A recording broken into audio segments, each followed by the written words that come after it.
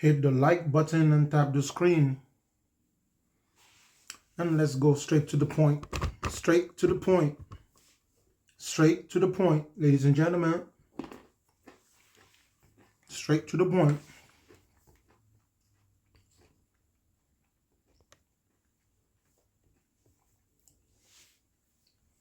Thank you for pulling up here. On my territory on the internet, as you were scrolling through the entire internet, you found this place worthy of your attention. So thank you for coming. I appreciate every single one of you showing up here to participate in this little moment of chaotic, unhinged, uncensored, unrestricted confrontation of beliefs. I have come with one single intent: to attack the belief that lives within your head. And if your beliefs is founded on a solid foundation, you will not be moved by the offense of my words. But if your beliefs are sketchy, unfounded, then perhaps I will give you the opportunity to rethink why you think the way you think, and perhaps find a better path for your life. Ladies and gentlemen, hit that like button. Do not stop hitting the like button. Do not stop hitting the like button until you see 20,000 likes. You know how it works. Prove that God exists. That's the simple challenge that I pose to all those who insist to continue believing in a higher power. Harmless it may seem, but harmful it is. Harmless believing in God may seem, but harmful it actually is in reality. For those who believe religiously, unquestionably, just like a drug addict that is overwhelmed by his or her own drug, they don't realize just how much it can be harmful. And that's my job, to make it clear to you that humanity moving forward moves away from the beliefs of higher powers and supernatural beings. What's going on, man? What you got for me? Go straight to your point. What's going on, man? Yeah, you gonna hold on to that $1,000, man, because ain't nobody finna get up here and prove that. So I just want to tell you, ain't nobody proving it, man. It's all about belief, brother. That's it. That's the thing, my brother. People who live their lives all about belief usually end up victims of society.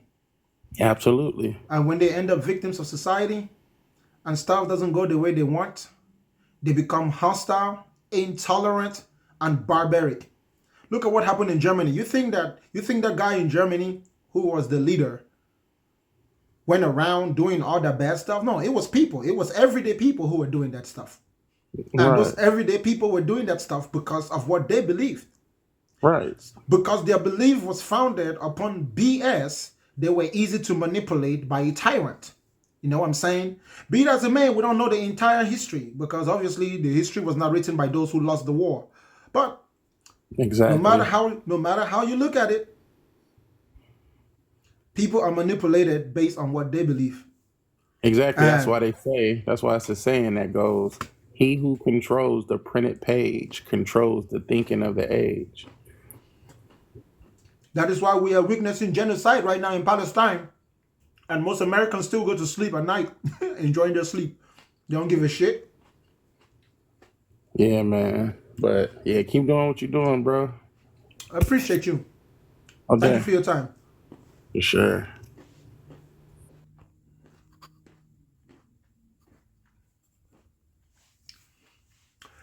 Bamboozle that like button, ladies and gentlemen. Today is just a tap your screen day. Until the algorithm picks up, you will continue to tap the screen. Tap the screen, so all these goats and goddesses can come out of their binds and gather before Bakanga, so I may Bakangalize their minds with the truth. Listen, y'all, we have a unique opportunity in this generation to talk about subjects so controversial that in times past, we would have all been executed simply for uttering a single word. I don't think you guys understand just how tolerant the world has become, especially for people such as I am, who say things such as I do. I can boldly get on this internet and say things which would have been considered heresy, blasphemy, haram.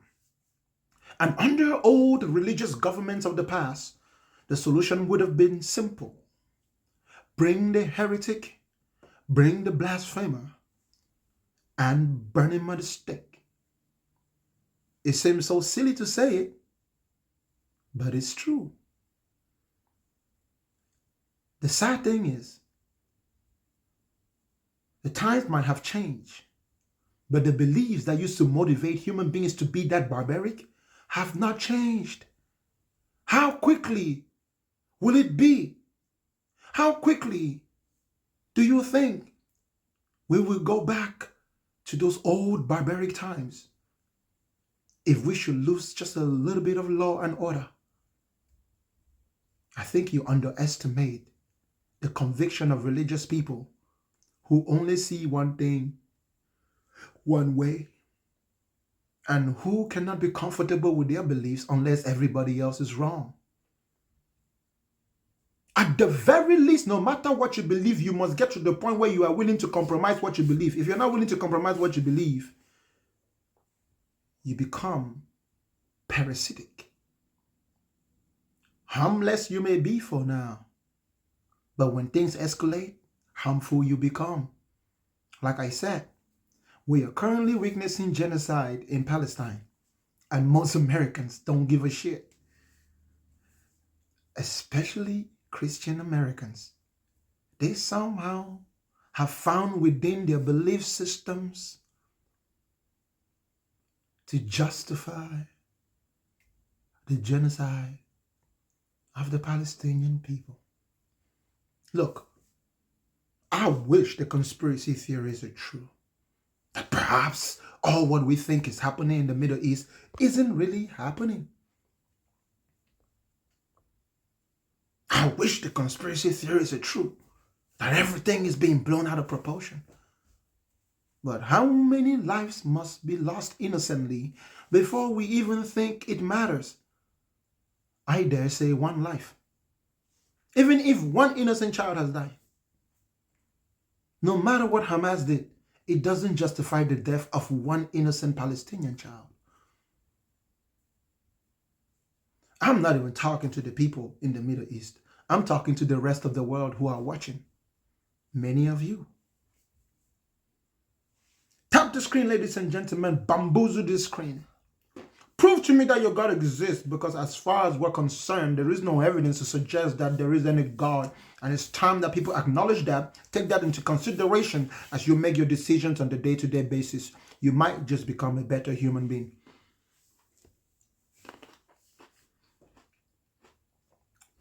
Believing in God is not harmless. It seems like it is, but it really isn't. It really isn't. Bamboozle that screen, ladies and gentlemen. We just came up. It's only been 8 minutes. It's time to wake up the algorithm and summon the goats from all around the world. Let them come out of their barns and let them come forth before Bakanga. Let me reorganize their minds.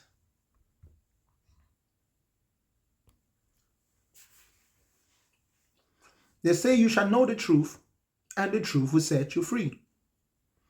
But you know you cannot be set free unless you're being set free from something. But how can you set a man free from something from which he doesn't want to be set free?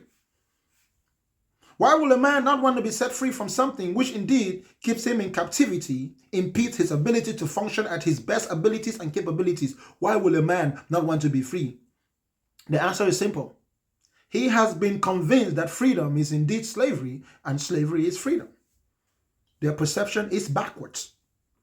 You get it? Muslims will say something like, we are slaves to Allah.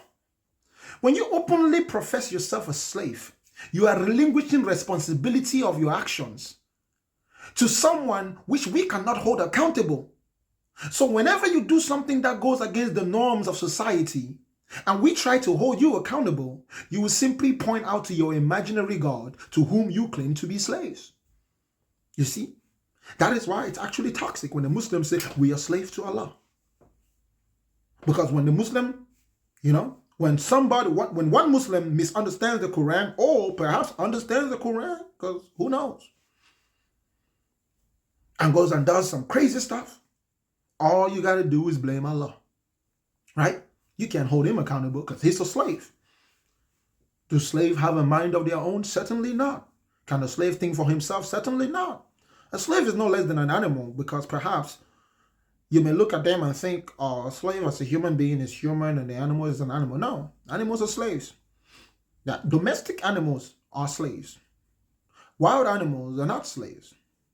And wild animals are evidence that animals shouldn't be slaves.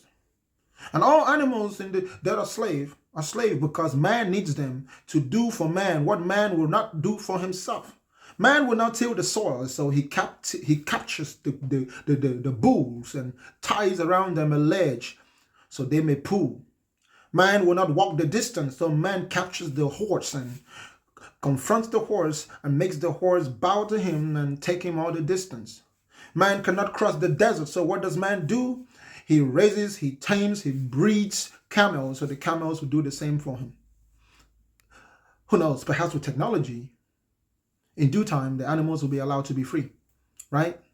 Perhaps man will finally replace the torture that we impose on animals with machines. But what happens when our machines continue to get intelligent and more intelligent and more intelligent over time?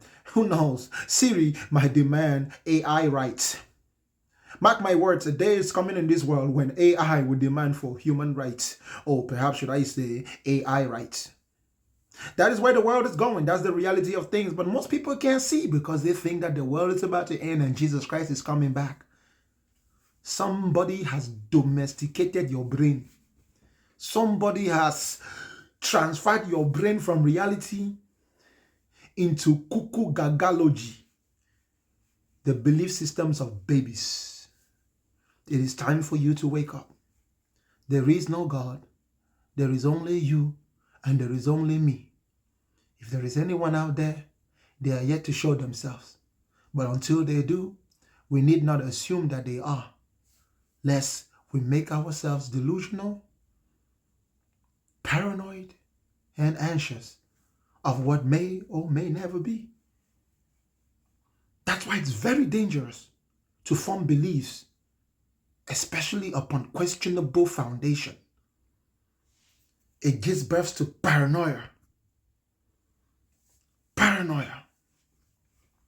Mr. Zenka, I bring you forth, even though I know you're not going to come to prove to me that God exists. Oh no, oh please not. Not until the day that I'm laying and maybe then. No, bro, my final solution for this is all religions should close their books, man. It's time to close the books. That is the It's first done. step. That is the first step. The It's first step time is to close. indeed to close the books. It is time. It's And time. the This sooner shows this it. the sooner people realize it, the better. And because it's not necessarily that it must be by force, bro. I think naturally people will close the book, but we ought to do it intentionally, right? We don't always have to always let everything be instinctive, or we don't need to go to war in order to do it. If we can have Oh, conversations about it naturally, we can close the books. yeah. But here's the problem with that Pakanga.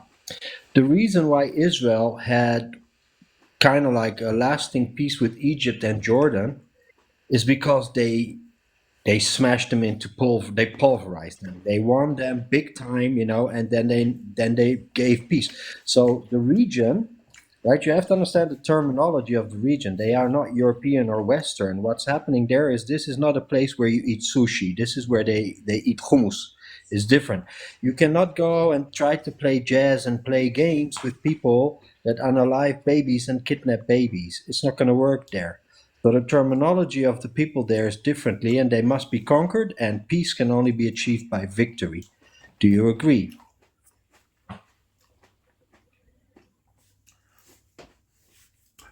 Peace can only be achieved by annihilation of the weak. Because There. as long as one Palestinian survives, they will always give birth to children who will seek vengeance. Listen, we don't live in the 1800s anymore when the colonizers could go around colonizing without effect.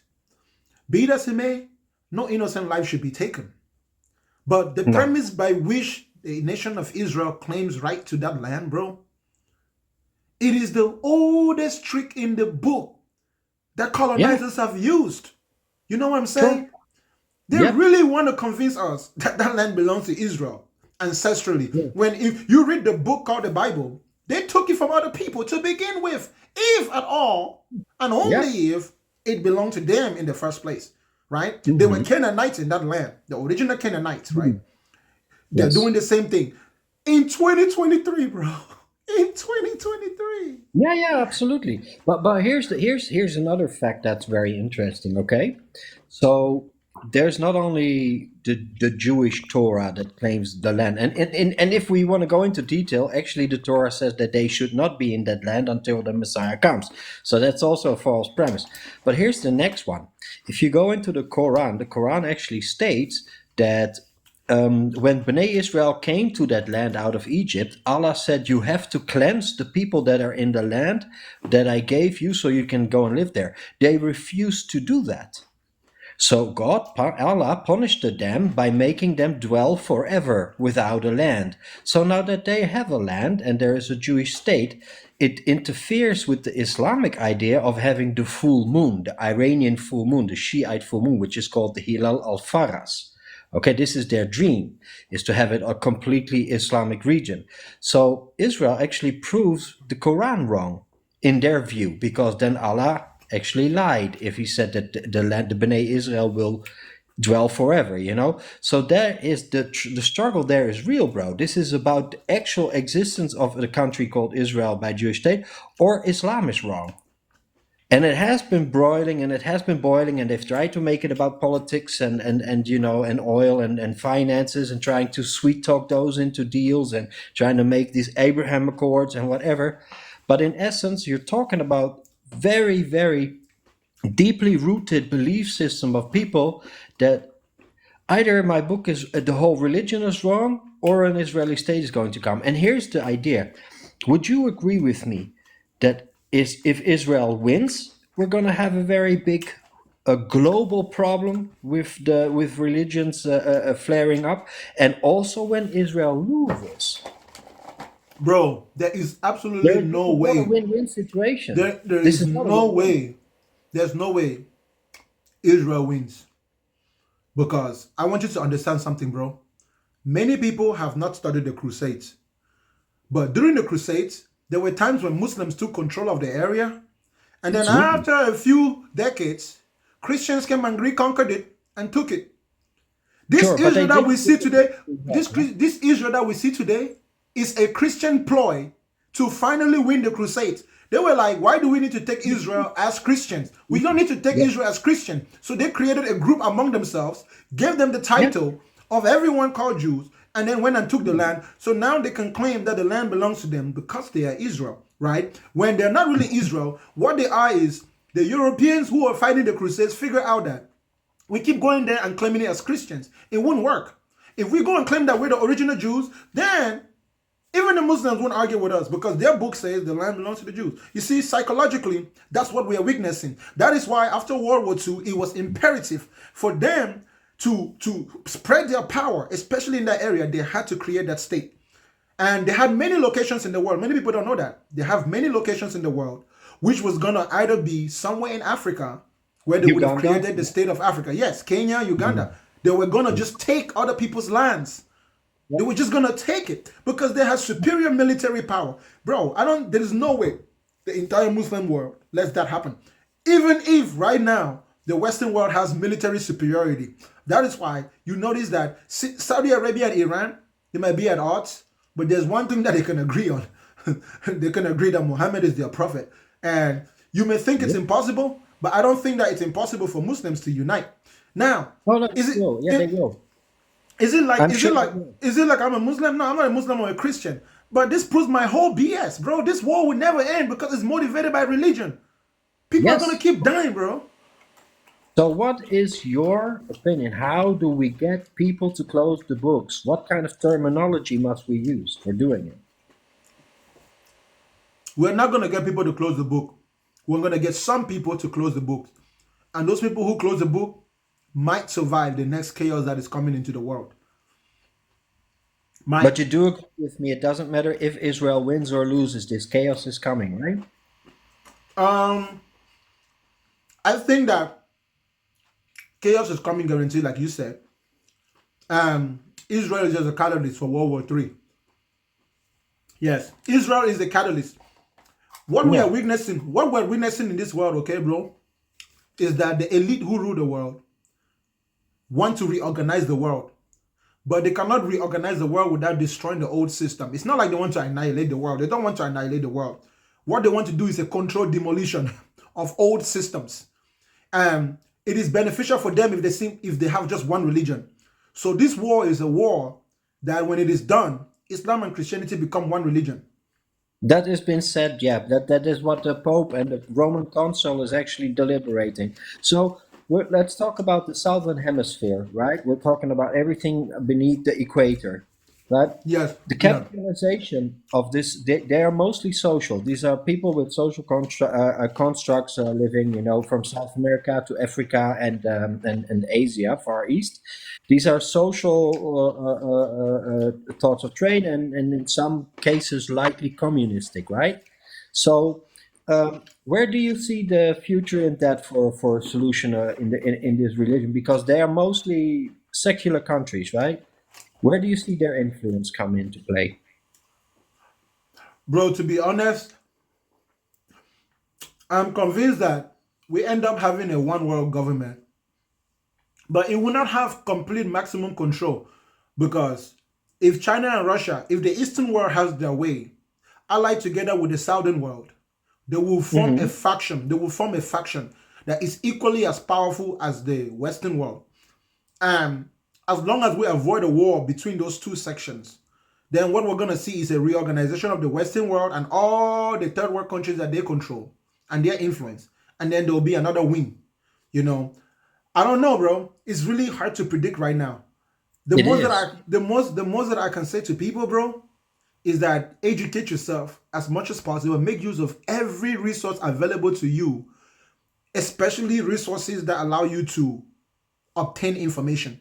Because if you think that the world is censored right now, we are approaching a time when you wouldn't even be able to sneeze. You wouldn't. Yeah. And that's just how it's gonna be. But do you also agree with me then should also not only obtain information that is comfortable for you, but also that the philosophies and books and knowledge that might not really right befit your own narrative, right? That's why I'm saying that the change in terminology is also important. So we should also open ourselves up to terminology of others that might not really be what we are in constant contact with in our daily lives that make us comfortable because they're numbing to us, right? If you understand what I mean. Bro, the word is compromise. The word that you're Yeah. looking for is compromise. Everybody must be willing to compromise what they believe and even to a certain extent what they know.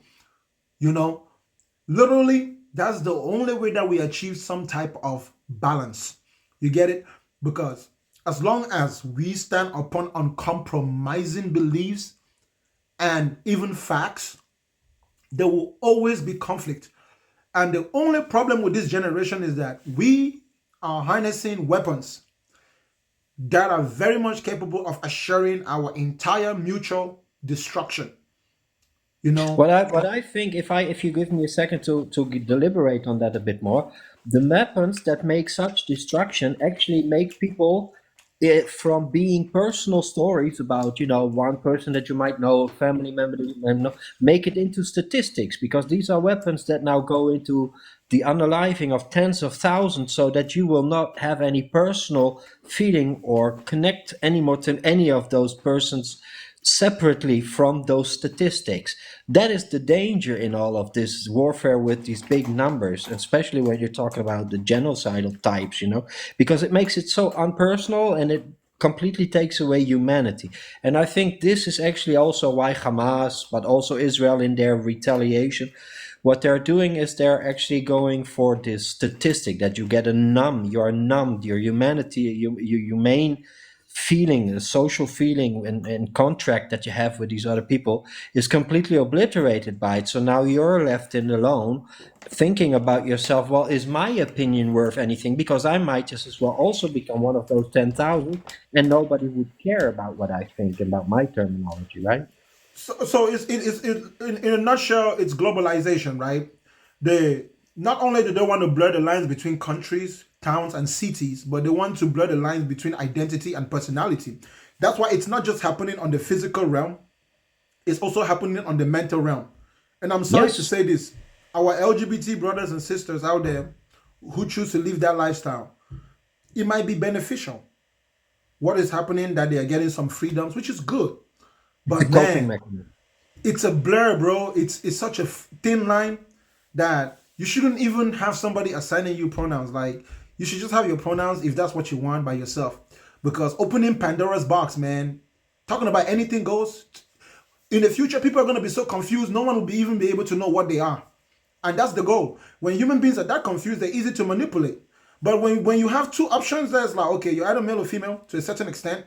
Now you can be male or female for sure, and then you can choose to be whatever else you want to be in between. That's fine, as long as the standard of male and female doesn't go away. That standard, biologically, physically, and observably, allows us to have a certain balance in roles, especially in society. When we get to the point where we cannot even know if it's a male or female, bro, I mean, how will people communicate? There will be a complete division in terms of familiarity, and it will be a fracture in the mindsets of that generation, bro. It's a scary thought. It's a Well, scary thought. in premises and in arguments that people have, because I always relate back to language. What makes a language? What compromises language? As you say, people want to be called pronouns, and that actually tells me just one thing. It means that you probably lost control over a whole lot of other narrative that is playing around about you, so that you're trying to hold on to the narrative of self-identification. Meaning, like, if I have a cactus, if I grab it by one, what do you call those things? The points. If I grab it by one thorn, It I'll will be probably I'll break be it. safe Yeah, from all the other thorns, right? yeah, But yeah. if I'm trying to embrace this whole cactus, I'm gonna get hurt. So I Right, cannot embrace my government. I cannot embrace the economy. I cannot embrace my culture, because all of them, some things are in my favor, but a lot of things are not in my favor. Okay, I can go right, to work, but it doesn't mean that I can pay all the bills. Not all work pays all bills anymore in this world, okay? Not all cultures I can stand behind, because they have a history and probably a future that's not going to be something that I would be connecting to. So what do I have facts, left? I have left language. facts, I facts, have left terminology, right? So, bro. and I think The, we have to find each other on that. the thing with knowledge, bro, is language is that, bro. Most people don't even speak the language that they think they are speaking. Most people don't put in the effort to actually master the language that is native to them. What most people speak, bro, is slang. Most English speakers don't speak English, especially religious people who come up here. When they come to talk to me, bro, and they begin to define words, they don't realize that they're not even speaking English. They're just speaking a slang. Because in slang, you can make up your own slang and your own meaning for words. English, in of itself, if you want to be able to communicate in English, it is already a pre-established language. And I think, based on what you're saying, language is for the purpose of standardized communication. We really No, do. I We, don't we think really so. do need to standardize. Think about this, Zenka. If I use the word apple, but I don't mean Mhm. what you understand apple to be, how can you and I ever communicate? But If this is the if whole point. It's If not the about standardization, Bakanga. It's about communication. The standardization, it goes beyond where a person identifies itself in. Because standardization says, hey, it's perfectly normal to do that and that and that. But identification of a person is always looking to be beyond it, to make itself separate from the standard. Like if I would tell you you're a genius, you shouldn't be happy of me saying that. What your stance should be is you would say to me that I think is insulting because I think that the way I'm thinking, like you're thinking, is actually the norm. That should be how people think, and they have to critically think. To say that you are genius just because you can critically think is an insult to all the other people and shows how standardized dumbness is become. So check this out. standards, for me, are not the right prescription to that. Check this out. Actually, I beg to differ because if you Mhm. really look at it, check this out. Like I said, right? That's what Sure. leads to war. That's what leads to war. If you said something and I'm not able to understand your intention through your words, and I impose my own thoughts of what I think you intended simply because the words that you use mean different to me, how am I not going to go to war with you? Especially when you have 8 billion human beings, you don't know how they're all going to react. That's why we need standardization. Because if we don't have a standardized meaning for a word, and it could mean whatever it means, you might be saying something to me, Zenka, and you have no ill intention. You're literally just saying it best to your best ability and to your knowledge. And then to me, what you just said is completely offensive. It's so offensive that I think you're worthy of death. Then my immediate reaction is to be hostile. Thank you. See, Yes. without standardization, there's no way I won't even give you a chance to let me know that, oh, no, no, I didn't mean it offensively. Because, brother, behind communication, there is intent. Just because, Yes. like what I'm saying to people, right? Like the words I use here on TikTok, I say a lot of things. But most people don't see my intent because they only see the words. Now, I know they don't see my intent, especially when I say, there is no God. Why is this guy saying there's no God? Why? You see, you need to ask yourself that. Why is this guy saying there is no God? Are my intentions motivated from an ill perspective? Or am I trying to allow you to somehow benefit from playing the opposing side of your belief? You need to be able to see people's intentions. And if there is not a standardized form of communication, bro, then humans will never be able to let each other know their intentions. And you just need to assume based on what you think a word is. For example, the word G-A-Y.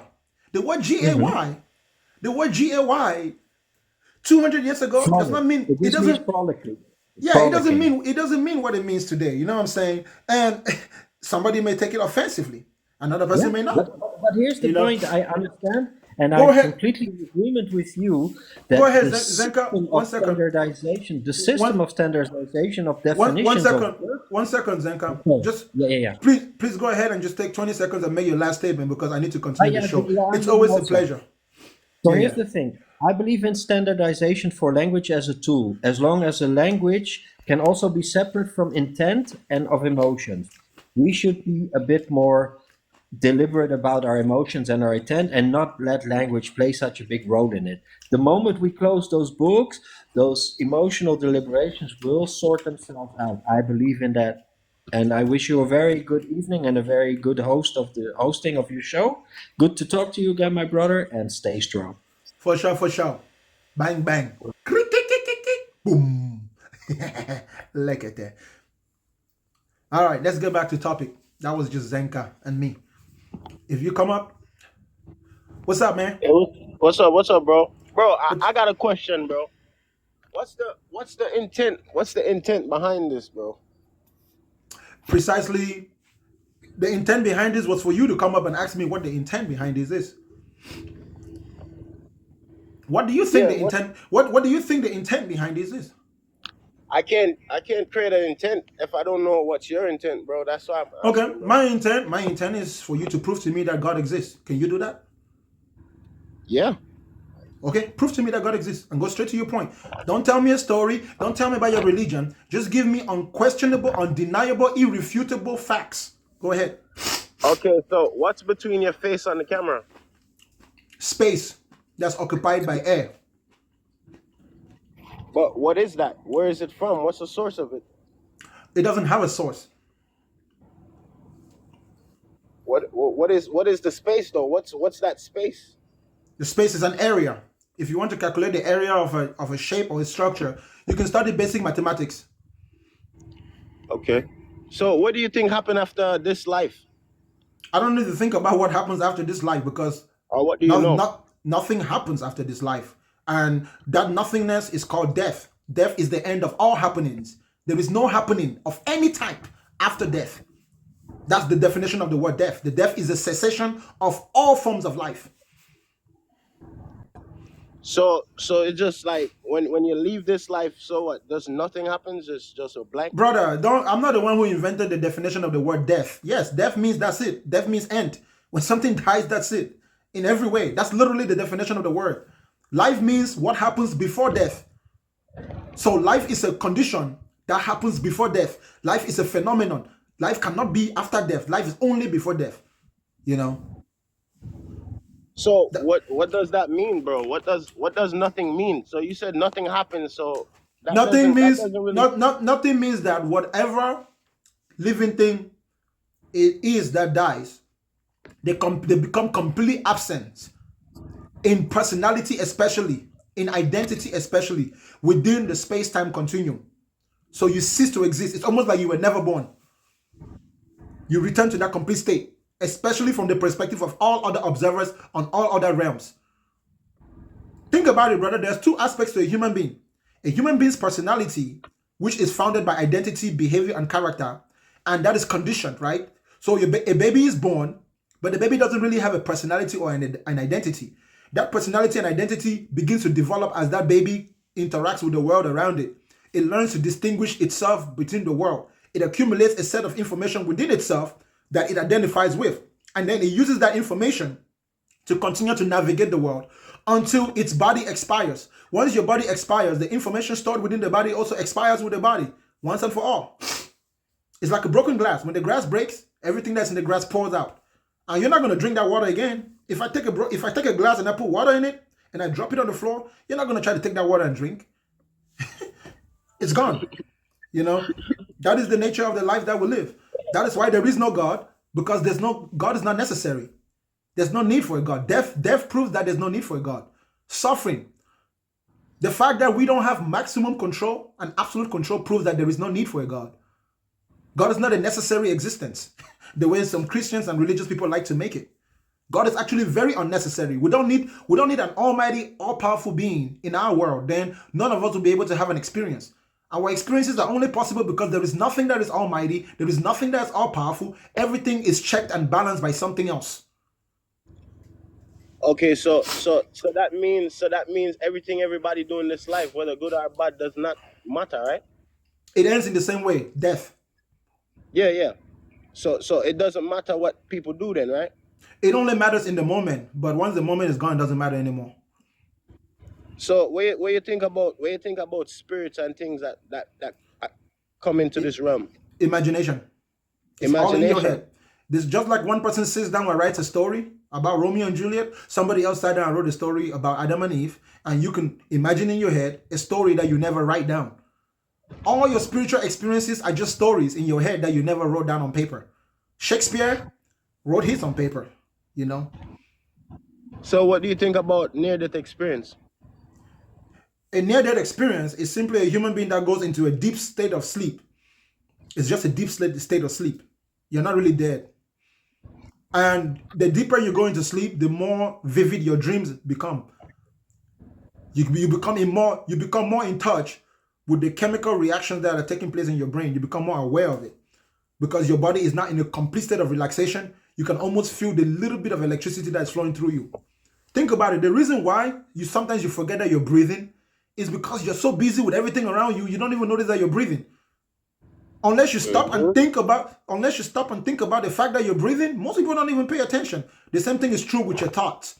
So when you go into a coma or you have a near-death experience, it's because you forgot that you were thinking.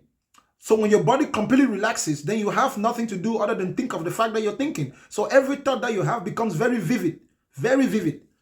That's what dreaming is. It's not magic. It is just a physical reaction. But you see, brother, So you're not proving to me anything about God anyway. You're just asking me I'm just questions. asking some question, but I'm trying to understand what you're trying to like lead the people onto. Because I know some people in back in my country in Jamaica that can do things that can't be explained by a regular man, bro. So that's what I'm No, asking you. it's called trickery. Mm. It's called trickery. A magician never shares a trick. Have you never heard that? Yeah, yeah, I heard that before. If you see a man do something that you can't understand, that's precisely what a magician is.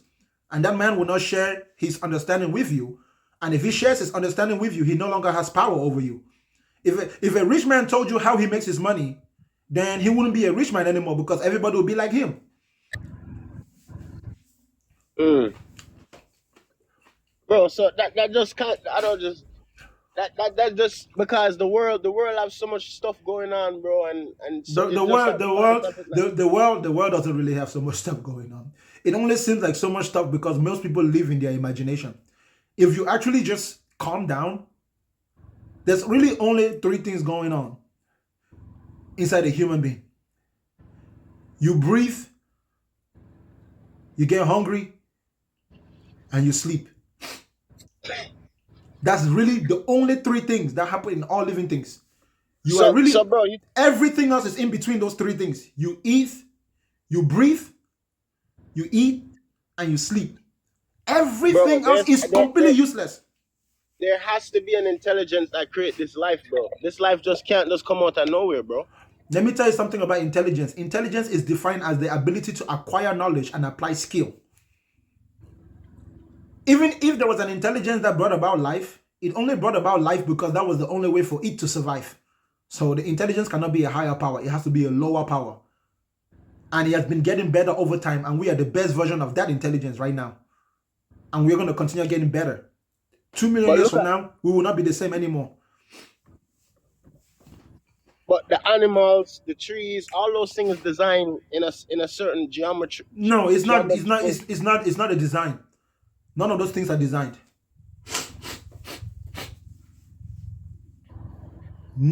So Nothing in this world is really designed. It's just that most human beings are so gullible. They think that just because they can understand something, they have to worship it. They have to magnify it. People worship their ignorance. It's a way of making yourself seem less gullible than you really are, right? If I see that LeBron mhm. James can dunk, but I cannot dunk, it makes me feel a certain way. But if I go up to LeBron and be like, damn, bro, you're a great dunker, I feel a relationship with LeBron. I feel like I'm close to him because I just gave him props. That's why when basketball players are moving, people want to just touch them. Celebrities. You want to touch a celebrity because you can't do and you can't be what he is. But you feel like if you can just get close to them, then you get a little bit of what they have. So you see the world around you and you don't understand plants, you don't understand nature. But you feel like if you just imagine that someone made it and that person who made it also made you, then you feel closer to the plant. You feel like you have a relationship with them. It's just the mentality of children, underdeveloped brains of domesticated humans.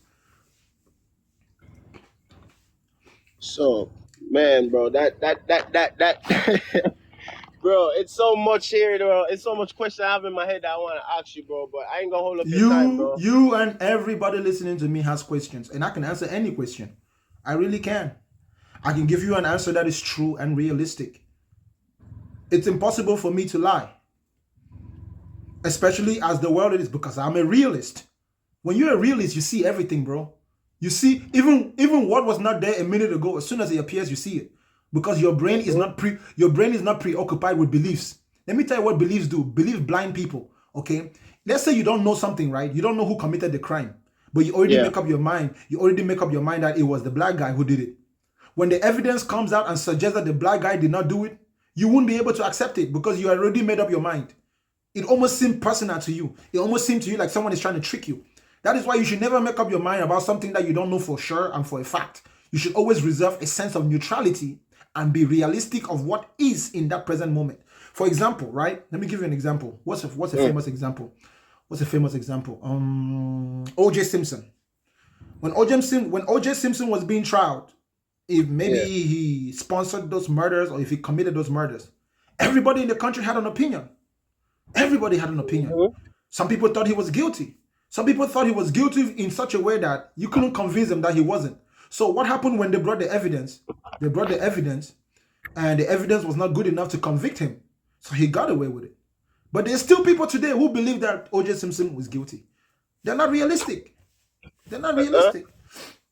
You know, it's not That's what the realistic. judge. That's what the judge made up and decide themselves. But It's not the, the it's not question is, it's bro, how not the it's fuck not it's not the judge who decides. It's the jury. the The jury jury the jury is made of many people.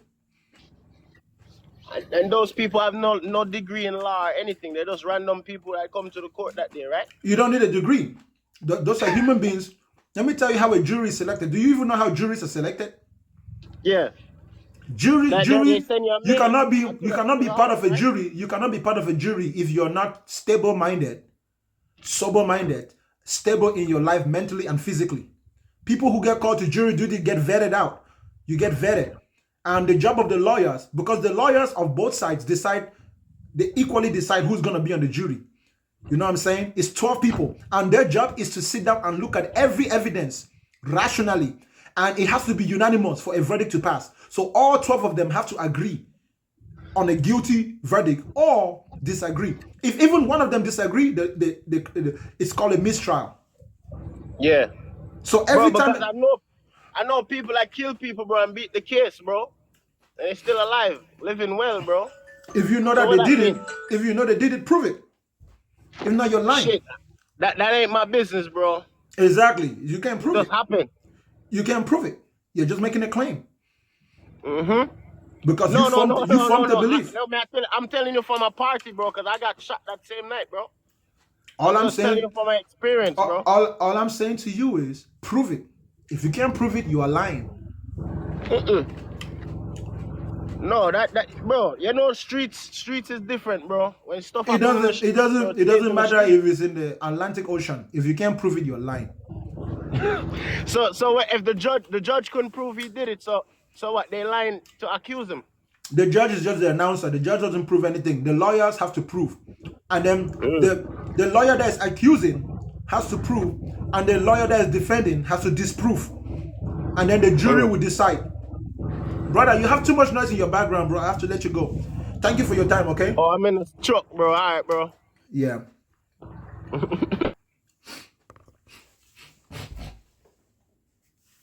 Ladies and gentlemen, it is wonderful to be alive in times such as this. It is fantastic to be counted among the living. Be it as it may, even when we are no longer counted among the living, it still be beautiful. There is no need to stress about tomorrow.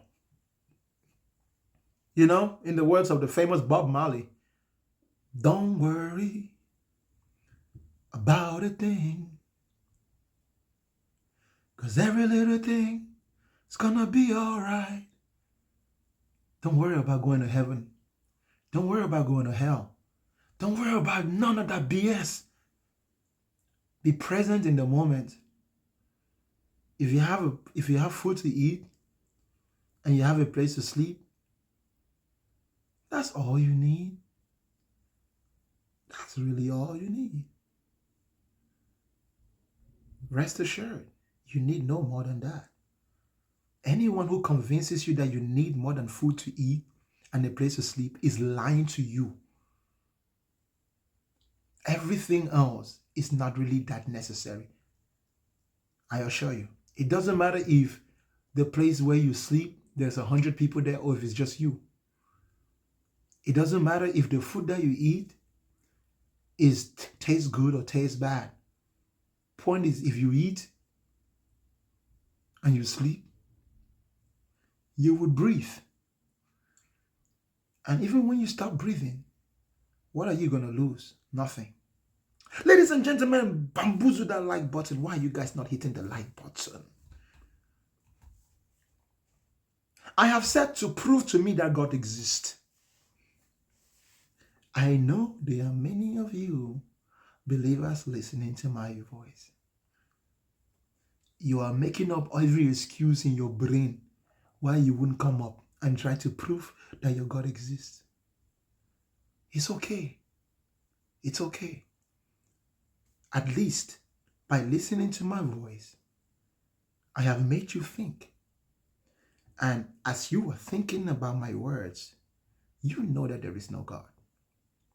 There is a difference between wanting that God should exist and God actually existing. You are only a believer because you want God to exist. But when you actually think about it, even you know that God does not exist. You want God to exist so that you can make sense of the world.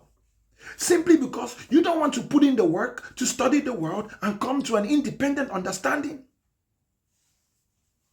Mr. Pharaoh, you don't ask the defendant to prove.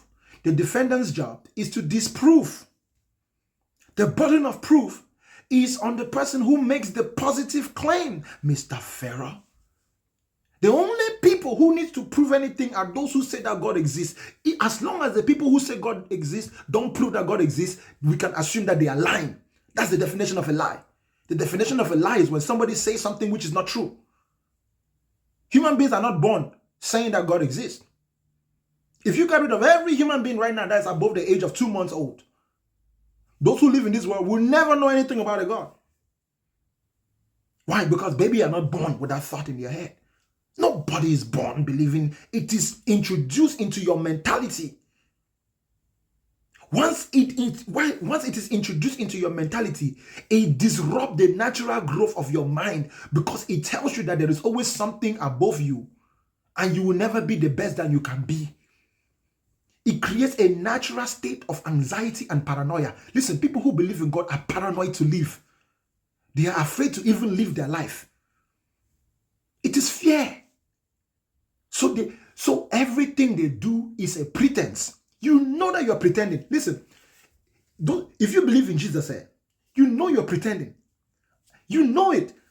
You know that I'm not lying right now. And no matter the fact that you don't like what I'm saying, you know that you are pretending. You know you don't really love Jesus because you don't know Jesus. It's a fictional story. You can say you know him. You can say you've had an experience. But all those things are what you say to yourself so that you're pretending will seem real to you. But when you are being observed from the outside by people like me, I can see clearly that you are pretending. Brother, you don't need to believe in something which has never been proven to be a fact.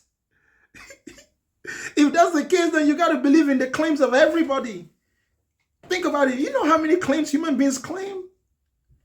It's not just about believing that. Listen, y'all, let me tell you the problem with God, okay, and religion. The biggest part of that problem is not even believing that there is a God. That's not the worst thing about God, okay? The problem is believing which God is the true God. That's the real problem. That is what shows you the buffoonery of believing in God. Because religious people, when they face a person like me, they pretend as if we're talking about the same entities, as though we don't know that in the head of every religious person, what they think is God is a complete different entity, contradicting entities. So even if the whole world was to acknowledge that there is a God, guess what? We will still be fighting because whose God is going to be the true God? Especially for the fact that the worship of many gods is older than the worship of one God. So the idea that there's only one God is very new. In the distant past, human beings, everyone had their own God. They had argued about it so much that it was okay for everyone to have their own God. And then once we entered the age of colonization, that's where the colonizers began to introduce their own one God. Because it's better if you have one God, right? You don't want to have too many chiefs and one Indian. So they figured out, why do we need to make many gods? Why do we got to make a God of agriculture, a God of thunder, a God of lightning? Why don't we just pretend that there's only one God and give him all those attributes? That's what every Christian is doing in their head. That's what you are doing in your head. You are pretending. My words are so sharp that they cut through your mind. My words are so profound that I am currently destabilizing your peace of mind. You cannot even tolerate listening to me. You cannot. If there is any believer in Jesus in here, my words are making your intestines to contract. I know right now. Listen, those of you who disagree with me, your intestines are clenching right now. Your intestines. Tell me that I'm lying. Tell me that I'm lying.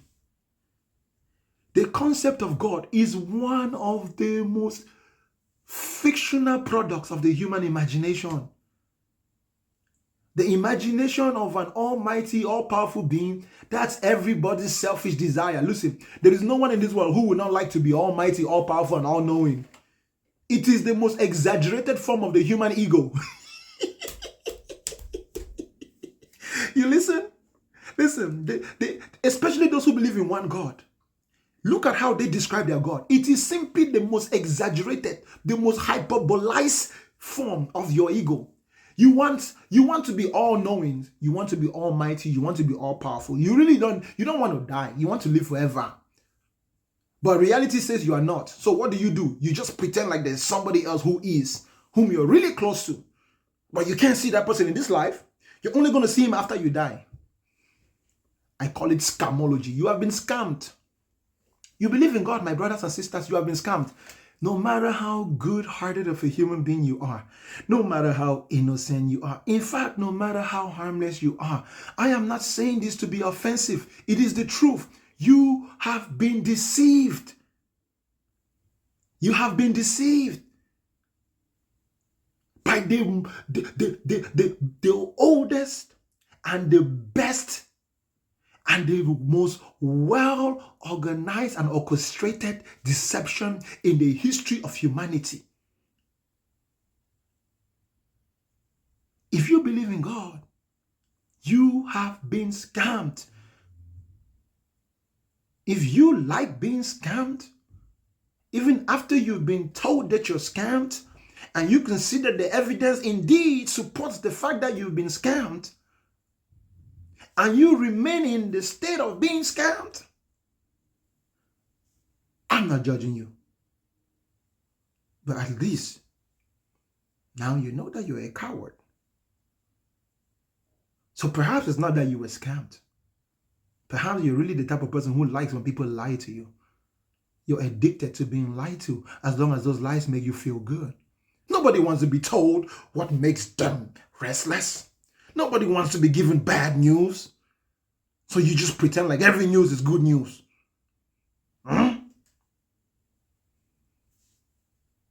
Of course, I am speaking to those of you who believe in God. And if you have the audacity, come up here and try to prove it. You cannot. You will not. The moment you come up here, your mouth will lose the words that your brain was thinking. Because you are still trying to prove to yourself that God exists. How could you possibly prove it to me? If you haven't even proven it to yourself, if you need faith, how could you possibly prove it to me? When you yourself don't even believe. Even when it comes to belief, let me tell you something. It is called acts. You are just acting like you believe, but in reality, you don't really believe. So even those who claim that they believe in God don't really believe in God. They are just acting as if they believe. It is called pretending. In the English language, it is called pretense. When are we going to stop pretending? That is my question. When are we human beings going to stop pretending to be what we are not? When? A bunch of grown men and women still playing with Barbie, pretending to be what they're not. Ain't that right, Pharaoh? Ain't that right? I don't know about that, Bakanda. I don't know about that. How come you don't have nobody else in the box, brother? I was the only one in the box. I'm surprised. Usually you have about 50 people. It's hard to even get on the live with you. Don't worry, because I'm not saying the right things for them to come on, which is fine. Well, you started to get a little inflammatory. You're talking about, that you're a coward if you believe, and some other things. Is that your way to agitate some in the box? No. I'm not agitating anybody. I'm very convinced that there's a reason why nobody's coming up, because out of the 186 people in here, most of those who are listening have already come up and they were not successful, right? There is no new people in here. So now I am addressing them as people who have already previously listened to me. I'm not addressing there is no new people in here. Everybody in here has heard me talk before. They are very much aware. So now that I have turned the flame on and the soup is on the fire, I'm simply adding my condiments, one condiment at a time. You know what I'm saying? When you add the garlic, when you add the garlic, you can smell the vapor. It smells different, but mostly like garlic. When the What garlic kind of dwells in soup? the soup for a little bit, you add some ginger. You know, I feel you cook stew, right? I love to cook stew. I I really cook love to cook stew. I stew. cook stew. Yeah. I like So cooking Caribbean oxtail. What are you making? Some pepper stew? You making some spicy hot pepper stew? man, you know what? Let me tell you what I'm making, bro. So I had the oil on the fire for about 10 minutes until the oil was so hot it was almost as though I was going to fry fish. Then I took the tomatoes and I put it in the blender and I drained as much water out of the tomatoes as possible. The tomatoes is the brain of religious people. Then I took that tomato and I put it in the hot oil and it's literally like an explosion. I wait for like another 3 minutes until the explosion settles down. Then I add like a half a teaspoon of salt. And then I taste it, make sure it's good. Then I let it sit for a little bit. Then I add some Maggi. Then I take some onions that I sliced and add it. It's mostly oil and tomatoes, so it's still frying. Everything I'm putting at that point is still frying. Then I take my habaneros, pepper, and my jalapeno peppers, and I put the right proportion until it's as hot as it seems like I'm about to go to war with that soup. Then whatever chicken I have, I put the chicken in there. Sounds You know what I'm good. saying? That's how I cook. Yeah, bro. I know what you're saying. That pepper soup is it's fire. It's Yeah, fire. man. Here's my thing. So, I mean, I enjoy the show and everything. We have different beliefs, but that's all right. I still love you as a brother and enjoy the show.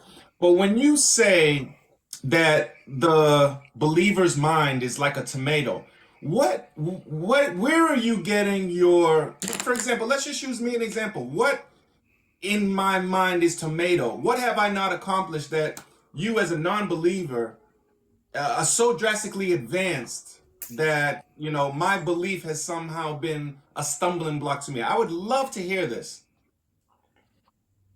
Your brain is a tomato in the context of that. Somebody is cooking stew with your brain. We just got to figure out who. Whoever invented your belief system, that is the person who owns your brain. That is your owner. That's the proprietor of your mentality, because your mentality is not a product of your own independent experience. It is a product of instilled programming.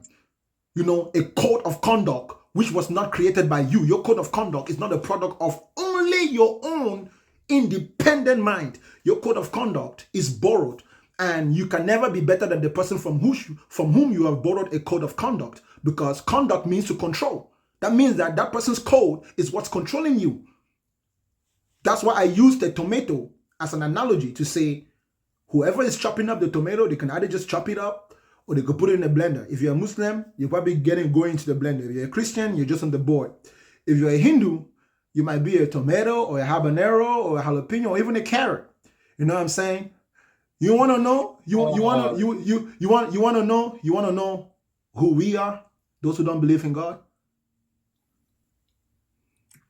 Tell me. We are like those fruits that are not healthy for consumption. There are some fruits out there that human beings don't eat. They just grow and they follow the tree. They live their lives in peace, right? So nobody can consume my mind because my code of conduct is not governed. So even in this forest, I'm seen like a rebel. It's almost like a rebellion because I am independent. Now, there was some group of people that used to consume my mind, but they figured out that my mind was not healthy for them to consume. Why? Because my mind started developing chemicals in it that was independent of their influence. Meanwhile, you're just a healthy tomato, just waiting for somebody to put you in a stew as a religious person. Interesting. And this is why I push back when you say that religious people are paranoid. I say it's just the opposite. I say the non-believers are the most paranoid group that I've met. Not that that's a bad thing if you want to be paranoid and question everything, but to think that there's someone with some strings, like I'm a puppet, because of my life experiences have drawn me to certain conclusions. That's with everything. When you were born, there was a earth here and a sun in the sky, and you were thinking and developing things before you came. Everything that you came into existence to be now, you have learned it through life experiences. Usually the first person is your mother, your father, and then you have others that teach you things. You are not going to live on this earth without an influence or a a person instilling anything in you. Even your own non-belief system, you learned.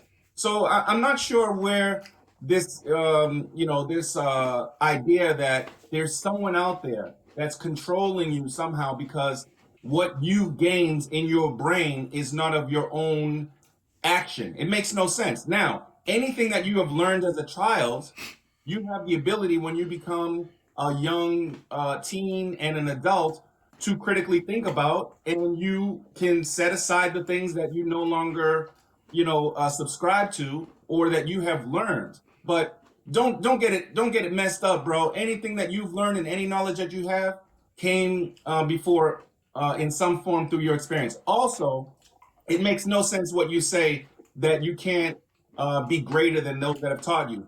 If you have a father that has taught you things, and then you become better than him, uh, that's a simple example. You can always be better than those that teach you. You ever heard the student when the student becomes greater than the master? It's for a reason. Have you landed? Have I what? Have you landed? Yeah. Go ahead. Pharaoh, everything you just described is a child. You are correct. When we were children, we were dependent on not just the people around us, but on the systems around us. But when we become grown and independent of mind, we ought to create new systems. It actually does happen naturally. That's why slavery is no longer legal in America the same way it was. Those who came after those who created slavery had to think in a way that was independent of those who came before slavery. That is observably true when you see the world. In fact, that is the only way that human beings know how to make progress, by not repeating what those who raised and programmed you did, especially when it comes to the belief in God. The belief in God is the non-belief in God did not begin today. You have to understand how the world used to be governed, bro, when God was all that human beings had. God was at the pinnacle of all governments, right? It began with that whole little separation between church and state. Guess what, bro? That was at the national level, but at the individual level, there ought to be a separation between believing in God and reality. Every human being needs to get there. That is also a natural progression. So that division of church and state ought not to just happen politically, economically. It also has to happen mentally in the brains of human beings, because that's how we gain independence. As long as you submit to a God, you will always submit to the man who represents that God, especially if that man is not you. Now, check this out. You said that everything that I know is a product of my By the way, upbringing.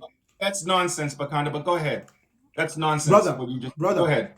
brother, it is nonsense.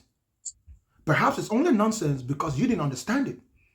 And perhaps you don't understand it because you believe in God.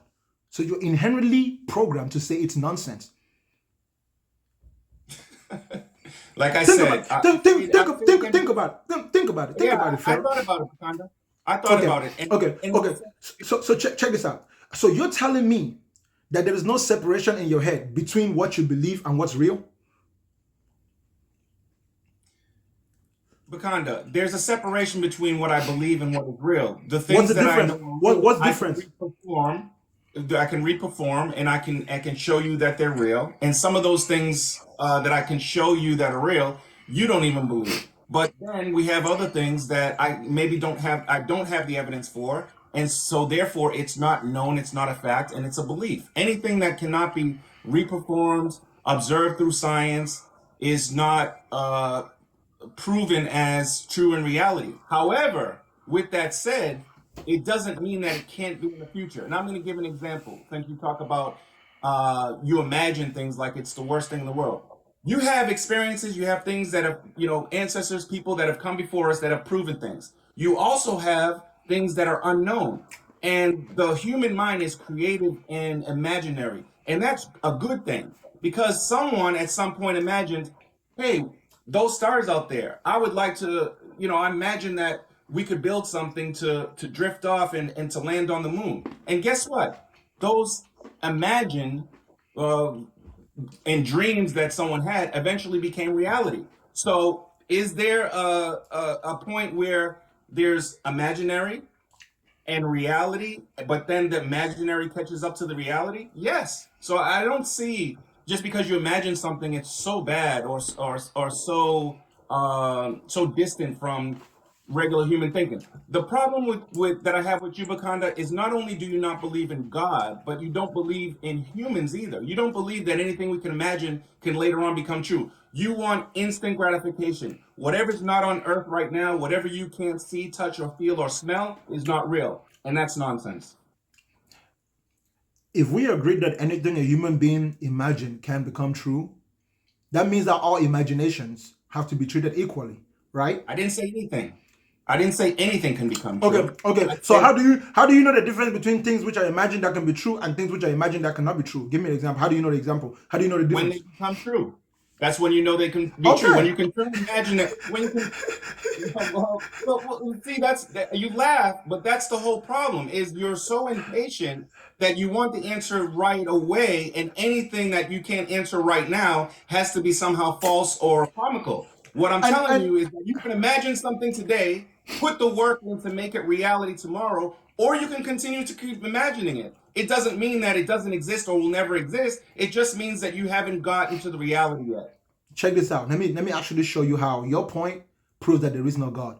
Because God is not something that you imagine that should yet be proven in the future. The way God, the type of imagination that God is based on statements that make claims about things that have already happened. So the existence of God should be beyond shadow of doubt. In fact, the existence of God should be validated by his presence, observable as observable as the sun. If God is something that is yet to be proven, that takes away from his almighty, ever-present, all-knowing nature. Why? Why Because should it be the presence, Batanda? You've just made a statement that I'll tell you why. it I'll can be tell you proven why. by his presence. I'll tell you Why why. does it have to be the presence? Because Because of the there's nature of the being that is being imagined.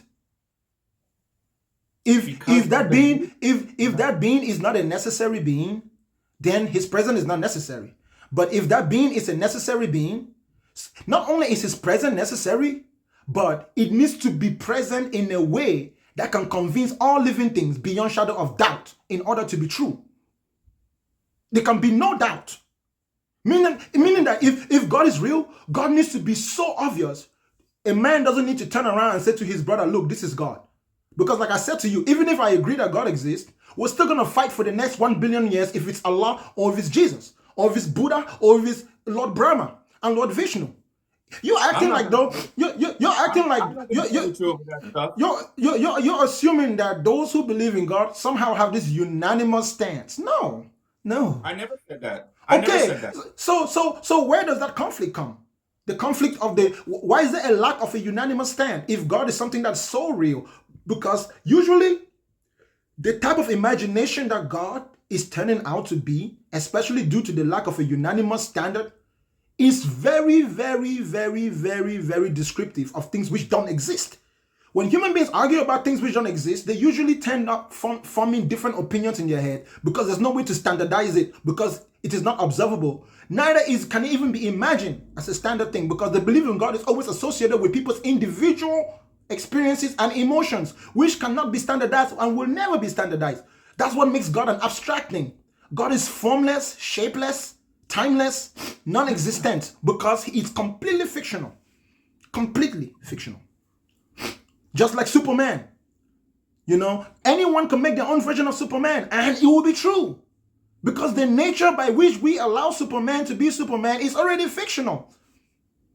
You know, now, if I made Barack Obama a white man, there will definitely be a question. I can't just imagine Barack Obama. In order for me to imagine Barack Obama, it has to be as he is, because Barack Obama has a representative within reality. So whatever imagination is in my head about Barack Obama has to be consistent with what has already been established, independent of any human opinion. If I paint George Washington or Abraham Lincoln to be a Mexican man, it changes the entire story of who he is. It makes the complete history false. If I change, for example, who can I even do? Don't do anyone more, Bakanda, because if I change Shakespeare, if I make Shakespeare to be a Chinese man, It changes the whole narrative. It does. You know? We're starting to get into silliness, Bakanda, because you're ascribing things that don't necessarily matter if God is real or not. I mean, Yes, it matters. For a being like yeah, God, everything has to matter. A being like God cannot exist if everything doesn't matter. You see, that's where you're like, that's exactly the problem with those who believe in God, right? You like to be selective. Just Pharaoh, you just told me right now that what I said doesn't matter. I bet you if I talk to another religious person, they're going to have a different set of things that don't matter. Some of the things that I would have said will matter to them because it is subjectively emotional. It is just a fictional thing. That's all I'm trying to say to you. It's not real. your conclusion, because there's disagreement that it has to be fictional, doesn't make sense, and let me tell you why. When Okay. I observe the our being, when I observe the earth, there is no standardization on anything. We all look different. There's different languages. There's different arguments on what food is better. Um, Everything. There's difference. We are diverse. So I would never expect that the one thing that has to be standardized and the same is God. I mean, we don't see that in nature. We don't see that across the world, right? There's about 5 billion people, and we're all different. We all have different nationalities. We have mixed races. We have mixed languages and religion. If you were to say that language doesn't exist, because we are now going to have to argue on which language is better. Is it the Portuguese, or is it the English, or is it the African languages? It just makes no sense. Just because we're diverse and we can have a belief of mine is the best, doesn't mean that the underlying thing is not real. Makes no sense. Come with another one, bro. Actually, what you just said right now shows that, bro, you don't understand the physical world because actually everything which is real in this world is standard. It's independent of human opinion. For example, you're born and you die. Go to any culture in this world and show me a human being who wasn't born. It's standard. You have to be born. From a woman, you're not coming out of a rock. That's standard. Everybody in this world dies. It doesn't matter how you describe it, you're gonna die. So, and when you die, your absence is as absent wherever you are, right? It's the things that make us, these differences that you're talking about, are not differences that we argue about. They are differences that we acknowledge because they are real. No one is arguing if there's Chinese people, if there's black people, if there's different languages. Those things are not abstract as a subject for argument, right? There's no standardization between being born and death either. We all don't live to the same life. We're not born in the same locations. Hold up. That is not what I'm saying. You see, There's you're no not listening. standardization. It's the standardization is that you are born of a woman. That's what the standard is. You have to be born of a woman. Do you know any human being in this world who was not born of a woman?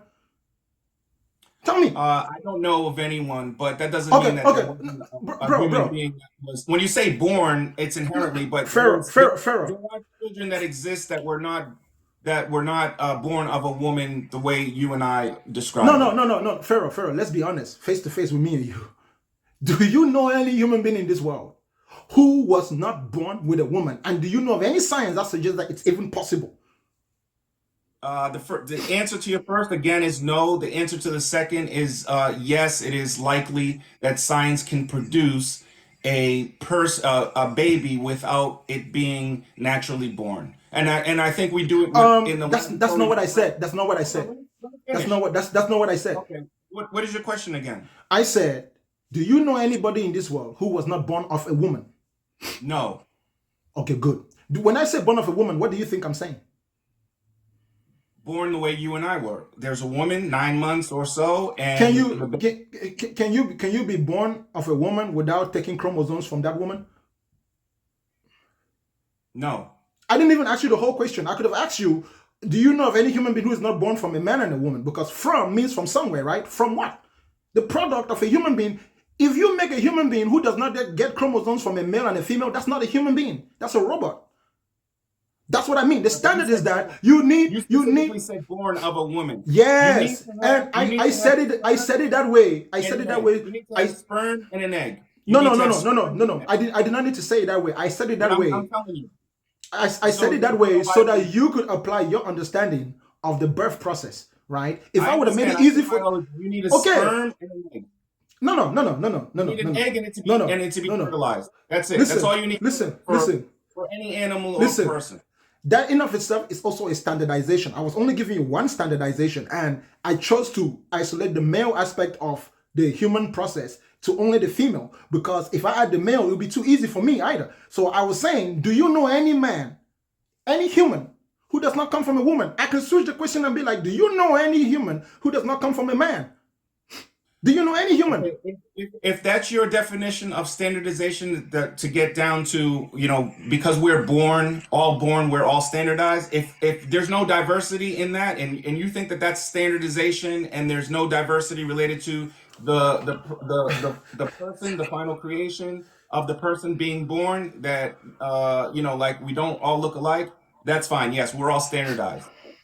Bro, what is the definition of standardization? What do you think? What would you say standardization is? Standards are set when you have set, they could be rules, they could be outputs. I mean, there's standards in industry standards, the way that you treat water, sewage. I mean, there's a lot of definitions related to standards. But I think what you're trying to say is that somehow, because there's diversity in religion, that means that it's false. And what I'm telling you is that makes no sense. I will tell you why it makes sense. Do you know why it makes sense? But language exists. Language exists, bro. But guess what? Pharaoh, We don't all speak the same language. Pharaoh, let me ask you a question. What is a lie? What is a lie? Yeah, if you're claiming that religion and things which are imaginary shouldn't be called imaginary and not real, how do you distinguish between something which is true and something which is a lie? When you are saying that you shouldn't condemn someone for just making claims that they can't prove, because if you make a claim that you can't prove, that is actually the definition of a lie. You're lying. I don't, bro. I never said that you couldn't call without standardization. You can't even tell the truth. So tell me, brother, what is a lie? You tell me, what is a lie? How would you describe a lie? I mean, a lie is an intentional mistruth. What I'm saying is, if someone believes in God, I don't think that they're lying. They're saying that they believe they can't. So I'm lying because I believe in God? Yes, you are lying because you don't believe in God. Okay, I do believe in God. Prove to me that you believe in God. Give me the evidence. Prove to me that I'm lying. Because you have no evidence to suggest that you're saying the truth, and you just made that claim out of nowhere, like every other liar in the world. That makes no sense. Yes, it does. That's okay. So check this out. So you're saying that everything that anyone says is true, whether they can prove it or not? No, what I'm saying is that so so the way we know a lie and different from a truth is that people make statements, and some people prove that statement with evidence, and some people just want you to believe it because they said it. Bakanda, if I believe that I have what can I say? If I believe in something and I truly believe in it, that doesn't make it a lie. Now it could be false. If you truly, if you truly, I'm going to wake up tomorrow. I really truly believe I'm going to wake up tomorrow. No, now, you're pretending. You're pretending that you believe, but you don't really believe that. I believe that I'm going to wake up tomorrow. Now, if no, it doesn't, no. What you believe? I was lying. It meant I believed it. A belief is not a fact. It's something that maybe has not occurred yet. A belief is something that you believe that is going to happen in the future, that is going to be true, that I can prove. I believe that I'm going to go to work tomorrow. Now, when I get to work, I can call you and show you I'm at work. That makes it at that moment truth. But it doesn't mean that I lied. Now, if I know that I have a flight plan for Jamaica, and I tell you, yeah, tomorrow I'm going to work, then that would be a lie. But if I really intend on going to work tomorrow, and I get there, that means it was truthful. If I don't get there, it still doesn't mean it's a lie. It just means that something happened in between the time that I believed it to be true and it actually happening. Yeah, that's why it's belief. Okay. So hold up. So check this out. Okay. Do you know if you're gonna go to work tomorrow? No, I do not. I believe I am. No. Let's not go to belief yet. Do you know that you're going to go to work tomorrow? I just answered the question. I said no. Okay. Do you want to go to work tomorrow? Yes. Well, kind of. Okay. So you don't want to go to work tomorrow? No, but I want the money. No, just relax, just relax. I'm getting there. I will show you how you don't believe, bro. Just check this out. So you don't know that you believe. Okay, okay. So you don't know that you're going to go to work tomorrow. That is true. That's true. You don't really want to go to work tomorrow. That's also true, right? I don't really want to go. Well, I want to go because I know the benefits gonna No. Don't give me the reason why you want to. Either you want to or you Okay. don't want to. Think about it. Take time. Think about it. Do you want to go to work tomorrow or not? Yes. Okay. Do you have to go to work tomorrow? Can you decide right now, as randomly as this situation is, can you decide right now that you're not going to work tomorrow and you'll be just fine? Yes. Do it. Do it? Yes. And prove to us tomorrow that you didn't go to work. If you do it, then that will be evidence. Hold up. Check this out. No. Hold up. If you do it, that will be evidence, not just to me, but to everybody, that you truly believe that you're going to go to work tomorrow. If you can intentionally choose, if you act upon what I just said right now, you said you can choose right now not to go to work tomorrow and it'll be just fine. Yeah. I say, do it. Prove to us that if you don't go to work tomorrow, it will be just fine. Wait, let me just for 1 second. Hold on. How did me getting on this live cost me a vacation day? Because that's the only way I could not go to work tomorrow is if I use one of my PTO days. I don't really want to do that. So check this out. Hold on. Actually, let me show you where I was going. Okay. Your inability to practice what you preach is evidence that you don't really believe what you're saying. That's what I'm saying. Your inability to not practice what you preach is not that you can't, you just don't want to, because the price to actually practice what you're preaching is something that you don't want to pay. Most religious people are like that. They claim to be righteous, they claim to be holy, they claim to love Jesus, but when you look at their actions, it contradicts everything they say they believe. Okay, that's what I'm saying to you. Nobody really believes. So here's what you're saying then. So let's do the opposite side. If I send an email right now to my boss and say, hey, I decided that I'm going to use a vacation day, then you will then be a believer and you will then say that I practice what I preach and I'm a believer, right? No. So either way, hold on. I'm not going to do that. Not just an email. Which way the choice is, this is how you box people in. No matter both ways, it's going to be no. You shouldn't have did it that way. It's not a box in. I'm going to go to work tomorrow. I'm going to earn my money, and I'm still going to believe. How about that? Pharaoh, check this out. It's not a box in. It's called accountability. What you told me that I was a liar, and I said I'm not lying if I say I believe I'm going to go to work tomorrow. And you still haven't shown me how I've lied in this conversation. You told me you're going to show me. Listen, it's not because what I'm going to tell you how I know you're lying. It's not that it's not that you believe you're going to go to work tomorrow. What is true is that if you make it till tomorrow, you have no choice but to go to work. It's not even a matter of belief. You have no choice. If you have a choice, choose not to go. Let us see. If you had a choice, choose not to go. Choose that way. I want exactly. to go. Listen, I want to go. Whatever reason you have that makes you not want to choose not to go, is the reason why you don't have a choice. You only have one choice, is to go to work. You will go to work if you survive till tomorrow. So your belief doesn't even matter at all in this situation. That's craziness, Bakanda. Let's move on to the next topic. So prove that, brother. Seriously, Pharaoh. Yeah, we're talking about work here, right? That's Check this out. When you read the Bible says such things as, if you want to enter the kingdom of God, it says things about a rich man, that a rich man cannot enter the kingdom of God. It is more possible for a camel to go through the eye of a needle. It says things like the love of money is the root of all evil. Okay. And yet, the very people who printed the Bible make money off of it. You know what I'm saying? Okay. You know what I'm saying? Right. There is nobody. People make money off everything. People make money off everything. That's my point. If the love of money is the root of all evil, right? How can that statement be true if the person who is telling you that also loves money? But you're saying that the person. Are you saying that the word of God is the person that's making money? The word of God that you're claiming is merchandise. It's being sold. It's not given freely. It's being bought and sold. Somebody is making profit. Okay. What's wrong Yes, with profit anyway? in the same greedy way, because that is the same manifestation of greed that the book itself condemned. My So, interpretation so, so relates listen. to So check this out. Check this out. All I'm saying to you is that whoever is preaching that message is not practicing what they preach. That's the definition of a scammer, bro.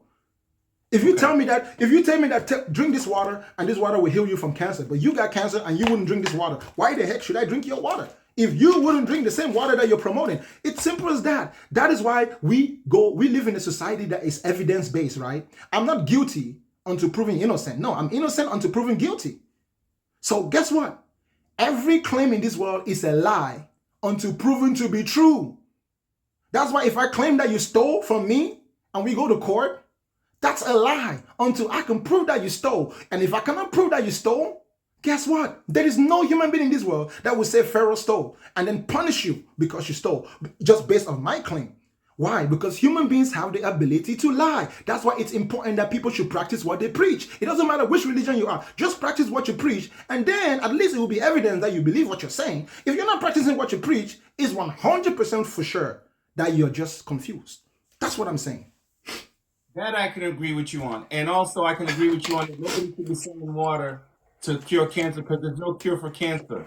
There may be in the future. We can imagine that there will be and it will come to be, but right now there's no cure. So my question to you, Actually, the water is Jesus and the cancer is sin.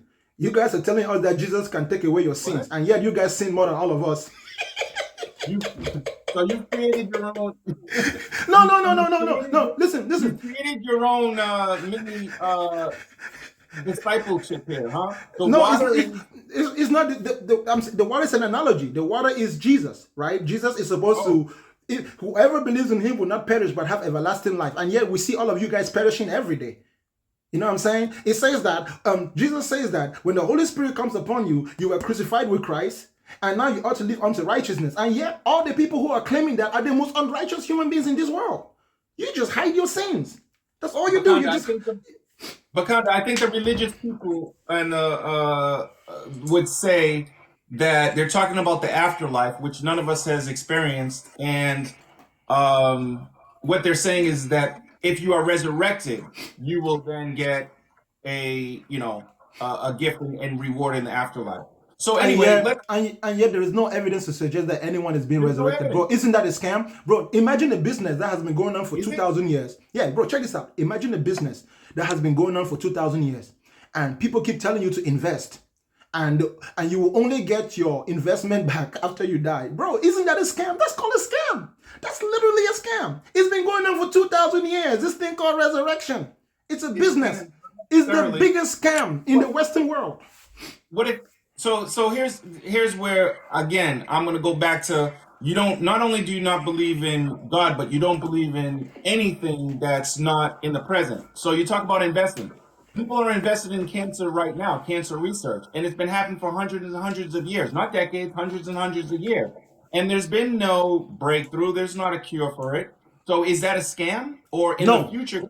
No, it's not a scam. It's not a scam because we have Why is that not a scam? We have chemotherapy. Hold up, bro. Check this out. We have chemotherapy, which wasn't always there. So that research has produced results, right? And due to the progress of those results, we can consistently predict that the more resources we have, the more people we have working together, the more progress we're gonna make. If we hadn't made no progress ever since cancer, we would have stopped doing it. But we've made significant progress. We have ways of detecting cancer at a minimal level to where we can actually get rid of it with gamma rays, chemotherapy, like I said. Bro, we're making progress. All these medicines, penicillin, antibiotics, we're making progress because that's how science works. Science does not necessarily mean that you're going to find everything you have, but you're going to find enough truth, enough proof, enough evidence, which is real enough to be the step that allows you to take another step upward. As you build the next level, it's like a skyscraper, right? You got to build it level by level. If you build a foundation, then you can put the house on the foundation. You don't start building a skyscraper from up, coming down. Religious people and their promises suggest that they're starting to build their shit from up, coming down. You know, building from the first story down. Because guess what? Christianity hasn't produced any results worthy of claiming that it's true in the last 2,000 years. As a matter of fact. That's where I disagree with you, Bakanda, because everything you just described with the advancement of people and research and all of the antibiotics, gamma rays, bioneural science, all of those are advancements towards the same result, which is better health, better being able to keep people alive, finding and detecting things that have cures for things that people have died from in the past. And guess what? That skyscraper that you're talking about, just imagine that those same steps are what would be needed to resurrect someone. Yes, I said it, to resurrect someone in the future after we have the right building blocks and conquer death. I don't believe that a God is coming out of the sky and then saying, clapping their hands and saying, now you're resurrected. It will be man that will be able to resurrect, just as we've made advancements in everything else that you've talked about related to science. How about that? Hold up. Give me 1 second. I'll read you something. Okay.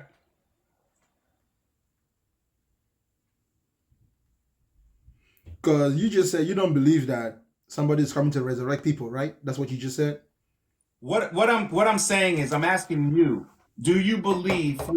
Let's take God out of the equation, because I already know you don't No, believe no, in no, no. God. We're not gonna take God. We're not gonna take God out of the equation because you believe in Take God. God out of the equation, and I'm just We going to can, ask you a simplistic we, question, I can't. because I can't take God out of the equation because I know that God influences your mentality and your questioning. So no matter what you tell me, bro, it's always gonna be influenced by your belief in God. But I can it, pretend.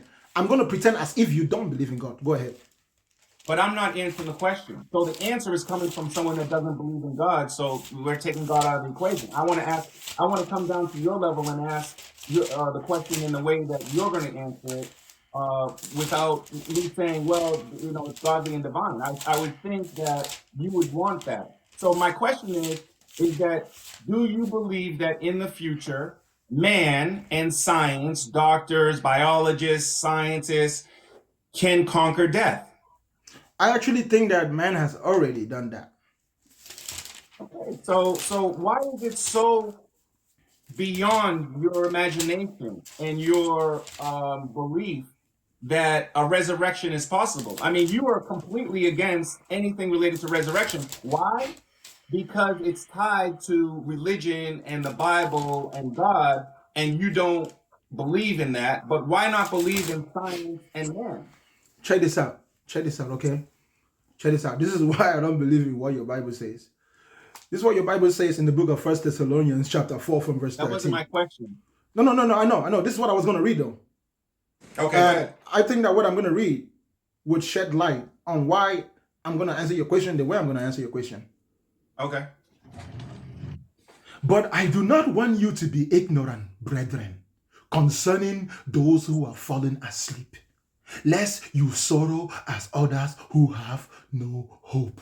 For if Why we you read it like believe that, that bro? Jesus... Can you read it with a normal voice? Bro, I am reading with a normal voice. It's okay. Listen, I'll start again. First Thessalonians from chapter 4 to verse 13. Ladies and gentlemen, from my perspective, please listen to this buffoonery.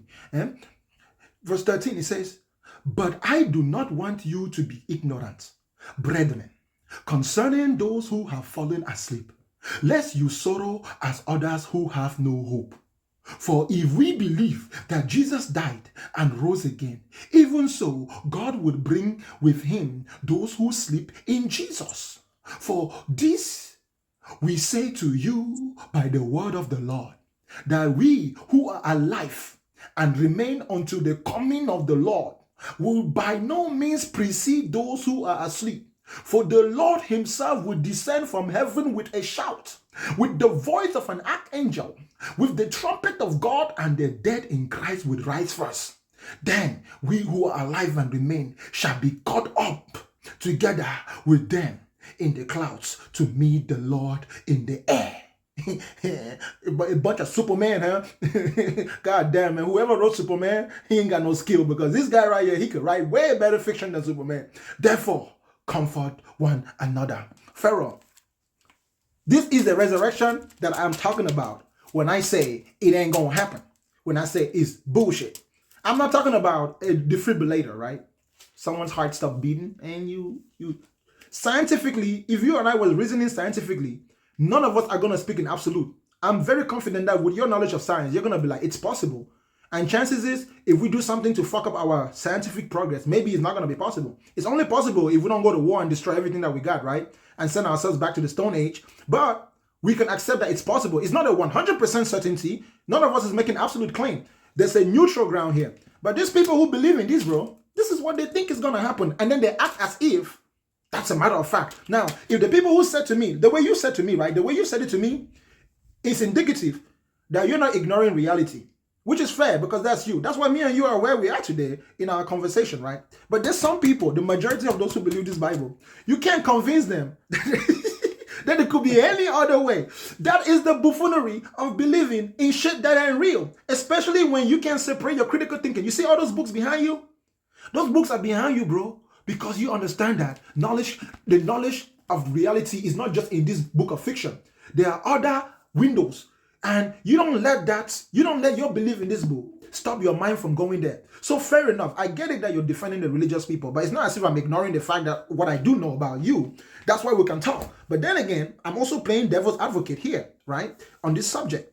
Bro, it is bullshit. That is why you don't believe it 100%. That's why you, in your personal wisdom, you can see the buffoonery. And if you can truly see that buffoonery, Pharaoh, you above all people should understand exactly what I'm criticizing. You should understand him more than anybody, especially if you can say what you just said. Then listen to me and still think the way you think about what's written in this book. Because there's no way that's literal, bro. There's no way that's literal at all. There's no way that's literal, and that's fine. Bro, what I'm saying is, and yes, if you believe in the cloud stuff, that's buffoonery, but do you really think that the book was going to give you the scientific answers before we knew the science to it? I mean, were we going to write E equals MC squared and mathematical equations and give it throughout the people? Of course, they're going to speak in non-allegorical, non-literal terms to get the overall message, but it's going to be the science that doesn't contradict what actually happens. Now, if you want to pick on some religious people that may not think, scientifically manner and take some of those things and take it literal, and you want to mock or make jest of it, I get it. But that still doesn't mean that God doesn't exist.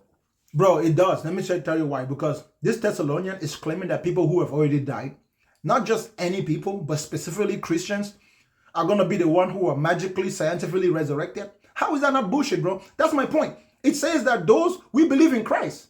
So Paul is not saying that resurrection is going to be a scientific discovery that's going to be available to random human beings in China, Africa. No. He says that it's only going to be the believers in Jesus Christ. It's only, that's bullshit. No, hold on one second. To your point earlier on, remember you were talking about the diversity and the standardization, and you were saying, that there's going to be all these fights over who is right. That's the whole point, is that there's other books, including the Quran, that say that the Muslims are going to be the ones that are going to be resurrected. So, just by saying, claiming your religion is the true way or claiming your language is the best way, doesn't mean that you throw out, the baby with the bathwater, that it's completely false. Yeah, I mean, bro, it's not that it's completely false, Pharaoh.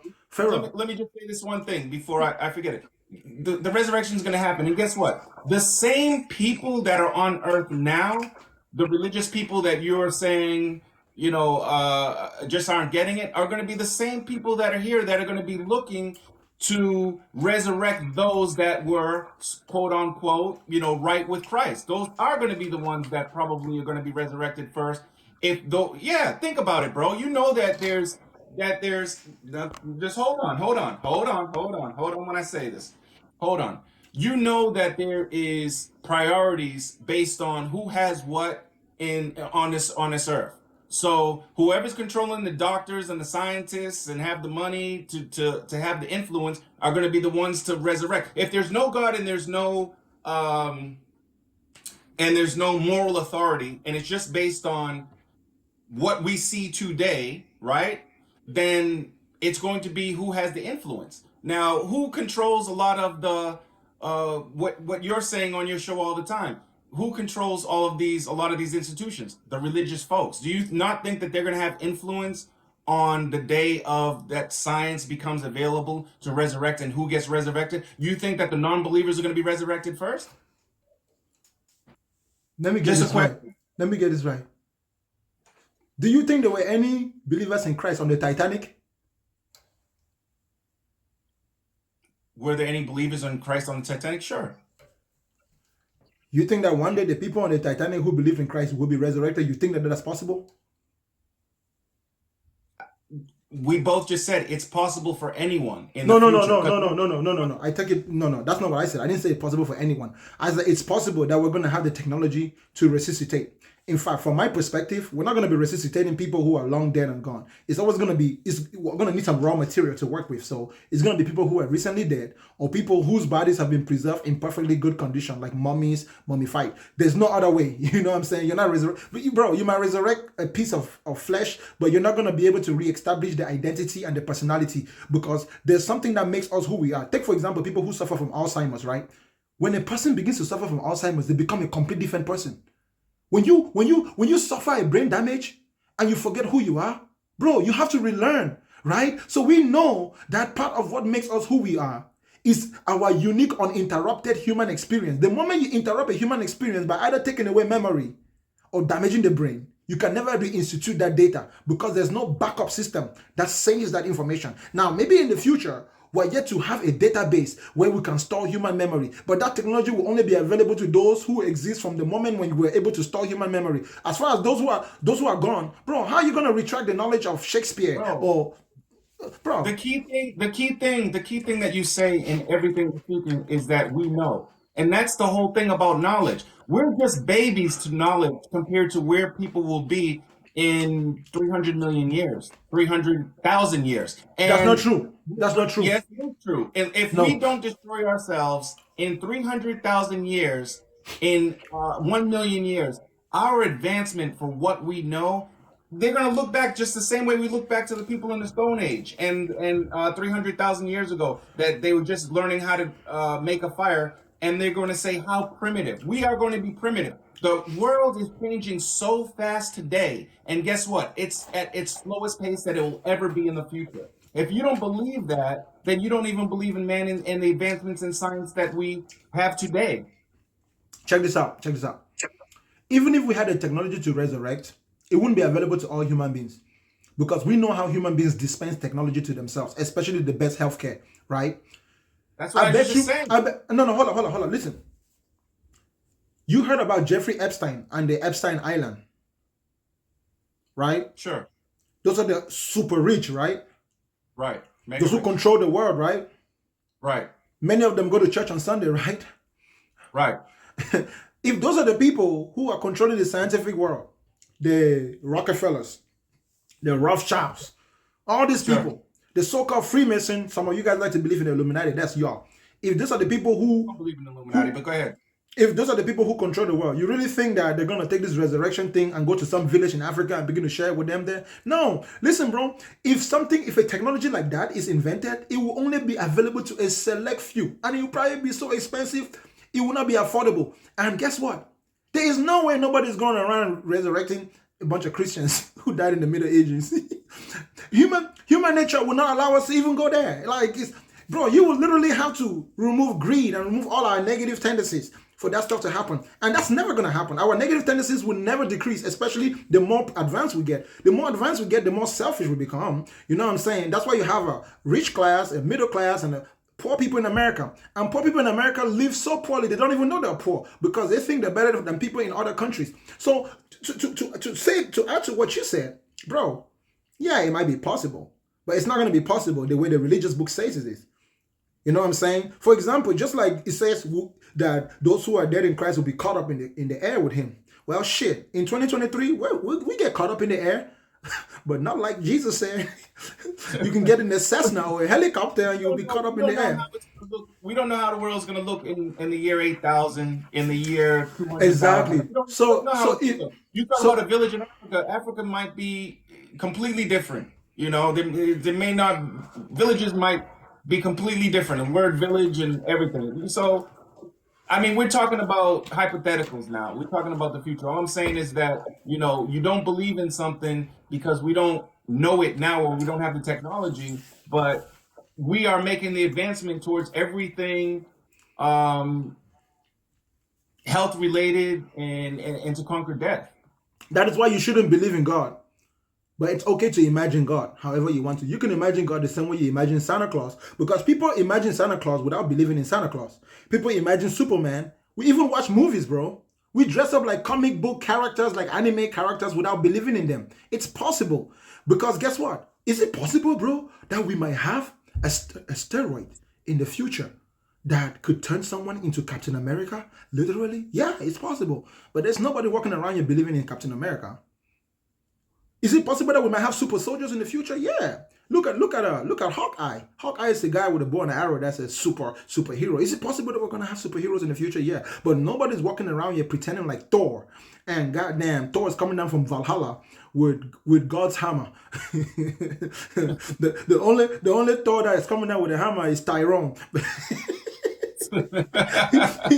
You know the Tyrone guy on the internet? He says, my name is Tyrone and I'm here to do this to your wife. That's the only guy that's coming out with a hammer. Anyways, bro, no one is pretending like the Hawk is real. But you and I, bro, we can step out of that religious way of looking at it and actually talk about Superman. And there's many claims in the Superman universe which are actually realistically possible within our world. But we don't believe in it. We kind of maintain a sense of healthy neutrality.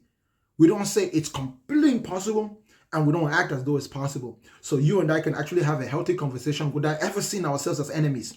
If God was like that, bro, Muslims and Christians wouldn't fight. You still have Muslims, you still have Christians, but they won't fight. If they fight, they will only fight the way DC Universe fans fight with Marvel Universe fans. The way the Panthers play against the Detroit Lions. The way the Lakers play against the Boston Celtics. Nobody is out here believing that that's some shit that people should be killing each other over.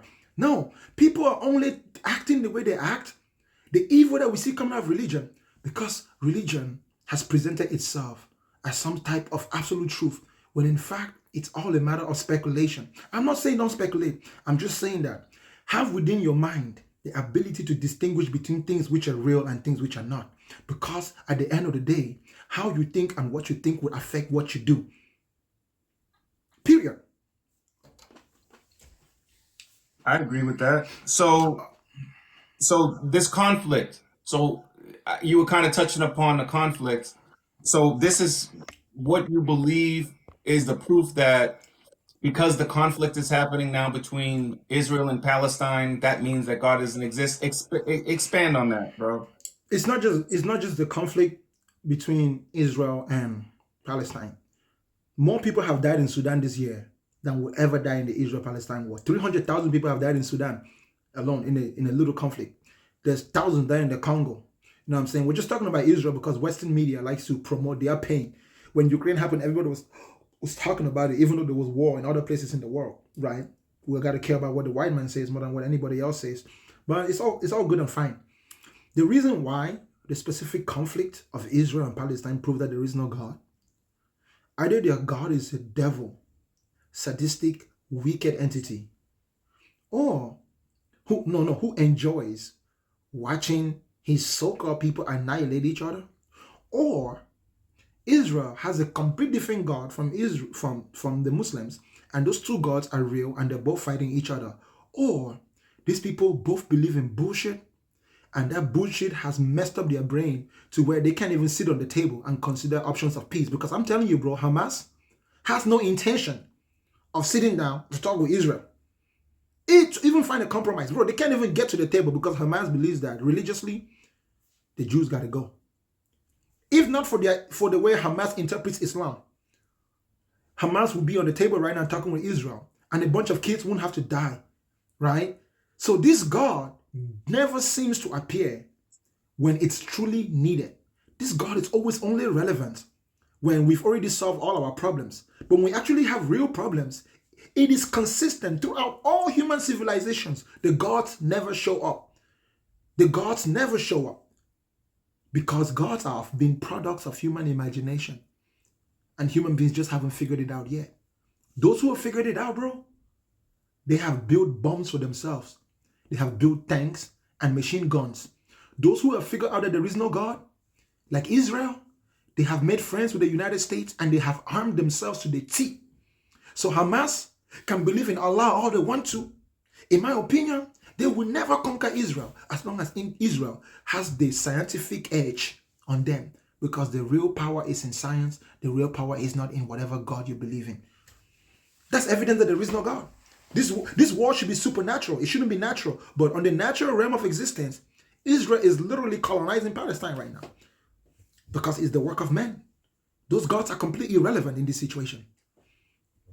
Literally. But you do know that Israel has a theology state, so they believe in God, and it's actually part of Israel. You know, I mean, they're very religious. So when you say, you know, that the reason why Hamas won't flourish is because they're believing in God, or Palestine is believing in God, and Israel, you know, you're kind of stating as if Israel doesn't.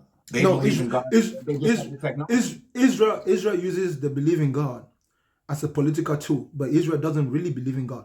Everybody knows that the 1948 nation of the Zionist state of Israel was created by France and England, Germany and England, right? Was it Germany? Was England and No, America? it wasn't Germany. It was French and England.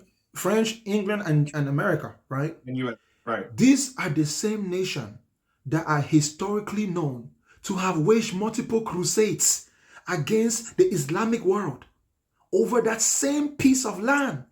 They have fought 7 different wars claiming hold of that land. And until the Ottoman Empire did not fall until 1919, around World War I. So the Zionists started thinking, oh, the Europeans were already planning to take that land as the last crusade, right? To seal their victory, a 1,000-year war. That is what we see. That state of Israel is a Christian country masquerading themselves as Jews. Think about it, bro. The Europeans are geniuses, bro. That's why people who like to call Europeans racist and do this, bro. Like, bro, I'm not that type of person, bro. When I see an intelligent person, bro, I never make fun of a scammer. A scammer is a smart person, bro. It takes a lot of brain power to scam, because the Europeans figured out that we fought 7 crusades as Christians. Every time we went to the land, a new generation will come and claim that, well, you Christians don't own the land belongs to so and so, it ain't even yours. What if we became the Jews? What if we became God's promised people? Even the Quran says that the land belongs to the Jews. So we can conquer the Muslims, not just physically, but using their own book. So you know what they did? They took a group of people who suffered a very horrendous thing in Germany, and they rebranded those people. They gave them a name. They gave them a name. I can tell you exactly why. Because Hitler wasn't killing, let me not call that guy's name. That guy wasn't killing black people. And if there's real Jews in this world, they have to be black ones too. But he wasn't killing. He wasn't getting rid of those ones. He wasn't getting rid of the dark-skinned ones. He was getting rid of anyone that was just a correction. Anyone that was not natural, bloodline that he thought was from the. Have you ever seen those pictures of the concentration camp? Did you ever see any person of color in there? No, because there wasn't a lot of blacks in that area. Yes, there was. Yes, there was, bro. Yes, there were, bro. Are you kidding, bro? That was the age of colonization. Africa was literally under the governments of the Europeans at that time. There was a lot of African people in Europe at that point in time. You saying that Hitler loved black people? No, I'm telling you that he had a beef with the descendants of a specific bloodline of British royals, the nobility of Europe. Is the same thing that happened in France. So he was doing what the French people did during the French Revolution. That guillotine thing where they were getting rid of anyone who was part of the nobility. So that nobility of Europe, they are the old kings and queens of Europe that also fought against the American Revolution. So this person that we know that did this horrible thing, he was targeting their descendants. So you know what they did? They rebranded themselves, not as the nobility, but as God's chosen people. That's why they needed a homeland. And it makes sense because they are the ones who fought the Crusades anyways. It was the British kings and the French kings that used to commission armies, right? The Knights Templars and all that stuff. And of course, the Vatican was in bed with them because it makes sense. The Church of England and all that stuff. And check this out. This nation of Israel, bro, I think that is a genius military move. It's a genius move. Like, I don't see how the Islamic world is going to compete unless somehow America loses its military dominance. Because as you saw saw the first thing that Joe Biden did? Bro, the American Congress, they argue about a lot of things. How about you freaking touch Israel and watch exactly how united the Americans get? Because even at the top of American politics, that piece of land in the Western world is an uncompromising foreign policy. We're not losing that. That's very strategic. That is a little England and a little America right there. And they have very strong relationships. That title of Jews and God's people, it's 100% made up. It has no relationship with, even if this book was true, those people have no relationship with these entities in this book. But the book is not even true. But by using the book, they can now have a premise to be on the same page with Muslims. There's some Muslims, bro. I've seen many Muslims who are claiming that, well, the Jews are God's people. It's working. It's a genius move. And now they can just take the whole Middle East if they want to.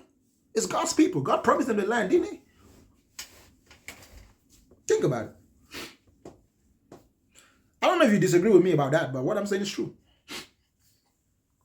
I agree with certain things, and other things I disagree with. But I think we could talk at length about some of the things. Some of it sounds a little conspiracy-ish to me. It's not. It's only conspiracy from a perspective of someone who hasn't recently refreshed their knowledge on the Crusades. Bro, go and study the Crusades. Not from my perspective, from what they say. Study the Crusades and then study the last Islamic empire that fell. Because I don't know if you know about the Byzantine Empire, not the Byzantine Empire, the Ottoman Empire. Do you know when the Ottoman Empire fell? You said 1919. Right around World War One. So Turkey, the Ottomans still had military, bro. They were a superpower. You couldn't just go there and take anything. They were gonna fight you, and they had the same guns and cannons. But as soon as the West won World War II, that was their opportunity right there. Because of that war, they achieved such military superiority, nobody was competing with them. So the nobility of Europe were like, this is our perfect opportunity to get a homeland outside of Europe. Because if that guy in Germany did it once, he could do it again. Or people who think like him would do it again. Shit, wasn't there a big scare? We've even coined a word. It's called narcissist. We've coined a word after those people who think like that. You know, it's amazing. But it's true, bro. It's true. That's what we are witnessing in the world. That's why religion has always been a tool for politics and conquering and colonization. The same way that they justify the enslavement of you and I's ancestors because of the curse of Ham. Listen, the same way that a preacher gets up on stage, right, and says that Israel are the people of God and all the Christians have no argument, it's the same way that they used to get on the pulpit and say, black people are the descendants of Ham. And the Bible says Ham will serve his brothers. So treat your slaves nicely. That's what the preachers used to say. Treat your slaves nicely. Not set them free, but treat them nicely. All from the book. Bullshit. That's why I say it's bullshit. That's why me and Zenka earlier were saying, close the books, man. Close the damn books. We don't need those old books anymore. We can write new books. In fact, ChatGPT can write you a way better book than any of them old books. Again, I think a lot of times people use interpretation for their own agenda. You know, perfect example is the Ham illustration that you just brought up. But no, I do agree with a lot of parts of what you just spoke about the Middle East and the grab for power. So understood. Hey, bro, like I said, I don't really necessarily want to go to work, but I want to go to work at the same time. So I'm gonna head out. But you know, always a pleasure, brother. Hey. That's why I told you, bro, you don't really believe you're going to go to work. You have to. I think I have to. I believe I'm going to go because I think I have to. I need to get that money. But you know you're going you know that you're going to survive. No, you believe you're going to survive till tomorrow. But you know that you will go to work. Going to work is not a belief for you. There's no doubt that you're going to go to work. It's not a question. It's not an opinion. You will go to work. What you do believe is that you're going to make it tomorrow because you're not sure. Right. I'm not sure. As long as I wake up tomorrow, you will go to work. You will go to work. I will go to work. Yep. Yes. But no one is promised tomorrow. You know what I'm saying? So that's why I hold it as it's a belief. And I'm confident that yes, you do believe in tomorrow. But as far as you believing that you will go to work tomorrow, that's not true. You know you will go to work tomorrow if you survive. That's the difference. All right, my brother. Thank you, Pharaoh. It's always a pleasure. Always. Continue believing in your Sky Daddy. In what? In the Sky Daddy. God bless. Amen.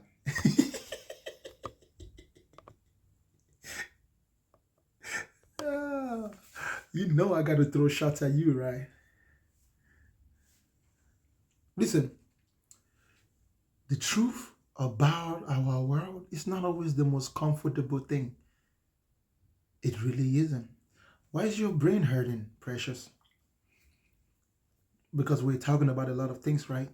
True. Many of you watching this live right now, many of you watching this live right now, perhaps you have heard of the things that I talk about. I wasn't really trying to whoop him. Pharaoh comes up often and we talk. Pharaoh is not your traditional believer. He kind of has common sense. He does. But he likes to play Christian advocate, religious people advocate. But the point is that I hope you guys kind of benefited from the conversation, right? You guys kind of, you know, you understood some of his points and you understood some of my points from this context. This is where we go from here.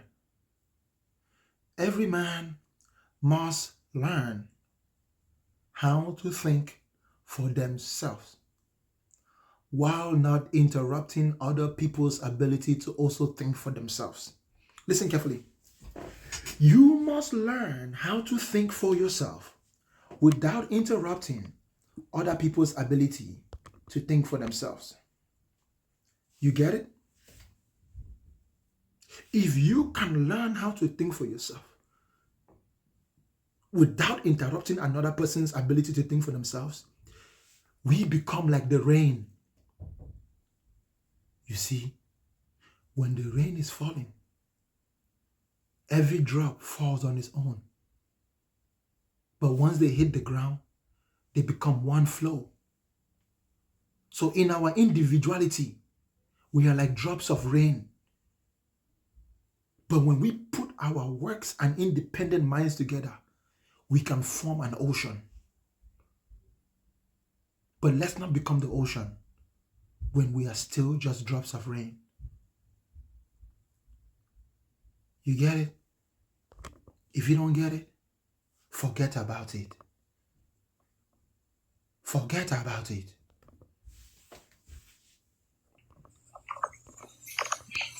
Yo, I have a question, okay? I have a question. Can you hear me? Can you hear me? Go straight to your point, sir. Yeah, I have a question. So you said you have to think of yourself, okay? So my question is, Think for yourself. yeah. My question is, how do you think for yourself, okay? If since you grew up, since you was a child, okay, you've been taught about this, the same thing that is going on in the world. So my question is, how do you get to think for yourself? If you don't mind answering that. You must question everything that you have been taught. That is the first step of independence. So you have to go back and review every knowledge that you possess. Let me give you an example. You and I went to school, Mm-hmm. from nursery school or kindergarten, and we graduated high school. But let me ask you a question, bro. How many people do you think have ever gone back to review all the information that they learned from kindergarten to high school? Nope. I don't think anybody reviews it because No, we have hold on. Some people do. Some people do. some. Yeah, I'd say that's why I said not Do, do, everybody. do, do you know who those people are? Uh Those people people, that those people go on to get PhDs. They end up being at the highest level of our society because you always have to go back to the basics. In any discipline in this world, they say go back to the discipline, to your basics. Because if you review the basics, you will now be able to see it in what we call hindsight. You'll be able to distinguish between what is false and what's not. You realize that at a specific point in your growth, you had to be told lies in order for you to learn and grow.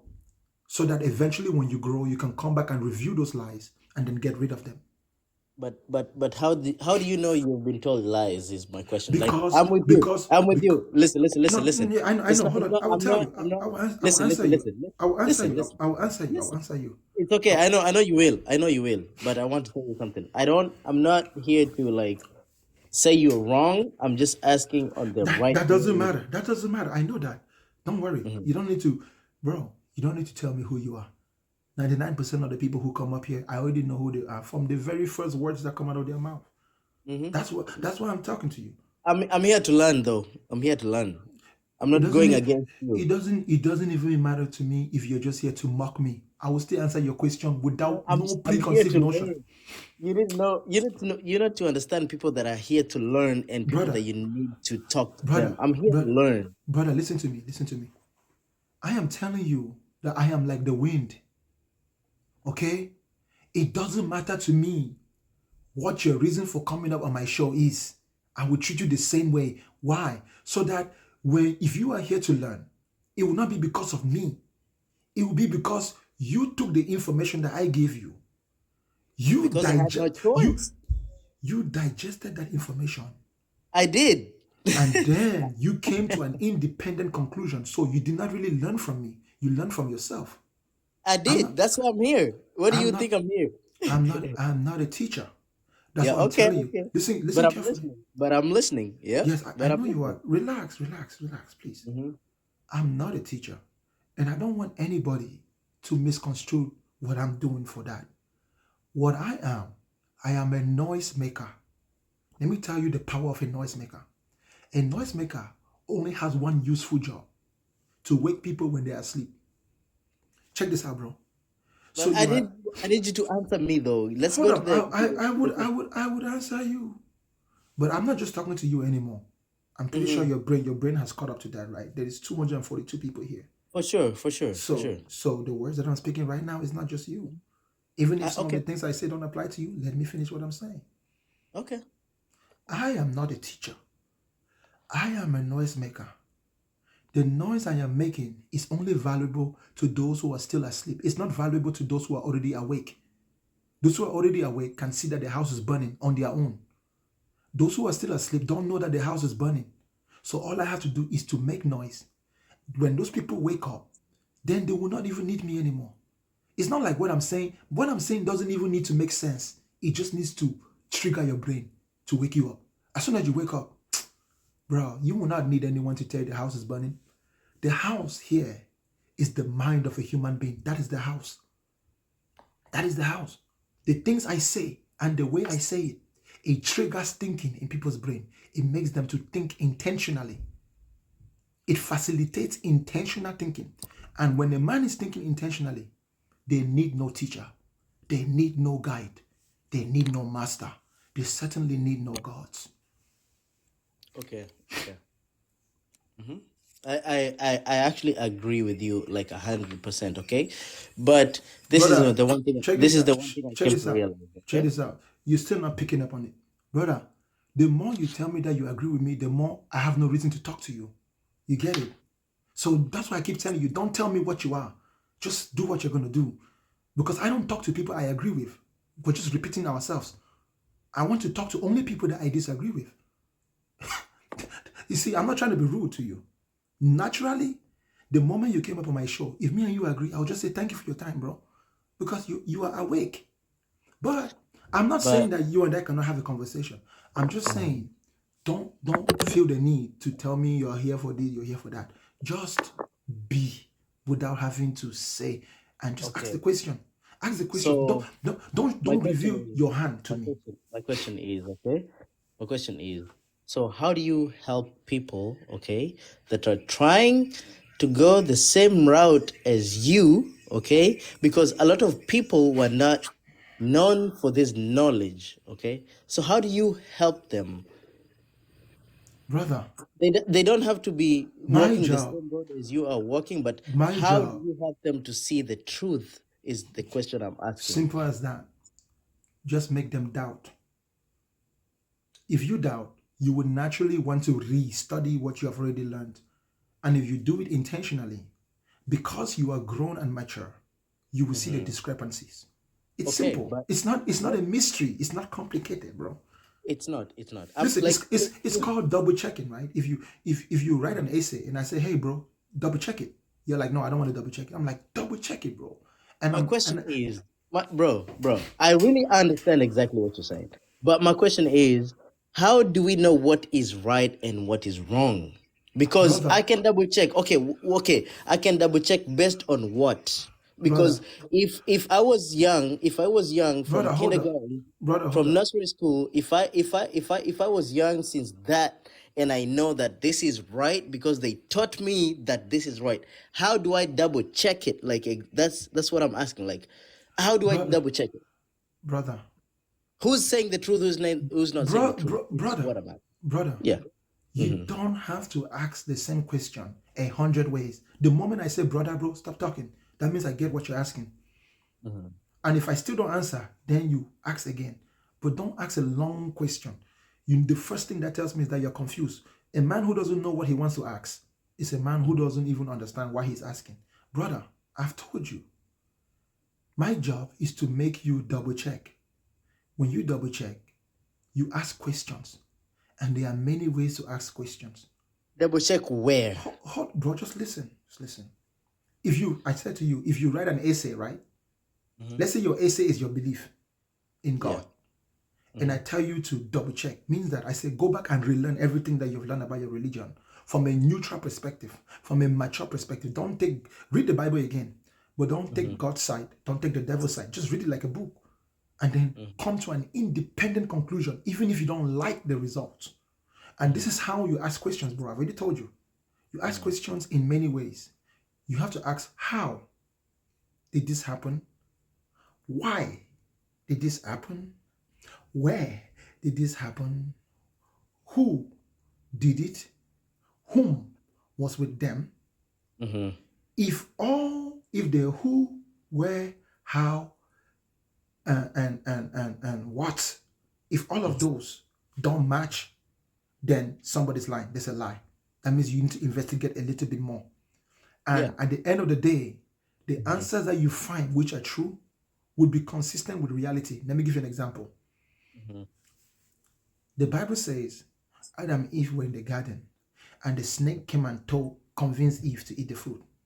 The first question is, snakes used to talk? Back in the day. That's the first question. Yeah. The snakes used to talk. The second question is, how? The third question is, what changed? Now, when we observe snakes today, it's not like snakes speak a different language. It's that they don't even speak like human beings. They don't communicate like human beings. You literally have to be a snake to understand a snake. So that already tells you that there is a problem with that story. So what do you do, bro? You use your brain. You go into the English language and you start looking at the categories of stories. Is there any format? Is there any categorization of stories that you can classify the Bible stories in? Yes, there is. There is a category of storytelling where snakes can talk and it will still be perfectly fine. It's called fictional story, poetry. Sure. Then once you understand fictional story, bro, you can read the Bible again. You're like, oh shit. Like your eyes open because you're gonna see many things that don't make sense. But the reason why it's gonna make sense is because you're going to know what type of documentation you're reading. So you will never think that snakes can talk. If it says that Jesus can walk on water, you will never think that it was him walking on water because you now know that you're reading poetry. You know how you build poetry. If it says that Jesus turned water into wine, you will know that it's not magic because how do you turn water into wine? Instantaneously. It cannot happen. That is what I'm saying, bro. That is how you ask questions. When you were reading the Bible as a baby, you did not even know what poetry was. When you were going to Sunday school as a kid, your Sunday school teacher wasn't teaching you that. But now you are a 30-year-old man. You can now go back and you can review. You will start seeing that God is not a person, but God is an idea which has been personified. Because in English language, there is something called personification, where you take a non-human entity and give that human entity human characters so that you can understand it. The same thing is true with the devil. The same thing is true with angels. The same thing is true with demons. The same thing is true with sin. Those things are not literal. And if they're not literal, it means they're not real. If they're not real, why then would somebody write them? For entertainment purposes. That's it. The Bible is a book of entertainment. Before there were movies, before we had plays, people used to entertain themselves by writing stories.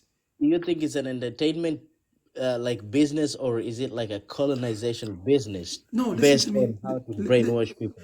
Check this out, bro. You're from Africa, right? Yeah, Traditionally, we like to tell stories, right? yeah. For entertainment, right? Maybe sometimes for lessons. Yeah. Brother, for entertainment. You can learn from entertainment. You can learn lessons for entertainment. The point is that it's for entertainment. Yeah, we can call it that. Yeah. Yes. So check this out. Somebody in another culture just wrote their own entertainment on paper. That's it. That's the only difference. That's the difference. Was it really their own, or how the Africans predicted it? No. It's their own. Because though they might have borrowed some stories, they still changed it to make it in their image. Okay. So it's why their do story. why do a lot of Africans fall for it than their other people fall for it? Like people from America say, from the Europe. Because when the Europeans came to Africa Mhm. and they observed our society, they noticed that we were people who like to tell stories. So they were like, the only way that we can conquer these people is not by fighting them physically. They will defeat us. Yeah. We have to fight them mentally. If we can tell them a story that is so deep that they can become convinced that it is true, then we will always control them as long as we control the story. So you know what they did? Yeah. They said, when we observe Africans, every tribe has their own gods. Some tribes have many gods. What if we created a god and made that god above all their gods, and then told them that we are the messengers of that great God?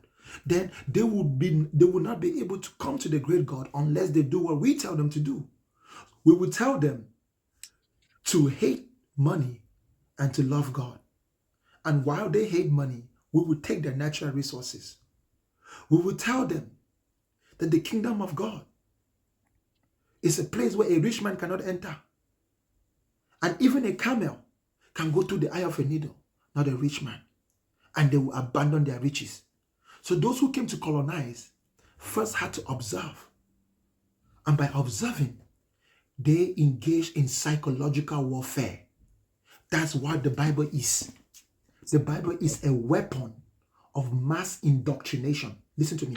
Not mass destruction. I mean, it is a destruction. It is a destruction of mentality. But it is a document of mass indoctrination. An indoctrination which produces domestic humans. So what you do is that if you can convince a human being to believe in this book, they will always see you as better than them. Human beings would never, people who believe in the Bible, would never put themselves above the people who gave them and taught them the Bible. It's a pyramid scheme, mentally. That's why if you go and start your own church, the people in your church will never see themselves above you. You are the pastor, even if they have more sense than you. That's why you go to churches today. You see people of very high profile sitting down and being taught by people who never went to school, bro. You're a doctor and you're sitting down letting a guy who never went to school, who can't even read English in Nigeria, teach you the Bible. Why? Because that is the power of domestication. So Even listen, the power of domestication makes it possible to where a goat can become a king of the lions. Yeah. A frog can become the king of the snakes with domestication. If you can convince the lions that the lions are all grass, you as a goat, you can rule over them because the lion would think that he is grass. And then you, the goat, you eat grass.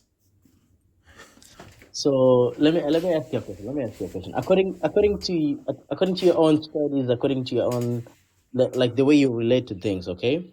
What do you think is wrong with African people? Because how is the whole continent getting deceived about a lot of things going on? Like, do you want to say that African people they don't really understand a lot of things? Nothing fundamentally, as the word wrong is defined, nothing is really wrong with Africa. Nothing is wrong. So what do you think the problem is. Let me tell you, it's no problem. This is just how it is.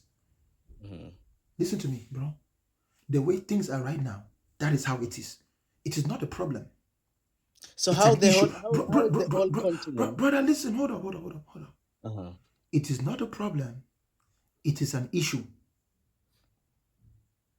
Mm-hmm.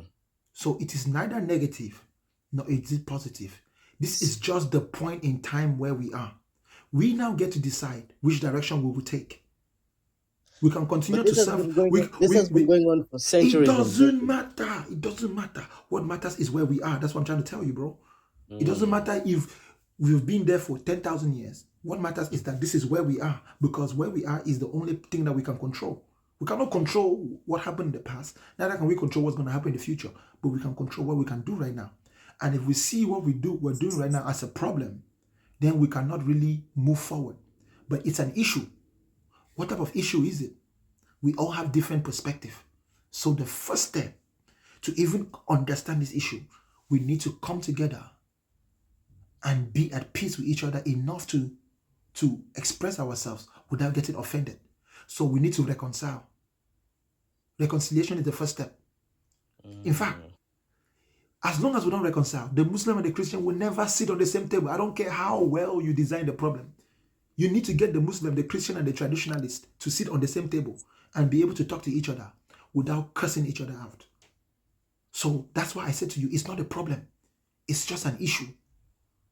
We have many issues in this world. One of the issues is, bro, we have been serving other people for a long time, my brothers.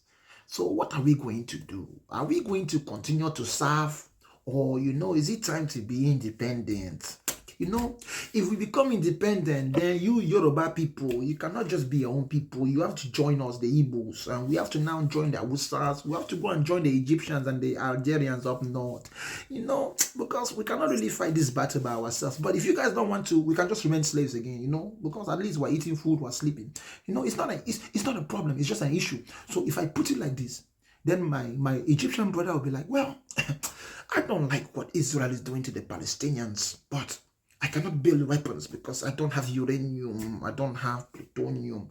But if my South African brothers, if we were one country, then we can really stand together. We can help our brothers and sisters. Look at Libya. Look at what they did to Libya. How about our Libyan brothers and sisters? How about our Nigerian? You see, it's not an issue. It's not a problem. It's just an issue. And do you know what you do about issues? You make decisions. We just need to make decisions together. But we cannot make decisions together when we're separate. So we need to somehow come together. That's the first step. The first step is to come together. Things like TikTok is preparing our mind. Maybe the generation that will come together is not us. It might be our children or our children's children. When the issue becomes more visible. Right now, people don't think that the issue is God. Most people don't think that the issue is God. Listen, let me tell you something, okay? The God that you are running to, asking for saving, is the devil who is also tormenting you. You are running to the same person who is tormenting you to go and ask that person for help. How could you ever be free from your torment? So somehow, some way, we need to figure out that the solution that we have been relying on is also the source of the problem. So the whole thing is an issue. Because some people are comfortable with it and some people are not. It's not a problem to Christians in Africa. They're waiting for Jesus to come back. You cannot ignore their reality. Muslims, they are waiting for the last imam to come back. Those of us who have common sense, we are waiting for both of them to wake up from sleep. So question is, so I know a lot of, I'm from Africa, okay? I know a lot of people like us, we use a lot of common sense, okay? So how is it that common sense has not been of positive impact to us, okay, than the white people? What is it that the white people know that we don't know, that they are above us? The white people have fought many wars. That's why they have a common sense. Think about common sense. Common sense doesn't mean intelligence. Common sense means we are sensing the same thing. That's what common sense means. right? So we have the same problems, we have the same issues, we have the same worries. White people have the same problems, the same worries. So because they have a common problem, they develop a common sense. So they found a common solution. That's why as soon as Ukraine was in trouble, all the white people who have the same common sense as Ukraine, they went to go and help. But when Sudan had a problem, the white people did not go to go and help because they don't have a common sense with Sudan. We Africans, we are on the same continent, but we don't have a common sense. We have different sense. Some people have Muslim sense. Some people have Christian sense. Some people have traditional sense. You know what I'm saying? We don't have a common sense. That simply common sense is not necessarily positive or negative. It just means common sense. You know what I'm saying? Common. Common is a word. Common means the same. And then sense means, sensing. So That's what I'm saying. We don't have a common sense. So we Africans need to come together and develop a common sense. And we will only be able to develop a common sense when we identify the common issues that we have. For example, the African Union, that's a good step towards a common sense. The United States of Africa, the United Tribes of Africa, that would be a good step towards common sense. You know what I'm saying? Sense is not necessarily good or bad. Sense is just common or uncommon. A monkey and a gorilla don't have common sense. They don't. They have different senses. A monkey, he likes to just stay in the trees. The monkey doesn't like to come down. The gorilla, he likes to walk. He likes to stroll, stretch his arm, and then beat his chest. Monkey? So let me ask, like before, because I know we've been in this world for like a lot of years, okay, especially Africa, right? So do you want to say that the many years that they have lived, okay, they never had like the common sense towards the right way? Because you can have common sense. Some people have common sense for war to bring peace, and some people have a common sense for peace, okay, to get to where we want to go. So would you say, because Africa, let me say, we have never been to wars that actually make sense to go in the right direction? Do you want to say, or just what you believe in or what you're thinking, right? We have never had sense to actually move in the right way to establish our people like the white people are, because the white There is people there is no there they is fought for no them to be at peace. They fought there for is them to do all this good stuff. So there do is you there is think? there is no right way or wrong way. Remember, the reason why white people have common sense today is because one specific group of white people decided to colonize the other ones and force their beliefs. So Christianity took over Europe. So a white person invented Christianity and then forced it on all the other white people. So they all became Christians. They have Christianity in common. They believe So in the is same that God. common sense or Yes, colonization? that's common sense for the white man because they invented. Think about it. Jesus is a white man, so it doesn't matter if you're a white person. If Jesus is your savior, So common sense is telling everybody to believe what you are believing. listen, That's listen, common listen, sense. listen. No, listen, please, listen so you can understand what I'm saying. Mm-hmm. When white people colonize other white people, they still gave them a savior that looked like them. So that's common sense. Think about it.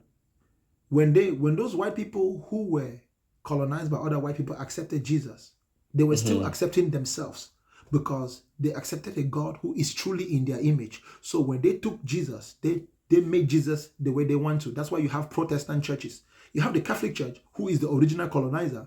But eventually, the other white people were like, why do we need to do it like the Catholics? No, we can have our own brand.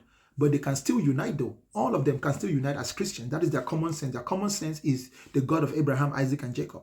You go to Yoruba land has Olugun. You go to Igbo land has Chukwu. You go to Hausa land has Allah. You know what I'm saying? Mm-hmm. And those are all different characteristics of different beings. So No, hold on. Listen. Please, I'm not done. Yeah. But when they came and gave us Jesus, Yeah. they gave it to us as a white man.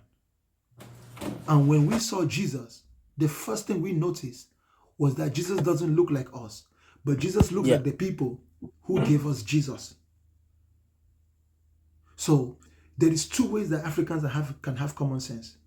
We can get rid of Jesus and then make a savior in our own image. Or we can accept Jesus and will forever be the slaves of the white people. Yeah, I agree 100%. Yeah. Or we can find common sense in economic relationship. like the Chinese have done. You know, China used to be very divided too, different Yeah. dynasties. But Oh, for today, sure. China is one nation, very big and powerful.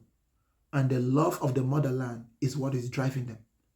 We Africans, we can also achieve. But our problem, which is not really a problem in my opinion, because it actually helped us out, but it is now a problem. This specific issue is a problem. Is that for a long time, we found a way to live together, even though we were completely separate with different belief systems. So we never had a need to conquer each other. We had small wars here and there, but we never had one group of Africans that became so powerful enough to conquer all the other Africans. That is why we don't have common sense today, because our tribes were always equally powerful. You get what I'm saying?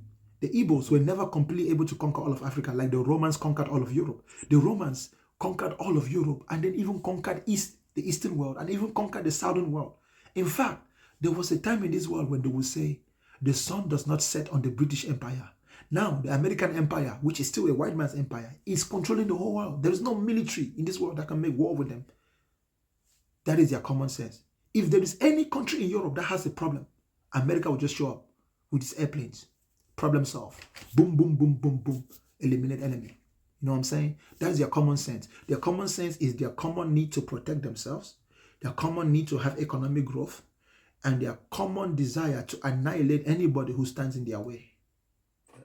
Basically, rule to conquer. No, You have to be one no, conquer everybody. Right? Survival of the fittest. And you are fit when you ally Survive yourself as a with people nation and who not as an equal. individual. Survive as a nation and not as an individual.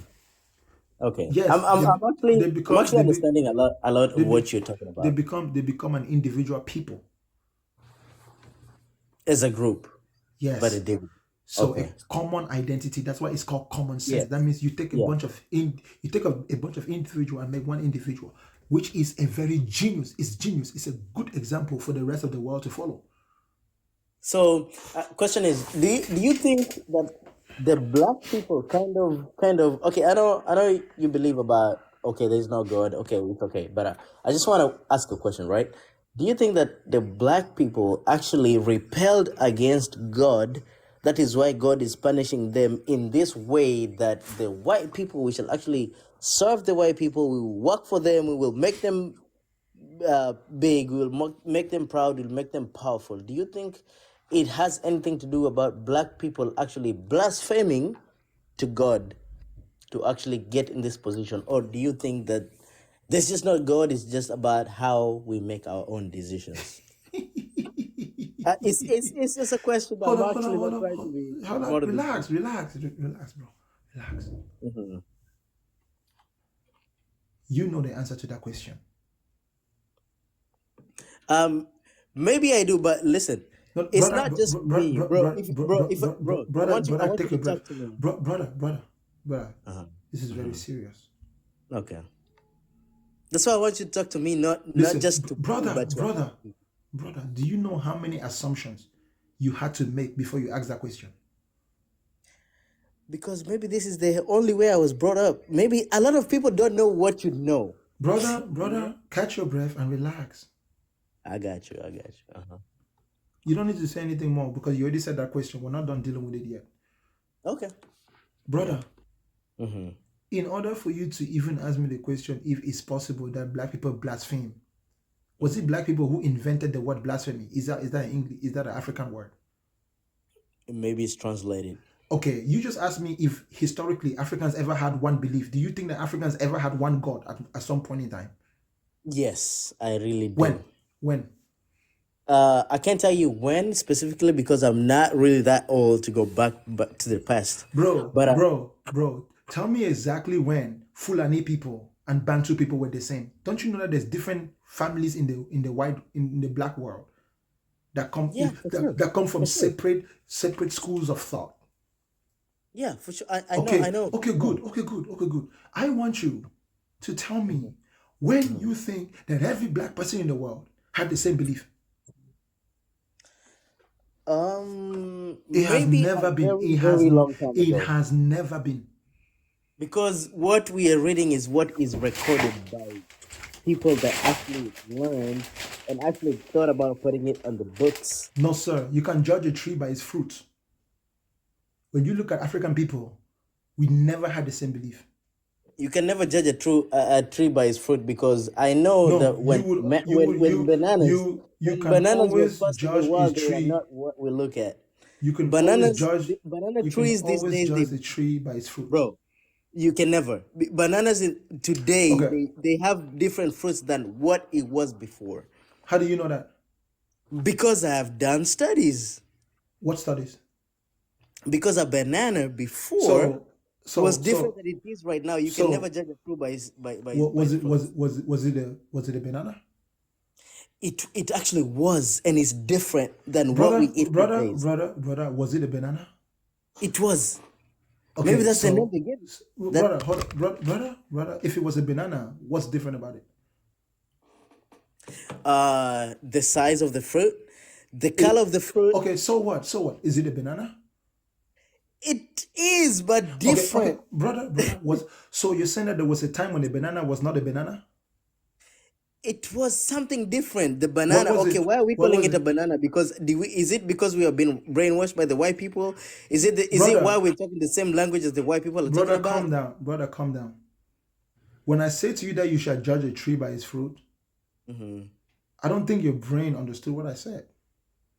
I didn't say you can judge a tree from 10,000 years ago by its fruits today, because the fruit that you're going to judge a tree by is the fruit from which you harvested the fruit.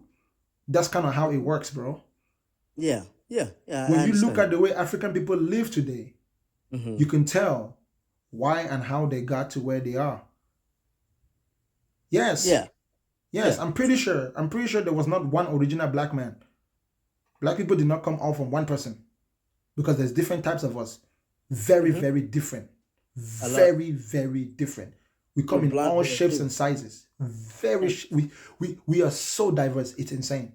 So if you sit here and say to me, there was a time when black people believed, that is an assumption that is literally born out of your lack of ability to observe the black people. Or you do have the ability to observe the black people, but you are so indoctrinated that you're not actually understanding what you're saying. Brother, the reason why we have different tribes, that's how it's always been. Yeah. That's how it's always been. When our people quarrel, right? We accept to go different ways. You take that land, I take this land, and then we can live together. We can live separately for years. We're not even talking to each other. Before you know, we're meeting each other, and we're both great nations with our own languages, our own tribes.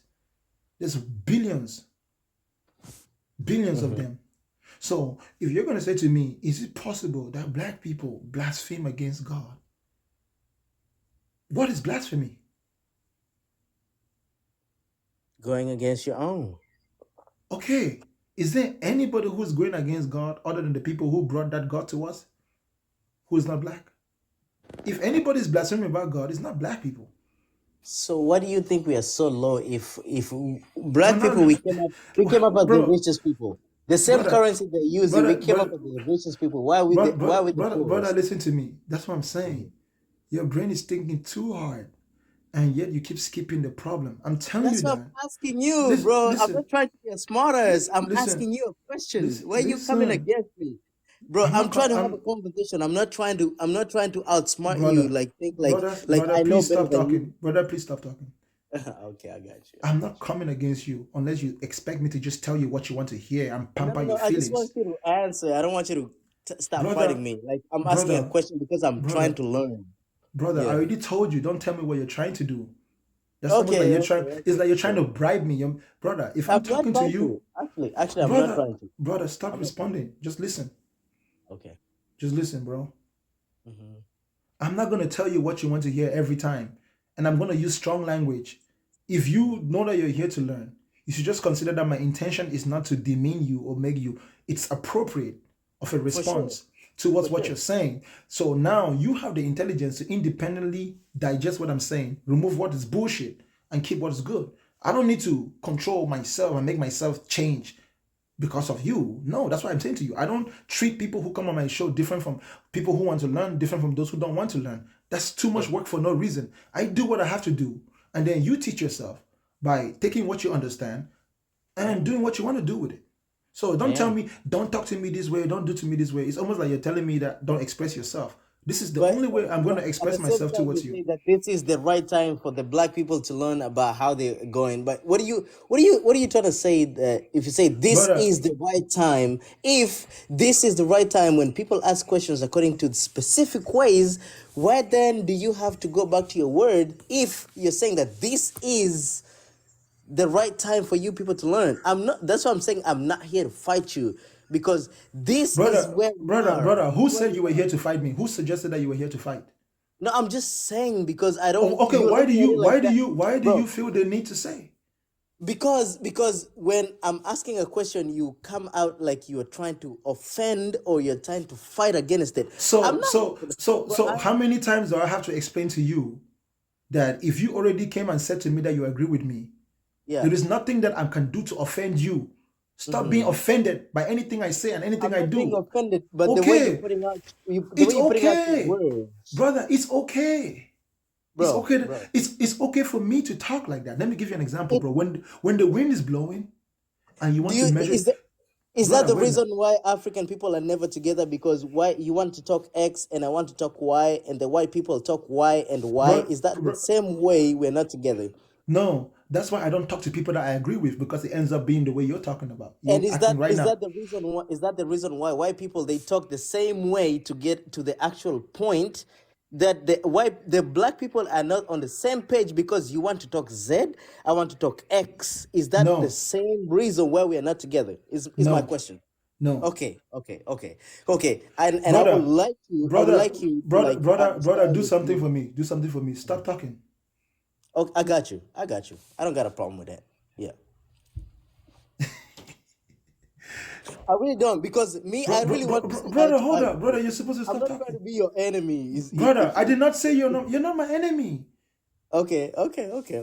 I said stop talking, but you're still talking. You see, what is that urge in you that makes you want to keep validating and saying your thing over and over? Because you have evidence. You even spoke evidence. Everybody was here that listened to exactly what you said, right? You said the reason the white people are prospering in X, Y, Z is because they are following a certain way, okay? So I'm asking you a question in a very generous way. You trying to kind of like offend me in the way you're answering. I really don't want that. Brother, hold up. That's why Pause right I'm there. gonna ask you Pause another. right there. Pause right there. When you say that I'm trying to offend you, is that what you think I'm doing, or is that what I'm really doing?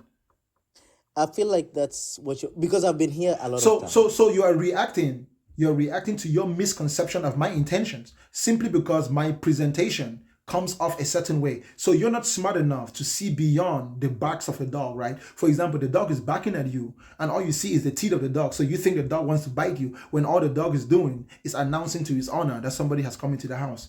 That's what you're doing, bro. You need to be wiser than that. I've already I'm told you a actually million times. There is bro. nothing that I can do or say to offend you because I have no intention of doing that to you. I'm just going to talk because I have a way of delivering my messages. And it's not always going to pamper your feelings. I'm not always going to tell you things that make you feel good. So if I tell Right. you something that feels offensive, just Mm-hmm. eat it. Just eat it or spit it Right. out without Right. having to react. If you react, then you are the one who's trying to pick a fight with me because you're telling me not to communicate in the way that I do best. Bro, that's what I'm saying. That's what I'm saying. Bro, as fast as I start talking to you, I've not gotten offended 1 second. Okay, good. So listen. Let's stop talking about being offended. But I'm still Okay. gonna say what I'm still gonna say what I want to say, and I'm gonna Okay. say in a rude, egoistic, narcissistic way. You get it? Okay. I'm fine with that. As long as I know we're on the same page because Brother, you already knew that. From the very okay. Yeah, beginning, I you knew did. that. That's why I'm not offended, but I'm just trying to you to understand a lot of things. If you were Bro, not not offended, everybody. if you were not offended, you will not say that you're not offended. I am never offended about what you say. Bro, you think this is the first Okay, time I've been here? good. If you're not, don't say it. It's just the same way that I was telling you earlier, right? Don't tell me that you're here to learn. It's almost as if you're trying to bribe my mentality and be like, okay, I need to treat you like someone who's trying to learn. No, bro, I'm just treating you like a person. I'm not treating you like anyone in particular. So there's gonna be things that I say that you will like, and there's things that I'm gonna say that you don't like. I'm just hoping that you are intelligent and mentally stable enough to not only react when you hear things that you don't like. That's what religious people do. You saw Pharaoh, right? Pharaoh came on here. He spoke to me. There were things that I said that he didn't like, and he just sat quietly. And then all he would be like, oh, I don't agree, bro. That's it. You don't need to say, oh, you're being offensive. Oh, he would even say that, hey, man, you're throwing some shots. Brother, that is the sign of maturity and independence of mind. I have no intention of controlling your mind or being in charge of you so that you won't feel the need to do the same to me, right? That's why I'm saying to you that let us maintain a sense of neutrality while allowing each other to be themselves. Now, if you bring up offense, if you bring up war, because offense is war, if you bring up war, then we might have to fight because you brought it up. And I don't wish for us to fight. I really do not wish for us to fight. Brother, do you think that I wish for us to fight? And I don't think so. Okay, then it goes without saying. Have you ever heard that statement? It goes without saying. It does, but look. But what, brother? It goes without saying. Yeah, it does. But listen. You've been talking about maybe this is the time, right? No, that's not what I've been talking about. That's not what I've been talking about. I'm trying to bring something up, okay? You've been talking about this is the time, that we need to wake up. We need to know where we at, right? But you got to look at this generation right now. A lot of people right now, maybe not this, probably like 100% the same way I might be reacting, but a lot of them might be reacting the same way I am, okay? Brother, it's not because you offended them, it's just because you kind of... Check this out, brother. Anybody who... You notice what we just had, right, bro? Mm-hmm. There's nothing wrong with the way you're reacting other than the fact that me and you already talked about it.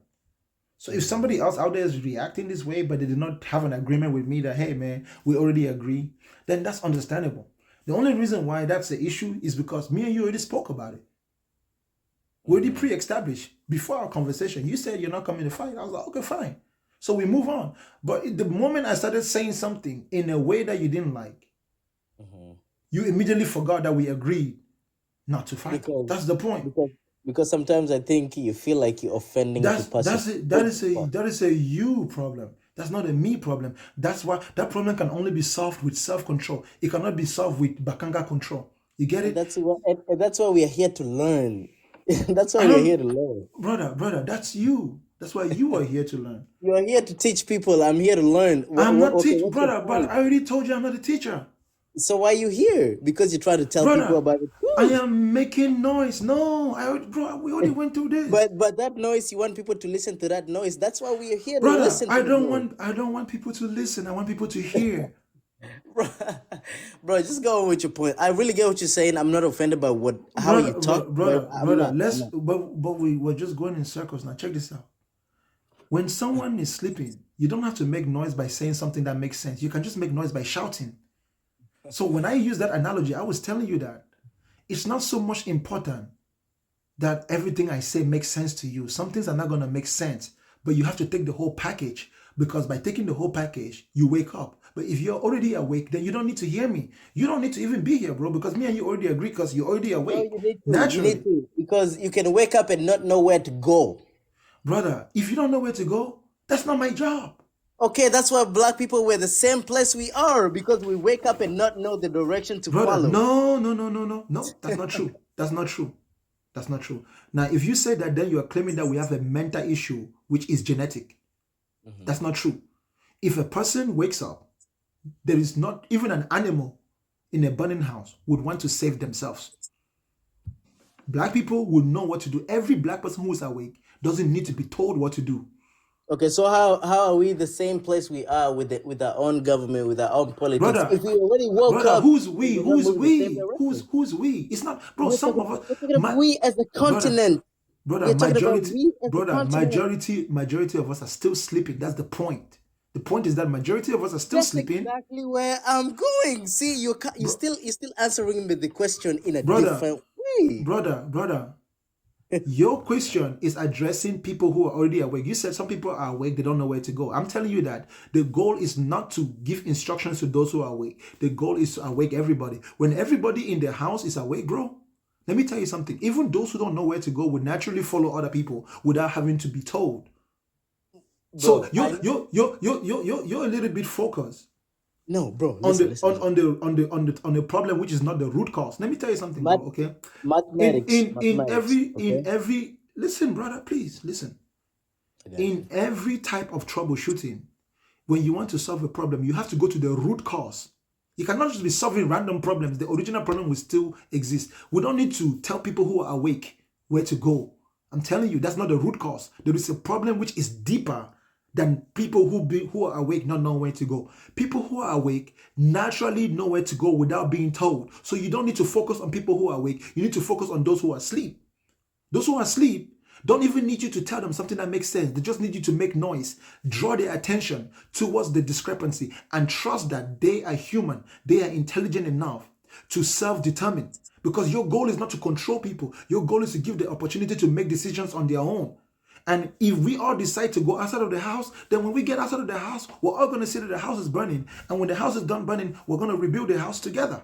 Naturally. Naturally. Why? Because that's the reason why we were all sleeping in it anyways. You know what I'm saying? Then we're gonna go outside of the house. We're gonna see a mansion next door. The mansion next door is the white man's mansion. We're like, damn. Did you know that in the white man's house they don't have rooms?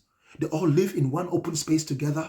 They have weapons to protect themselves. Then we're gonna be like, wow, we're gonna build a house. We're gonna rebuild our house, which is burning, without rooms, so we can be one together. That's how it works naturally. But we have to solve the root problem. The root problem is that some people don't even know that they are asleep. So if you focus on those who are already awake, you're going to lose some people who are asleep because the house is going to burn them up.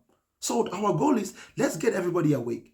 Once everybody's for sure to be awake, some people are going to be confused, but they will react. The first person they see, they will follow that person naturally, because we trust ourselves to not be fools, not genetically. Genetically, when we are awake, we know what to do. Because we are wise, we're intelligent. You're making it seem like we're completely negative. We have no good qualities. We have many good qualities. Many good qualities. So you need to be able to trust that once you draw our attention to the problem, we will naturally know what to do. There's no need to be negative. That's what I was saying to you. It's not even a problem. It's just an issue. So between me and you, bro, we don't need to be talking. I need to be talking to people right now who believe in God. Can I ask a question? Okay. I know that a lot of people will be talking to you mostly because you're here a lot. I've been here on your lives like a lot of times, right? A lot of people that need to be awake without asking questions, right, is the people that do really not know about a lot of things that's going on, okay? A lot of people that you'll be talking to that actually know what's going on, they have, say, something like social media, okay? They can go up there and they can ask questions, okay? These kind of questions is the questions that really lead people to the right directions, because the same way as white people, they do the same thing. They ask questions, everybody's given a chance. They ask questions so they can all move in the right directions. You are talking to a lot of people that have been here. They've been maybe to school, okay? They've had a lot of things. They have energy. They have technology. They have a lot of things. That's why they can access this and actually find you to get that information, okay? What about these people that don't have this type of information across them? That is why we're As asking the soon question. as soon as those people wake up, No, bro, listen. bro, hold up, That's bro, why hold we're up, asking bro, these bro, hold questions. up, That's why we're bro, asking these questions, because some bro, of hold up, us want to go back and brother, educate the people that do not get brother, hold this up, same information. brother, hold up. You don't need to do that for now. That's why I told you, bro. The goal is to sit at the same table. The first thing is to assemble. There's not going to be communication without assembly. That's I why you need am. to prioritize, right? I Prioritization am. mentally. I'm sitting on the Listen to same me, table. bro. Don't worry. Don't worry. When you start worrying about things that you cannot immediately control, bro, you end up not doing anything anyways. Listen, the goal right now is to just make noise. Bro, the noise you're making doesn't even have to make sense. It just has to be loud enough for them to hear you. So just get up on your TikTok every day and say there is no God. Say it until everybody has heard it, until everybody's talking about it. Then in that moment, you'll be like, well, some people will now start asking you after everyone is awake, if there's no God, what do we go? You'll be like, well, look at Dan Gote. Well, look at Samuel Eto'o. Look at DJ Drogba. They have money, they're investing. Look at Davido. Look at all these people. Science and technology. Naturally, people will send their kids to school. And that's why I said to you, bro, it might not even be our generation. You're acting like it's supposed to be some magic that happens overnight. No. That's why you have to prioritize mentally. But that's why I'm The, asking questions because I don't know. brother, Yeah. it's not that you don't know. You do know. Don't be disingenuous with me, right? The most important thing is that I'm not a fool. And I understand your mentality. You already have an answer to every question you're asking me. There has not been a single question you have asked me, unless you think I'm a fool, that you didn't already have an answer for. I actually did for sure. Exactly. So stop doing that. I'm really being serious with you. I hear you and I I understand am. you very I well. am being with you. It's just that I feel like the world has been changing a lot. To talk to people about specific things, specific tasks, Brother, especially right why are now. you brother, who are you saying to talk to people? Me? I mean, you are the one here. Are you assuming that I don't know what I'm doing? No, I actually Okay, believe then I check know this what out. Then check this out. Check this out. Check this out. That is why I have taken time to explain to you. It's not, I'm not trying to solve, I'm trying to solve the root cause.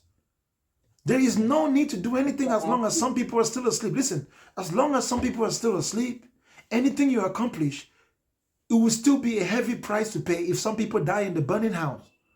The number one priority is to get the people out of the house, bro. Listen, when firefighters show up to a burning building, they're not trying to put out the fire to save the building. They want to get everybody out of the building first and give them emergency help before you start wondering. Get the people out of the burning house first. Let's wake them up from sleep. If there's only two of us and there's a million people, bro, how do me and you get a million people out of the house? We don't go around trying to... multiplying, Listen, bro. multiplying, Brother, multiplying. listen. If there's only two people who are awake and everybody else is asleep and there's a million people awake, bro, the only way we can wake all of them up is to make a noise that is loud enough for all of them to hear. By multiplying, exactly. No, not By by multiplying. multiplying. Not by multiplying. By repetition. Okay. By Can we talk repetition. about distance? Can we talk about distance? If we're What talking is about literally, if we're there's no talking about distance. There's no literally, distance because we have social media. There's no distance because we have social media. but not everybody has is what exactly I'm It talking does, about. bro. Those who have it are still asleep. Work with what you can control. When you say not everybody has, okay, bro, tell me right now, do you have the money and the power to go into every village in Africa and give everybody a phone? No, I do not. So why are you worried about what you cannot control? Yeah, you're right. You're right. Come on. Bro, with all due respect, that's a little bit weird, right? Yeah. You have TikTok. Bro, if you wake up the people, bro, you realize that when the first 100,000 people wake up, that's now going to be people who are also awake, who will awaken other people as they're going out too. Right? Mm-hmm. So if you awaken one person on TikTok, that one person goes and awaken another person, you still accomplish the goal. But if you want to first go to every village and give everybody a phone before you come and sit on TikTok and talk, bro, the house is going to burn by the time you do that. That's why you need to be able to prioritize. It's called prioritization. Bro, go and look it up. And actually, mentally, people like me and you, if you really want to solve any problem, prioritize. Learn how to prioritize what's most important, what's most necessary. What is a problem that I can solve that would naturally solve other problems? That's the problems you want to solve first. You don't want to solve the problems that when you solve them, the other problems don't get solved. You want to solve the problem that if you solve it, it would also naturally solve other problems, right? So you want to kill two birds with one stone. You don't want to have to use two stones to kill two different birds. That's the whole point. If you wake up everybody, the more people you wake up, the more other people will assist you to do the job that you're doing while you keep doing the fundamental job. That is why right now, those of us who are already awake, we are among the first people to be awake. The work is overwhelming. The only other people who can help us is by waking up some people who are asleep. And then when they begin to wake up, everybody will be doing what they want to do. Some people are going to make it outside. They're going to get water. They're going to start putting on the building to put out the fire. Some people are going to be helping the children. Some people are going to be helping the old people. That's just how it's going to be. But me and you, we want to turn on the fire alarm. If you live in America, there's a fire alarm, right? For sure.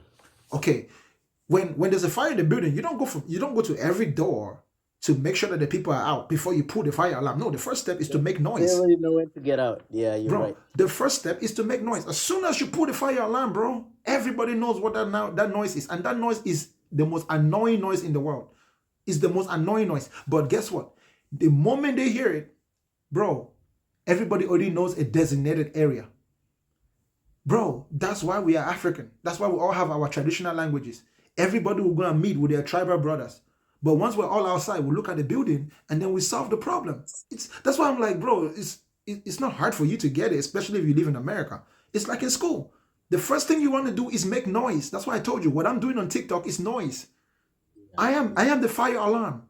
Actually, And the feeling that people get when they hear me talk is the same feeling you get when you hear that annoying fire alarm sign. It doesn't have to make sense to you. You just need to hear it. The moment you hear it, you automatically know what to do. You begin to ask yourself a question: is there a fire? The moment you hear what I'm saying, you're gonna be like, is there a God? In your head, you will question it. Naturally, you will question it. and the reason I'm actually asking is because of exactly everything that you said. It's not I'm going like against you. I'm not doing that. That the reason I asked is Stop because saying that, brother. exactly what you did. I Because have never because listen, suggested that you were going against me, bro. because listen, you can get to a lot of people, but I can also get to some of the people. That's exactly why I'm asking this question because Brother, listen to me. Brother, listen to me. listen. I'm not just the If only you need one. to get to people who are different from me, why are you telling me what you're gonna do? Just do it. That's Because we have to have a lead. Like you acting like everybody thinks the same way you're thinking. Nobody thinks the no, same way you're thinking. brother, That's exactly brother, why you have to have a brother, lead. brother. Listen to me. If our school has two buildings, Mhm. you're gonna come and ask me to turn on my fire alarm before you're gonna turn off yours, or are you gonna trust No, that I I'm will gonna know what to ask do, you for the directions because you're leading it. brother? You're But leading it. brother, listen carefully. There is two buildings, right? And there's two of us, and Mhm. there's a fire in both buildings. I have already Mhm. gone to go and turn on my own fire alarm. Are you going to follow me to make sure that I did it for me to then tell you where to go into the other building, or are you going to naturally just go to the other building and try to find the fire alarm yourself? Bro, that's Because the easiest part of the question. I am pretty sure that if you want me to give you directions, by the time I give you directions, the building might That's burn the the people already. that's the easiest part of the question. I'm talking about the more complicated part of the question. I'm not talking about the easiest part of it. What is the complicated part of the question? The easiest part of it is like you tell them, I tell them, right? The complicated part of it is okay, we all got out, okay? We all from the probably maybe in the same directions, maybe not. Okay? How are we going? You are the mastermind of the situation, right? I am the No, mastermind. Listen, I'm not done. no, I'm not no, done. brother, no, I'm brother, not done though. I'm no, not brother, done though. I'm brother, not done. I'm not brother, done. brother. I'm not done. Before you finish, I'm not done. there is no mastermind. That's see, you're answering the question that I'm not done with Listen, yet. listen, because you're not asking a question, you're making a statement, and you don't think that I'm I'm smart enough to trying to realize that get you're to the making a statement. question. I'm trying to get to the question. I'm Brother, trying to get to the question. You're not letting me. You're not letting me brother, to get to the question. check this out. No matter what your question is, the answer is gonna be there is no mastermind. I dare you. Ask the question. Go ahead and see if the answer changes. Ask the Okay. question. Ask the Okay. question Okay. and see if the Okay. answer changes. Okay. So you are in charge of this building. Okay. You get everybody out of that building. I'm in the other building. Okay. I'm getting in charge of this other building. I tell them go east. You tell them go west. Okay. How are we gonna help these people, right? According to how we think alike, according to how we use things, okay? According to the what, because I know a lot of fights that you have here is how other people do things that we don't. So how are we gonna do it to for me to be like my people excel in this way because I might be there, I might be telling them moving in some direction that I'm thinking is good, but that at the same time is not helping them. But you on the other side, you're doing it something that you think is good and it's actually helping them. So how do we get to a neutral point that I'm thinking I'm doing things that is good for them, but it's actually not good for them? Bro, maybe you're still asleep. I'm actually asking questions because Brother, I'm hold not up, saying hold up, I'm hold up, awake. hold up, brother, The thing I brother, realized, the hold thing up, I brother, hold realized, up, brother, hold up. Actually, you are still asleep. Do you, I hold up, don't hold think up, it's very authentic. hold up, brother, hold up, brother. Let me finish. Not only are you still asleep, but you're actually sleepwalking. Okay, okay, and I can take that because Hold up. Let me explain to you. Just hold up now, please. Bro, the reason why I use the fire alarm system is to show you how the system works. Everybody already knows where to go. You don't need to tell people where to go. You're focusing on the wrong problem. You only need to turn on the fire alarm. That's it. People will get out of the building.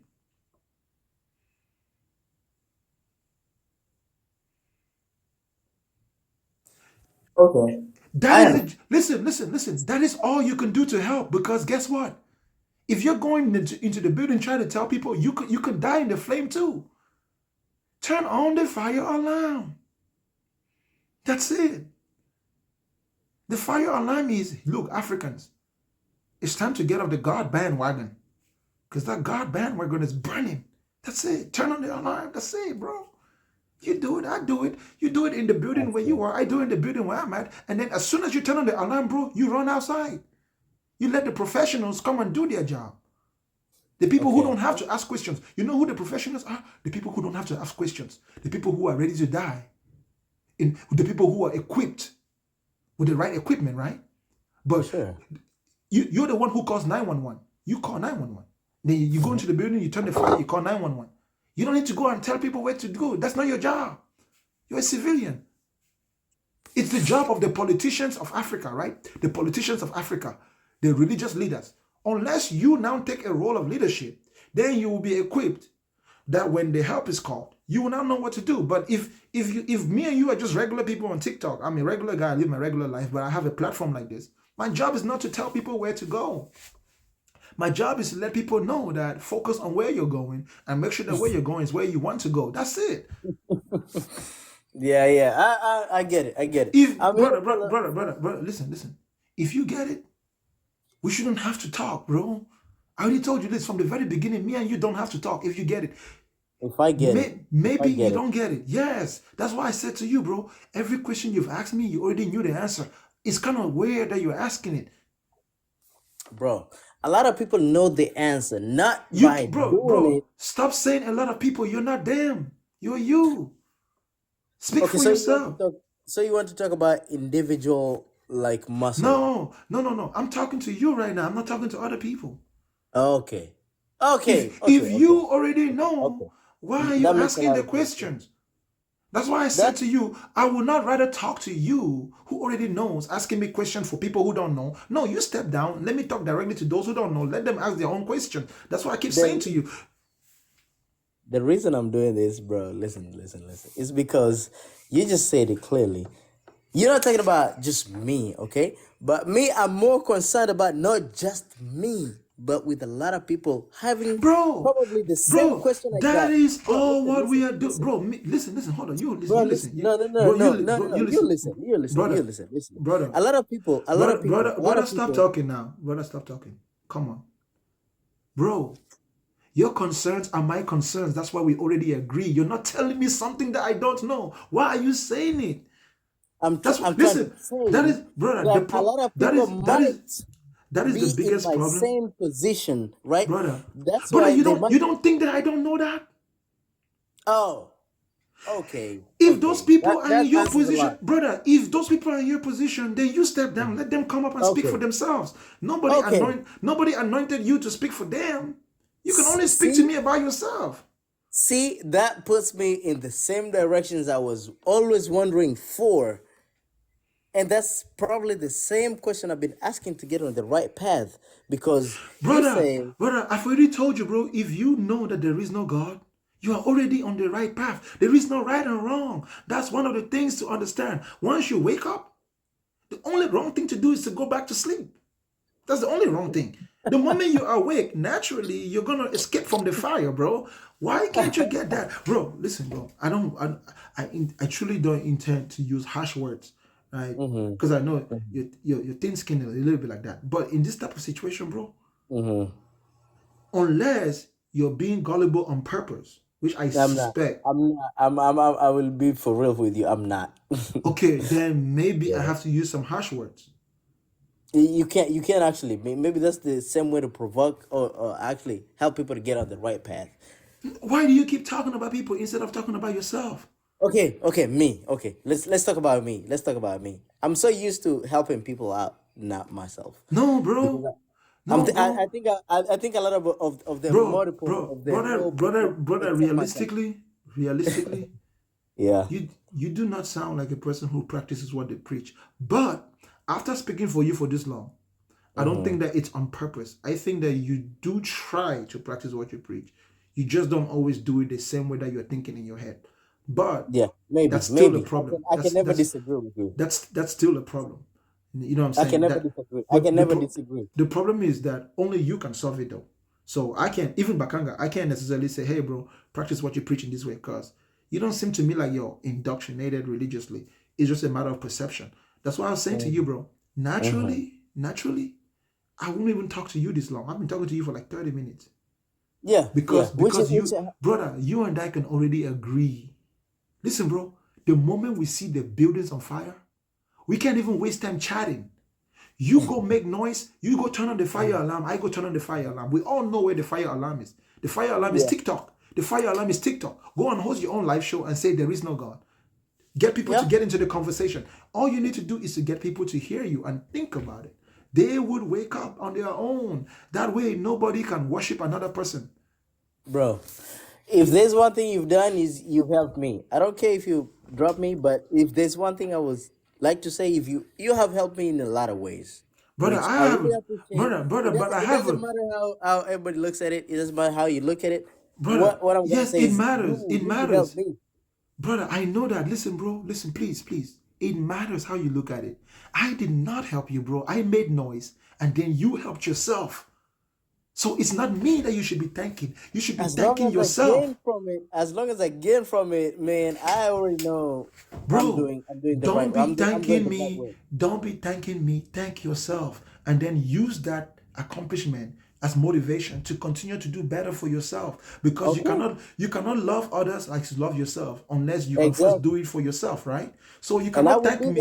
that. You cannot thank me for making noise without thanking yourself for listening to the noise or I, hearing the and I noise. and I and I will do that. So in I this will do that. situation, I'm saying to you, because we already agree, Mm-hmm. you don't need to say, hey Bakanga, thank you for what you're doing.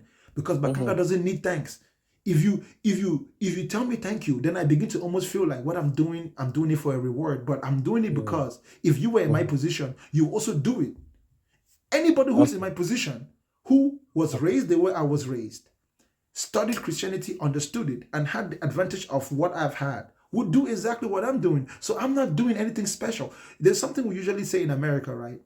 Some men Mm-hmm. want you to, some men want you to congratulate them for paying child support. Bro, how am I supposed to congratulate you for doing what you're supposed to do? Some people want you to thank them for doing their job. No, you're getting paid already. No one needs to say thank you for doing your job. You're supposed to just do your job. You know what I'm saying? Mm-hmm. You don't get in the morning and say thank God for waking me up when you're the one who woke up. No, you say I'm glad I'm up. You say I'm glad I'm up, right? That's kind of how it works. Don't thank the kanga, bro. You don't need to thank me. We are all learning. We are all learning our Be privileges and we thankful. love Be it. thankful for yourself. That's why I always say to I am. people, don't Mm-hmm. thank God for things that people do for you. Yeah. If you thank me and you're grateful, I will notice that gratefulness in the way you respect me without you even having to say thank you. And then when I notice that, that will now inspire me, but it will not inflate my ego. If you thank me I don't directly, mean to. Yeah. no, I get it. I get it here, bro. This is just an exchange of information. Uh-huh. Bro, why do you think that some celebrities get addicted to fame? Because people don't know that when you Because people praise acknowledge it. when Yeah. you praise people, you're doing them more harm than good, bro. Oh God. Yeah, It's you're real. dangerous. is dangerous because they can get addicted to it. For sure. So I have to be careful that I don't let it get to my head and I start thinking that I'm special. No, I'm just And on it the should. internet talking. I'm not It shouldn't. special. The reason I'm taking you is because the information that you gave me, I don't care how you perceive it, but it helped me in my own way. That's exactly what I'm talking about. Brother, I have no doubt that Yeah, it did. yeah, But yeah. what I'm saying is that I don't need praise for it, and I don't want praise for it. But if you And want to it's good. praise me, You can dismiss it. if you want to praise me for it, the best you can do is just improve yourself. And I am. As we're speaking right now, I am. Facts, All right. Thank you for your facts. time. Thank you for Thank you, your time. thank you for your time, and All right. don't mind me, bro, because despite the back and forth, I didn't drop Mhm. you, and I didn't want No, to no, no. drop you. I know. I know. That's why I'm Hold, grateful. I'm really hold up, grateful. hold up, Mhm. because I understand your train of thought. Yeah. Remember, bro, me and you, Mhm. we don't disagree. Yeah. But when people who don't disagree have conversations, it goes exactly Mhm. the way me and you just went. Because we just went in circles, bro. We just went in circles like 6, 7, 8 times. If you notice that we did that, right? I did. I did. I Yeah, did. it's like a clock. Like we started at 12 o'clock and we're back at 12 o'clock. You know, You're right. You're right. Yeah. it's I'm. almost a waste of time. But in this situation, hopefully, it wasn't a waste of time. But No, it's my learning opportunity, which I really it, appreciate that. It did not go the same way. Like I'll be, I'm happy doing all this. Sometimes I get pissed off. I did, but at the same time, that's how you learn. Which I'm really grateful. You didn't drop me. I seen you drop a lot of people, but you didn't drop me. no, I learned, because and I will because share the same information brother, you are doing. brother, it was gullible of you, but it wasn't buffoonery. You see, you were being That gullible. You were means, being yeah. gullible. You were being Mhm. gullible, but you were not being a buffoon. If you were being a Yeah. buffoon, I would just drop you because a buffoon wouldn't get it, bro. You can go in circles with a buffoon 1 million times, he won't get it. But if Yeah. someone's just being gullible, after a few Mhm. circles, they'll get it. Even if they don't get it in the way you want them to get it, but they'll still come to a stable position. You know what I'm saying? That's why me and you, it's not like we end up cussing each other, did we? Mhm. You Mhm. see how I usually end with religious people, right? With some Yeah. religious people, right now they would have been calling me demon, and I would have been rebuking them in the name of Donald Trump. For sure, But for sure. That's why let me tell you something. I really believe in God. I really believe in a lot of things. But I stayed here because I want to learn. I'm not here because I'm going against you. I'm contrary about what you're saying. I'm here because I'm trying to learn, which I don't think a lot of people understand that, because that's just us you'll be as Africans. surprised, brother. There Us is as Africans, nobody, we're, there is we're just here, nobody we're just in here to this make live show. noise. There is nobody in But this live show who doesn't want to learn, bro. You should already know actually, that. there's a lot of. But hey, hey, hey! At the end of the day, you mentioned something that was actually, it meant a lot for me, because you said you are actually talking to me, which I did for the first time. I did not know it made a lot of sense until like I actually sat down and I listened to it, and I was like, you're right, you're right. So Yes, this let me tell you I why. learned that, and Human I'm beings, really grateful, and I will take it. human beings like to generalize when they don't want to look within. So the Yeah. fact that everything that I said to you, you will be like, well, some people are asleep. That was Mm-hmm. indicating to me that you keep avoiding talking about yourself, either because you are hiding something from me, so you're being deceptive intentionally, or you Yeah. really are still asleep and you don't know that. So I probably that's why was. I described you as someone who is sleepwalking. And you are indeed sleepwalking because you just said to me you believe in God. So I did. you're a person who is Mm-hmm. walking around, but you're still dreaming. So that's why you don't know which way to go because you That's don't why I realize want to that you're in a learn. burning house. You don't realize you're in a burning house, but you can feel That's the why I heat. want to You learn. don't know where the heat Exactly. is coming from. Exactly. That's why I want to Yep, learn. That's why I'm here. That's brother, why I'm here. brother, check this out. Usually when a person is sleepwalking, if you give them a solid slap, they'll wake up. I'm probably that person. So you need life to slap you really hard. Yeah, I think you kind of did. I think you kind of did, because No, I'm. I didn't. I didn't. I don't think I did, but maybe life is You don't think you going to do did? it. Okay. Okay. It's okay. No. It's okay. But the good thing is, I will sit down and think about it, and I'm Yes, still sir. doing it. So And thank you for your time, bro. feel free to come back next time so we can go back in I circles. will. Thank you very I much. will for sure. Thank you. Thank Yes, you so sir. much. Yes, All sir. right. No problem.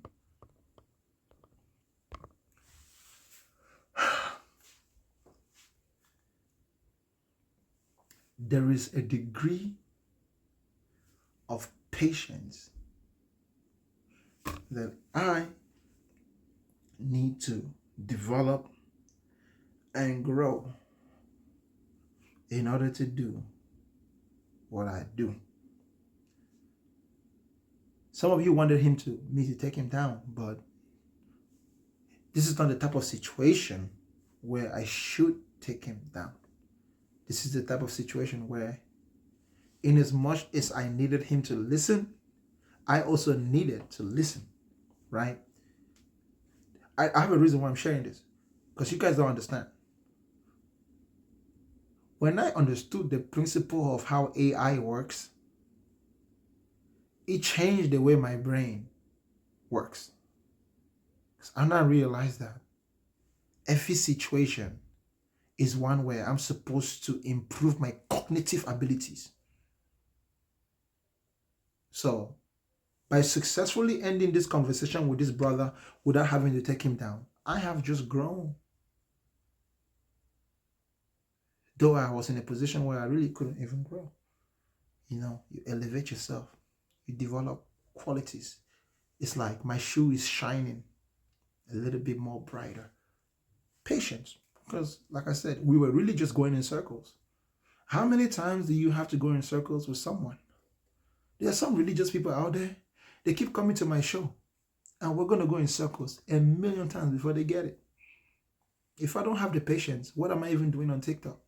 Some of you think I'm your enemy. I'm not your enemy. I'm just telling you the truth you don't want to hear. There is no God. There never has been and there never will be. I'm not saying it because I want to hurt you. Certainly not. Why would I do such a thing to you?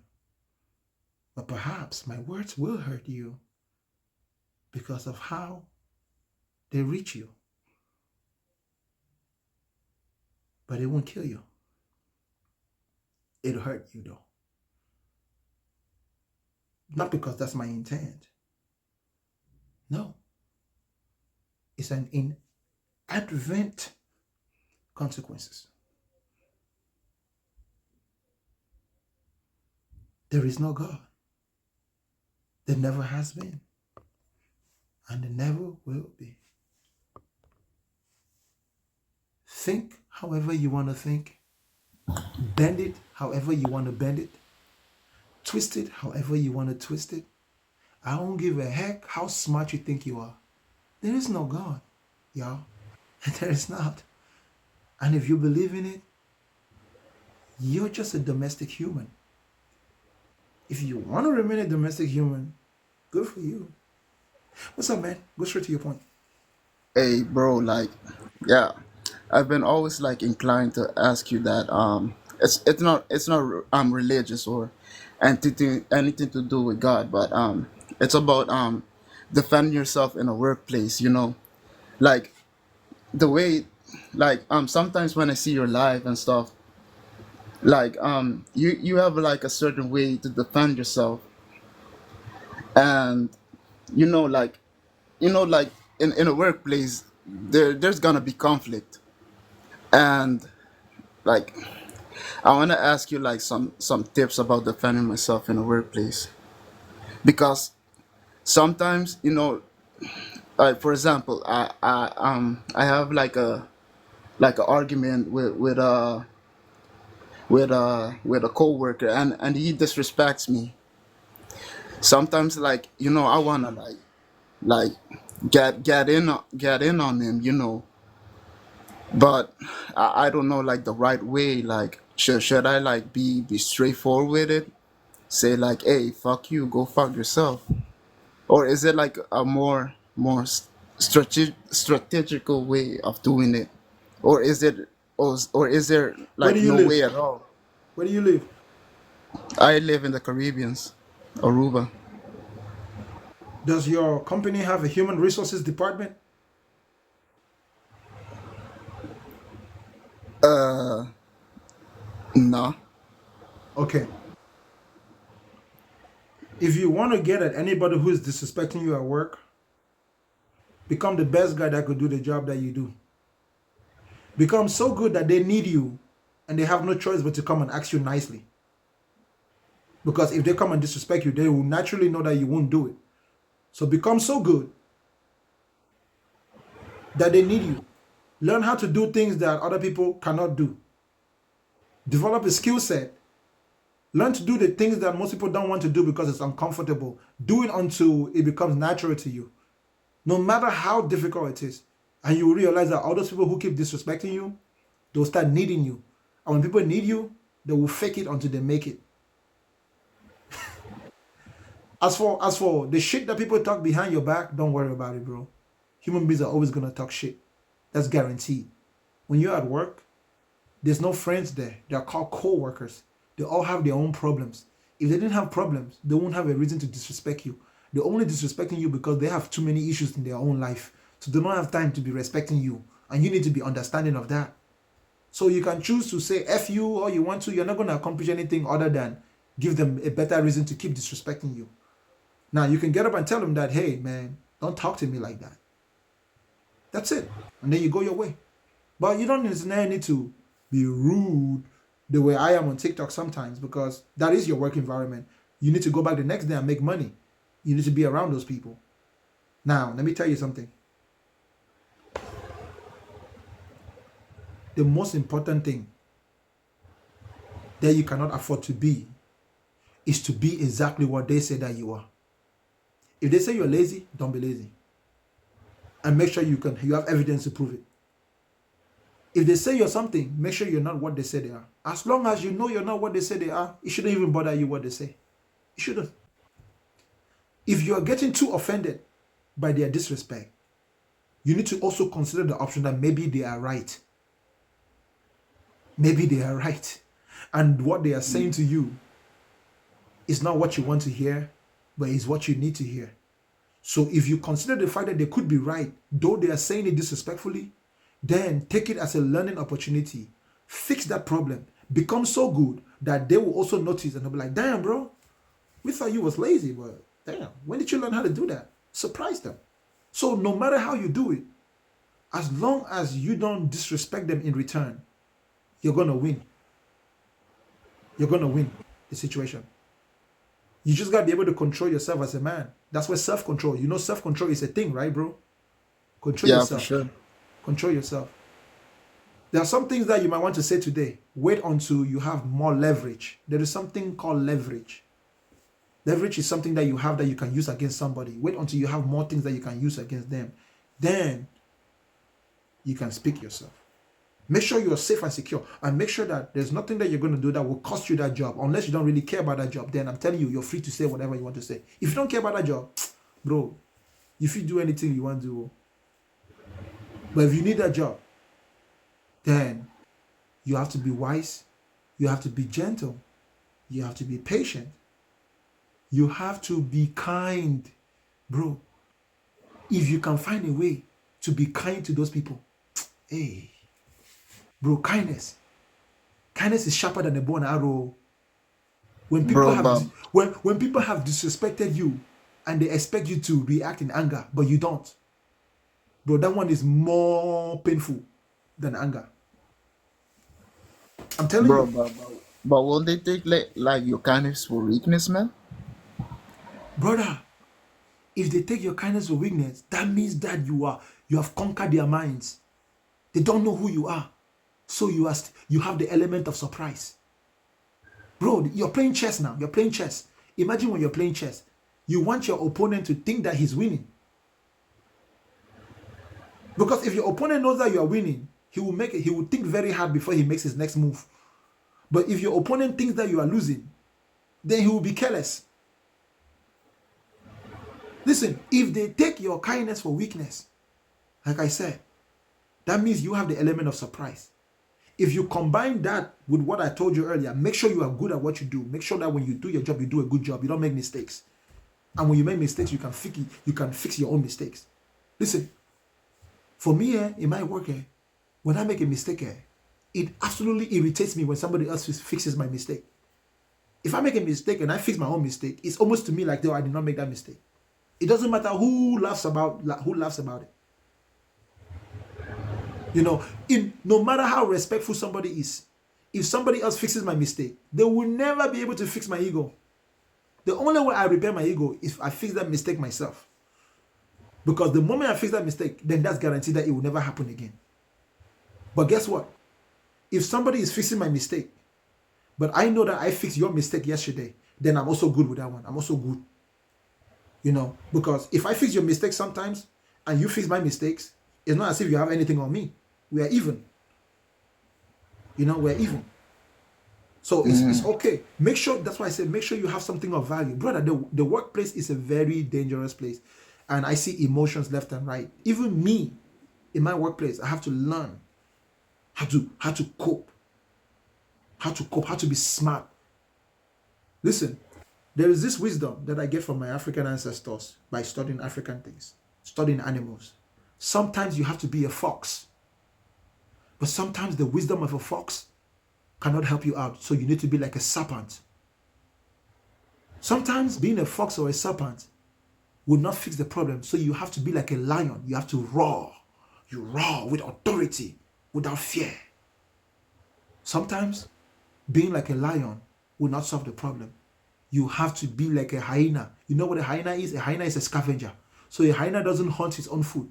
The hyena only eats other people's food that they have caught. So you can also be the guy at work that you just go around fixing other people's problems until they start depending on you to fix their problems, to the point where they don't even know how to fix it anymore. Now guess what? You have power. Wisdom, bro. Now wisdom now. It is wisdom. If But you but have it, isn't go ahead, go ahead, but go ahead. isn't yeah. Sorry, but isn't kindness like turning the other cheek? No, no. Kindness is, I don't like you. I could care less what happens to you. But in my nature, I will help even someone I don't like. It's pity. It is pity at its finest. Listen, for me, even somebody who wants to kill me, I will still give them medicine. Because I'm very confident that whether you are strong or weak, you can't do anything to me. So there's complete lack of fear. If you cannot be kind to somebody because they have done something to you, that means you are afraid of that person. Are you afraid of them? Let me ask you, are you afraid of them? Hell no. Okay, so you don't have any problem to be kind with them. They are just another human being to you, right? Yeah, for sure. If you see them suffering, you treat them just like anybody else in the street because you're a good guy. If you're a bad guy, you can ignore them, no problem. That's also kindness. Bro, kindness is not like love, oh. Kindness is not like love. Love, you have to be benefiting something when you love somebody. With kindness, no. You just need to feel that person's pain and then decide what you're going to do. Whatever you decide to do is okay. You don't owe anybody anything. The only person that you owe anything is yourself. If you can live, if you can see somebody suffering and you just walk and it doesn't bother you, bro, you're good. You did nothing wrong. But if it's going to bother you, then you fix the problem and then you keep going on your way. Simple as that. Don't listen, bro. Don't be over. Don't fight in your own brain. Accept yourself for who you are. Accept yourself so much that other people's perceptions of you doesn't matter. The moment you start feeling like somebody is disrespecting you to the point where you cannot function, bro, is because you are now believing what they are saying to you.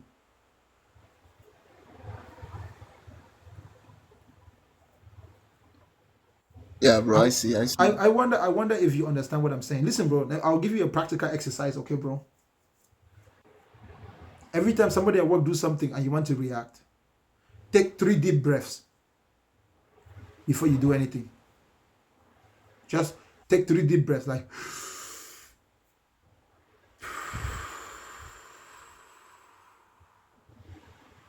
that's one. Then you take another one. Anything that anyone does to you that makes you angry, take 3 deep breaths. If after that 3 deep breaths, you still want to do what you wanted to do it. But if what you wanted to do was not the right thing to do, after those 3 deep breaths, your brain will adjust itself. Because there's nothing wrong with getting angry, but people will offend you. It's what you do after you get angry. That's what can be dangerous. It's just common sense. Yeah, for sure, for sure. You don't want to sharpen a knife to where when you use it, it cuts you. No, you don't want your own reaction to damage you. Whatever you want to do, make sure it does exactly what you want it to do. Thank you for your time now, bro. Hey, If you have thank any you, more bro. questions, just come back next time. All right. Yes, sir.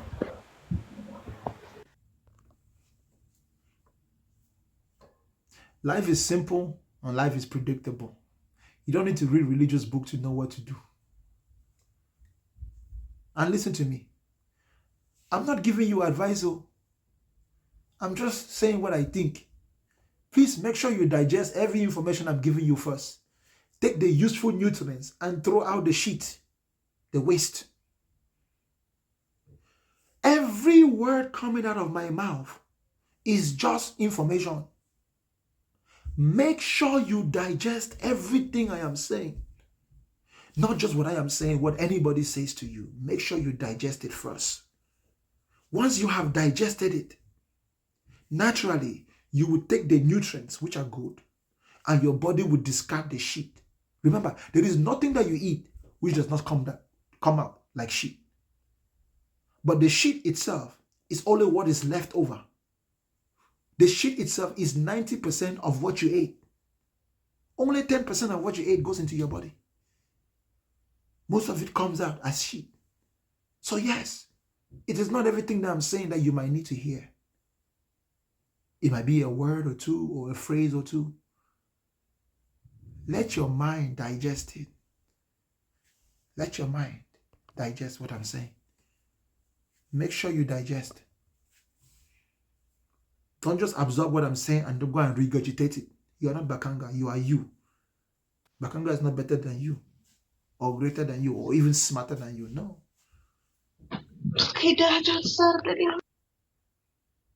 Hello. Hello, Hello. Bekanga. How are you? Can you hear me? Yes, sir. Go straight to your point. Proof that God exists. I wanted to prove to you that the idea of God exists. Would you mind if I talk about that? You don't need to prove to me that the idea of God exists, because the moment that you said it was an idea, everybody knows that it's just in your imagination. That's it. There's no I'm, argument there. I'm not talking, yes, I'm not talking about individual imagination. I'm talking about generational imagination, No, human imagination again, itself. like I said, unless your brain is my brain, your brain is gonna function, is gonna process different information, the same information in different ways. That in of itself makes it differently. So it's not a matter. There's no argument between me and you. If you think that God is an idea, bro, me and you don't have nothing to argue about, because that's exactly what I That's said. not, how do you understand God? How do you understand God? It What is doesn't God matter. to you, if you It don't mind me? doesn't matter what it is. It's just an Doesn't idea. matter.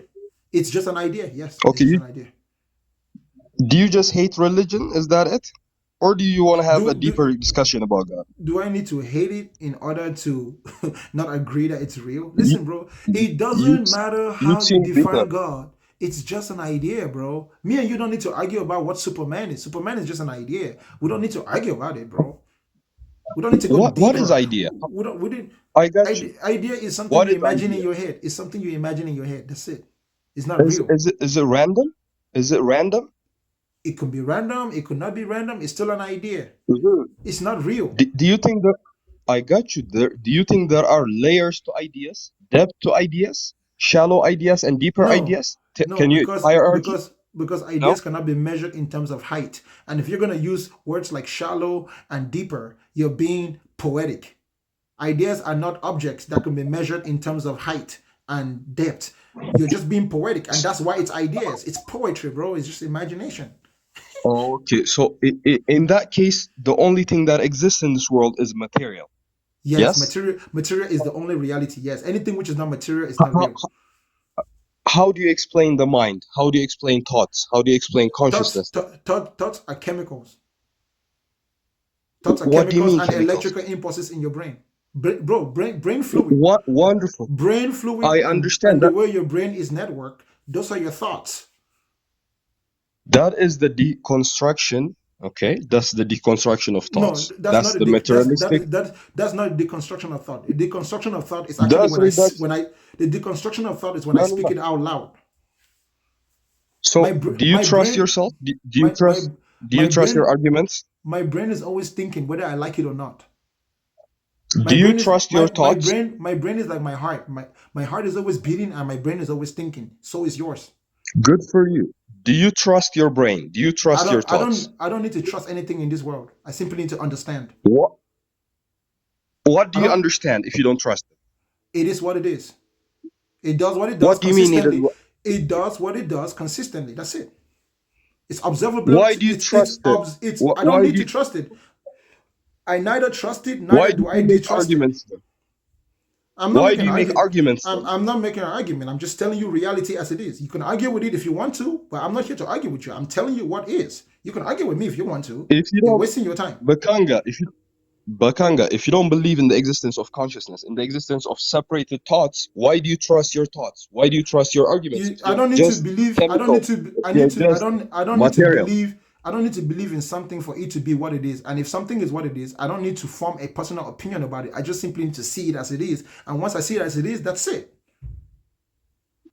And it is a chemical reaction. And I'm telling you, why do you trust a And chemical reaction? Why I should I don't listen to you? trust it. I already told you. I neither trust, neither do I distrust it. I don't need either. Then what are you talking about? I neither trust, neither nor do I distrust. I simply understand it is what it is.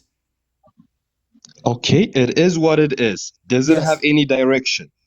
Does it lekete. bring out of its mouth a valid point? Can it bring out logic? Can it bring out coherence? Can it bring out rationality?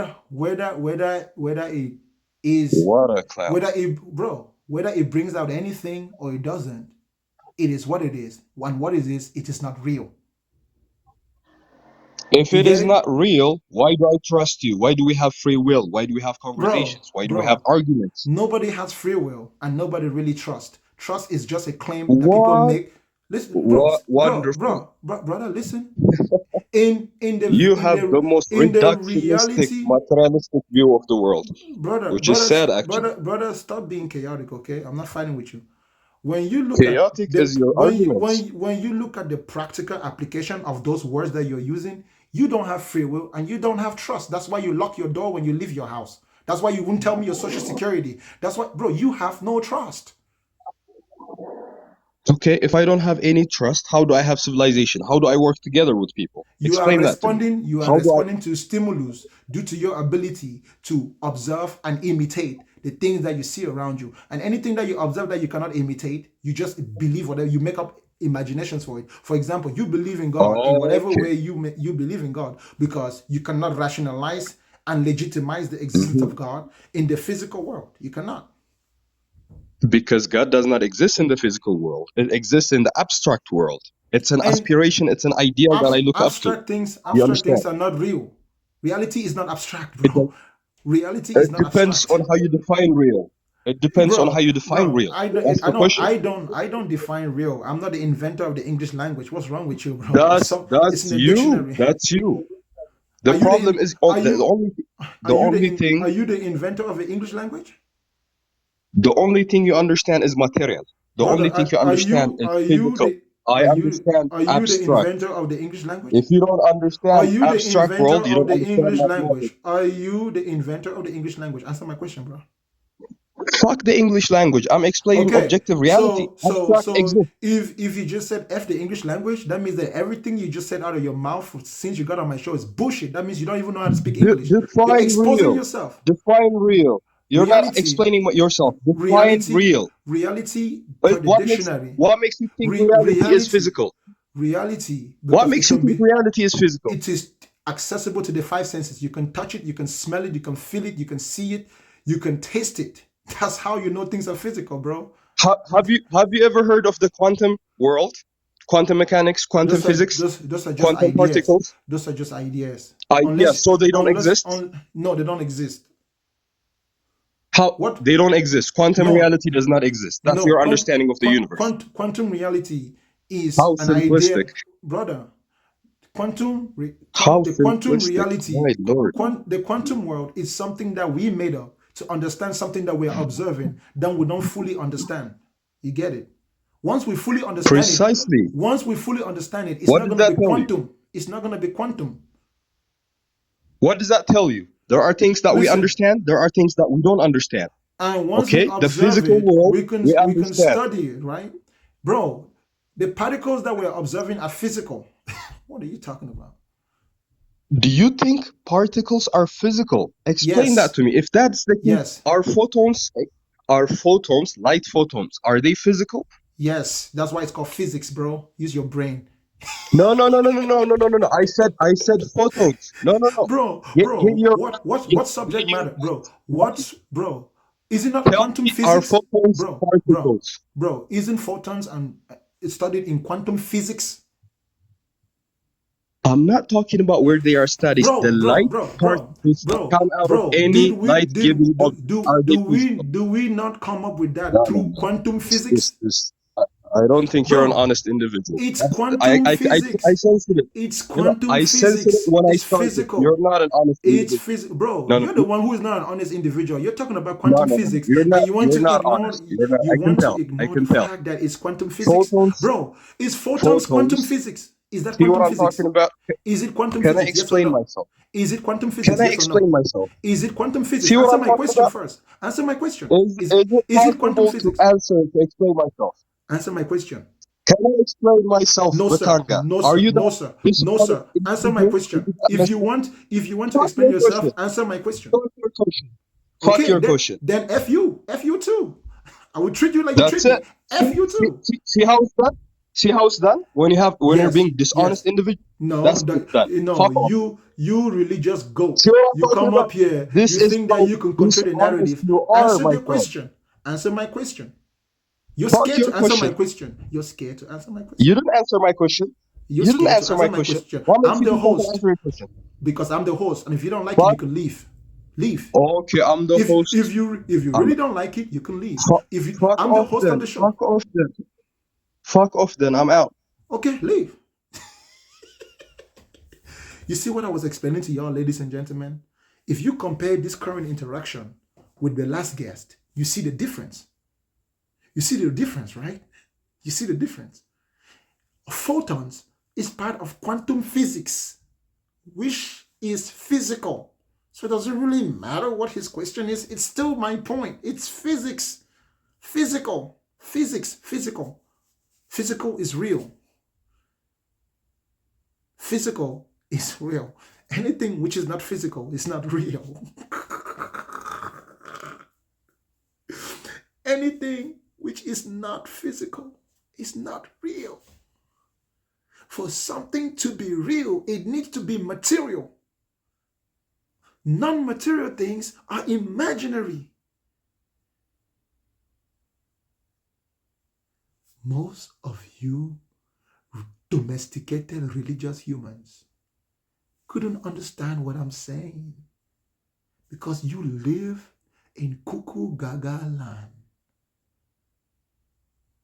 Your entire brain has been made useless because you're only using that little chamber in the back of your head. Please use your whole brain. It is massive for a reason. Use it. It won't hurt you. You won't go to hell. God won't punish you if you use your brain. If something is not physical, it is not real. It doesn't even exist.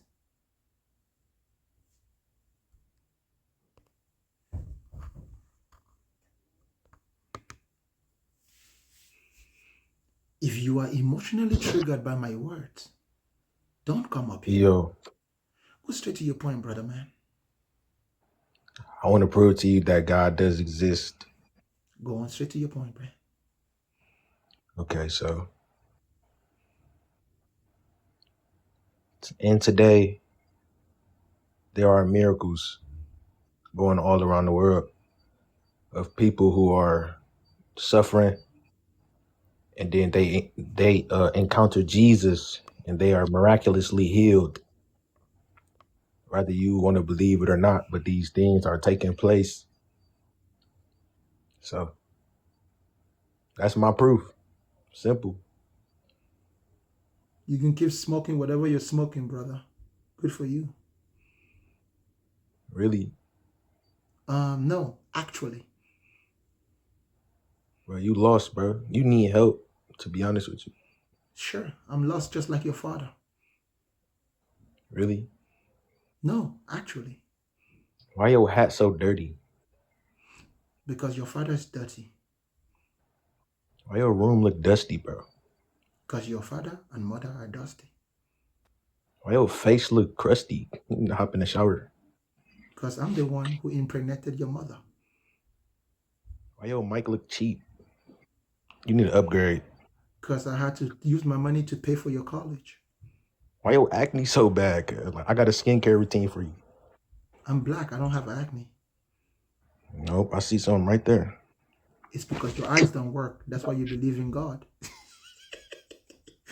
We know for sure your eyes doesn't work, brother.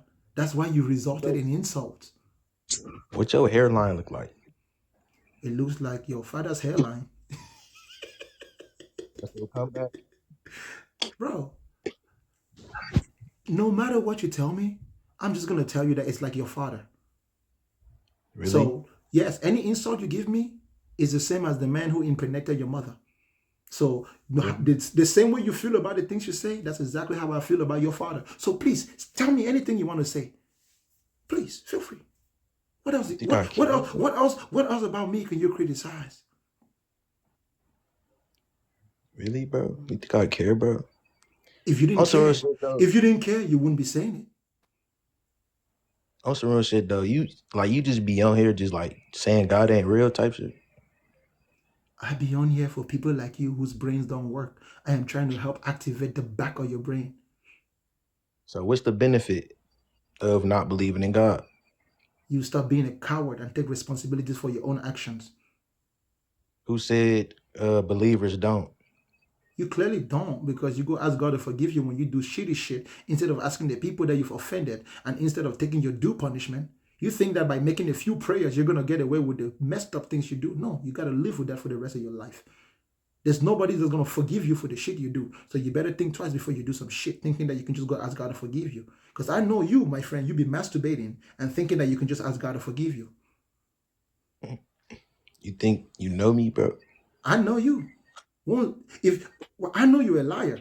Because if I ask you a question right now, you're going to lie. You gonna lie? When was the last time you masturbated? So now you God. When was the last time you masturbated? Don't worry about it. Exactly. Because you know, if you tell us the truth, we're going to know that you don't practice what you preach. Like I said, I was correct when I said you were a liar. You a weirdo. I'm weird because I exposed you. Look at your eyes right now. Why you so like you? Something wrong with you, bro. No, I can see into the depths of your soul just by listening to your voice. I can see every aspect of your life. And you are the very manifestation of a hypocrite. You are just here on the internet to reassure yourself that you're a better person than you actually are. When in reality, nothing is really wrong with you. It's just that your belief system has misconstrued your perception of who you are. So you're slightly insecure. You have many insecurities inside of you. When you look at yourself in the mirror, you don't like what you see. You keep trying to fix it. You think something's wrong with you.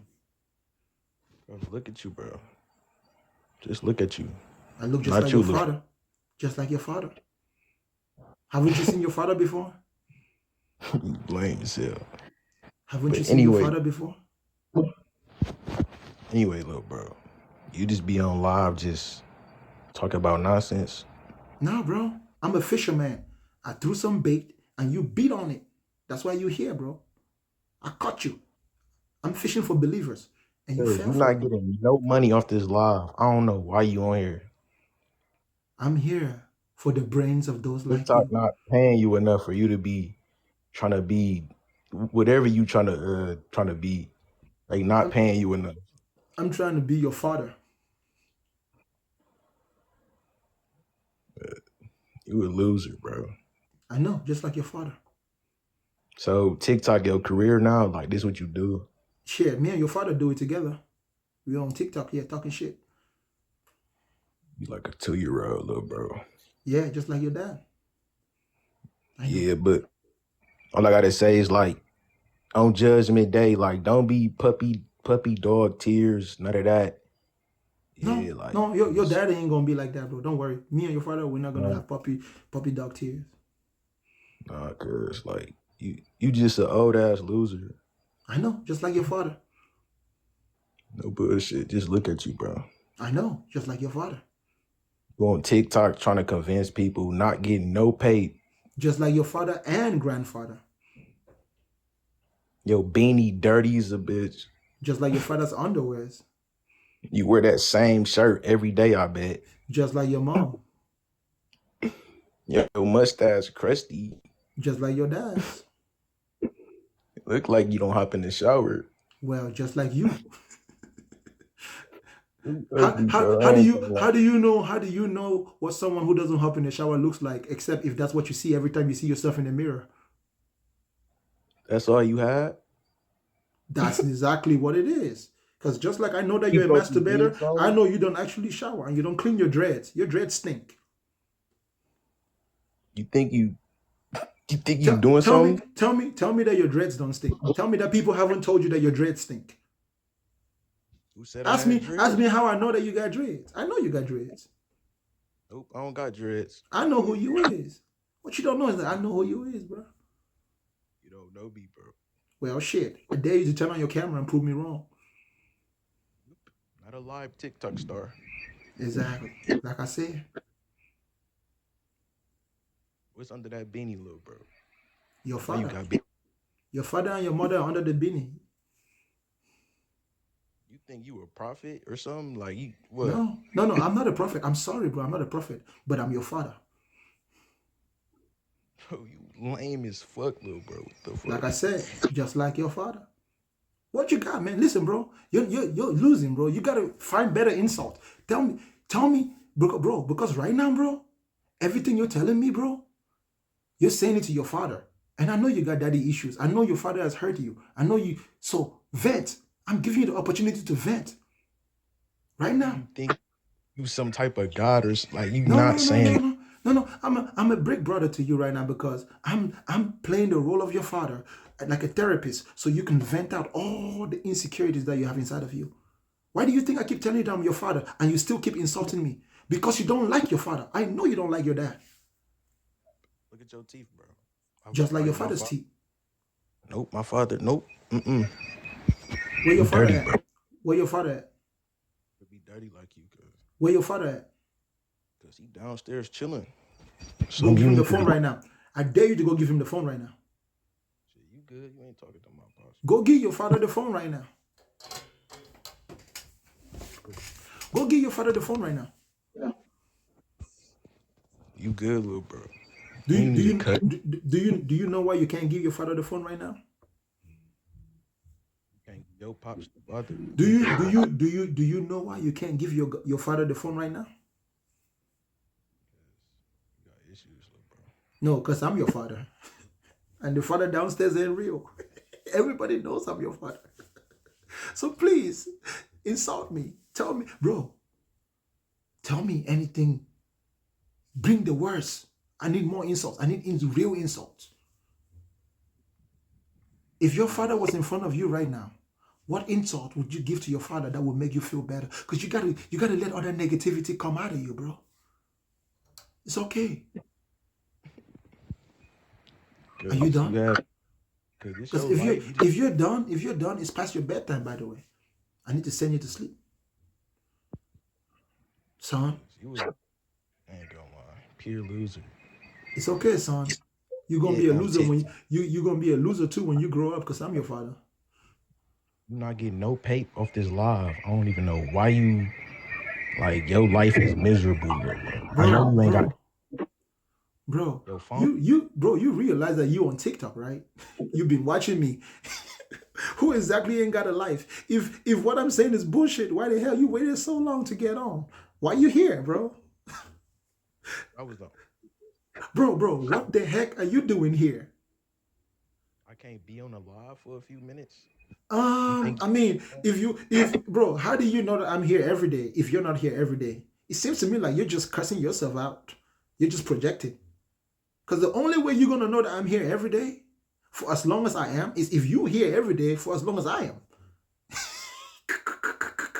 You think you're smart, but you ain't. Oh, shit, you say? Are you Don't done, be bro? on here. Don't be on here. Are you done, bro? Don't be on Cause, here. Look. cause you were supposed to prove that God exists, but you literally spent the last 15 minutes insulting me, and I only entertained you so everybody could see exactly what it's like. When you ask people to prove that God exists, they start insulting you.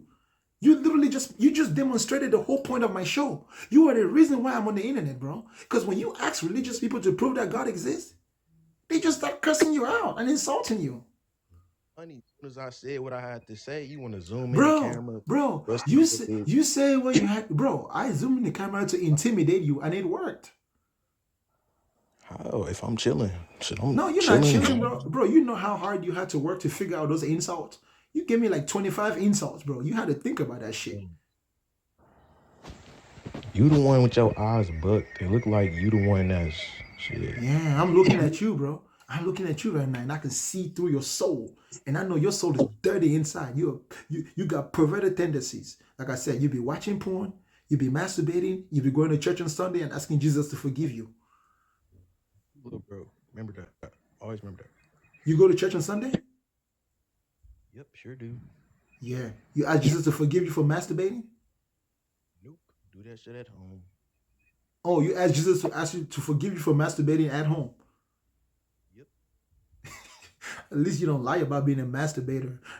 Thank you for your time, bro. At least you're not a liar. You're just a professional masturbator. Professional fornicator, should I say. You can still be better. You got time. You can still get better. You look like you 50. Hey, just like your father. I already told you that. Ladies and gentlemen, I, Bakanga, I will not filter my way and my approach for you. I will tell you exactly what you need to hear. No matter how painful it is. If you don't like my program, you can leave. Nobody is compelled to be here. What's up, man? Hey brother, how are you doing? Go straight to your point, brother. So I've been watching you doing this live, but it's not everybody can really understand you because most people just have something in his mind and then they claim whatever they want. But the thing is, the guys who was talking to you, name is Chris. He claimed Jesus as God.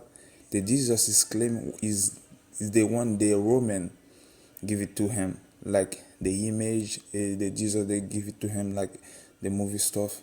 But if you somebody represent Jesus and then you have to come in with a proof or something to show people, you don't have to come in on the live hug with someone say God is not exist. But most thing you said is true because the live you're doing, I'm I'm telling you, you're doing a very good job. Not everybody will understand what you're doing because they have a egregore, they just follow like the Roman people doing. Constantine, he wasn't a Christian, he's just a politic man. The common in the world, they want to have so much power everywhere. They kill like 80,000 million people to expose the religion. Most people you see, hey, they say God is exist or Jesus is exist. They never read the Bible. If we those people go inside the Bible and read, take time, read the Bible, Hello, understand what's brother. going on. Hello, brother. Are you in the shower? Oh no no no! I'm sorry, it's not me. Brother, I get you now. You know I get you. There's no argument between me and you. And you're correct. You're 100% correct, bro. And you're just saying it in multiple ways, but what you're saying is true. I appreciate you, my brother. My time has actually come, bro. You're my last guest. Where are you?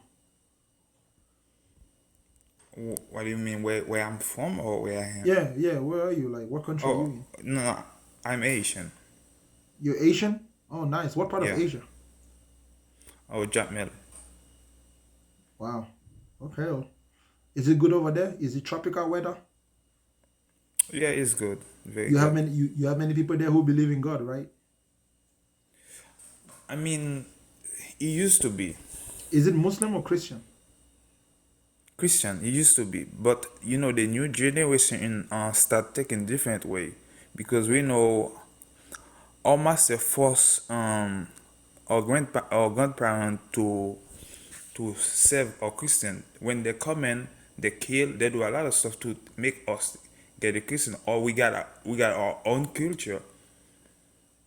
That's a fact. That is a fact, brother. Yeah, well, you know, The same thing happened to us Africans.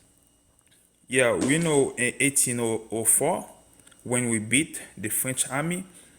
So after we beat the French army, they have to come in to expose us as J'ai something to j'ai- make us. j'ai- j'ai- j'ai compris ton accent et j'ai cru que tu parlais le français, mais évidemment, c'était la vérité, n'est-ce pas? Tu parles français? Yeah, je parle français, créole, and Spanish. Créole et l'espagnol? Yeah. Et tu es fluent? Oh, no, Creole is the Asian Creole, like the language we Oh, le use créole when haïtien? well, Ce n'est pas comme yeah, le I Haïti. see. Ok, Yeah, this sans language problème. our ancestors were using it to communicate when we were slaves, but most black men doesn't know about the history because the history of the slavery, we never see any Jesus coming to take us as a slave out. If you read the Ephesians 5 verse 6, he said God claimed people should be serve your master of the name of the Christ. How do you think a God wants you to be a slave? This is my point. That's why when I first time I saw your life, I keep questioning myself and then invite other people to listening to your point, because your point you say is really really true, because that's why you see most Christian, they don't read. They're so stupid, they don't read. I'm sorry for this one in your life, but they don't read. If they take time to read, they will understand. There's follow the religions, they're not follow any God, because let's say in Haiti we are our own culture, and then they force us and to serve. Thank you for the gift, Queen Bella. They force us to serve uh, a god we never see one time. You see, right now Haiti have a lot of problem. We don't see any God. We have to put heads together and then work together and then to serve our country. That's the main reason you see Haiti is punished right now, because it's 1804. That's why we that's why most every black people in this world have to say thanks for the Dessalines. Is the one he take over the French army and beat them. Nobody talk about that. That's why you see Haiti is punished right now. When we get it with voodoo. We don't get it like that. We get it with voodoo. That's our culture. We come from to Africa. Mon frère, je te comprends. Mais malheureusement, je n'ai pas beaucoup de temps. Mais Okay, merci no beaucoup. problem. Merci beaucoup, ok? Thank. Il faut, Okay, merci à il toi. faut revenir quand nous avons le temps. Et je te Okay, comprends, no hein, je problem. comprends, je comprends, je comprends. C'est la même peine ici en Afrique. Nous sommes le même peuple, n'est-ce Yeah, pas? yeah, je sais, je sais. Merci beaucoup. Ah, non, sans problème. Merci à Okay, toi aussi. okay, bye. Jocelyn. Jocelyn. I know who I'm going to talk to before I get out this life. I'm going to talk to Jocelyn. If she dares. Oh man, Queen Bella. Why dost thou loveth me so much? For thou have blessed me with multiple gifts in this life session. Now I am compelled to be grateful, to be thankful. Though I know you don't mind, and your gifts are from the bottom of your heart. Thank you all. Thank you to everyone that hit the like button. We didn't get to 100,000 likes, but it's fine. It's fine. Today wasn't too argumentative. It was to a certain degree, but manageable. We've done 4 hours. Ladies and gentlemen, thank you, Nima. Thank you to everybody. Like I said, y'all, the most important thing with words is you need to see beyond the words and understand people's intent. Everyone has intent. I'm in California. Yeah, I am in San Leandro. I'm going to be in San Leandro for a while. You see, there's intention behind every word. Sometimes the intentions will not match the words. So no matter how tough anything sounds, you should try to diagnose people's intention. Why do I like Hawaii? Have you ever been to Hawaii? The nickname of Hawaii is paradise. Yeah, I got to transfer to California. I transferred to California. But that's fine. I still get to go to Hawaii whenever I want to. As it happens, if you work for an airline, you get the grace of flying for free. And it's a blessing from our fellow companies and humans. Yes, indeed, I do have intentions of making it to the Caribbeans. Perhaps by then, Bacangalization will be a greater movement than what it is today. Listen, you guys, I'm coming, okay? You don't even understand the things that are going on in my mind. You guys get to watch me on TikTok when I'm still a nobody. All of you get to watch me on TikTok when I'm still a nobody. Okay? For now, I'm a nobody. I'm getting ready to be a somebody. Somebody unlike this world hasn't seen. As long as I breathe breath. Everything in its time, though. I'm very confident what I'm capable of accomplishing. Just like you can see right now, most religious people cannot stand before me in real life, right? On TikTok. It'll be the same in real life. In real life. When I start doing real life debates, you'll be able to see it on YouTube. The beauty of me is that I don't have a main goal. I don't even have a goal. I'm already a champion. I'm playing football on a field with no goals.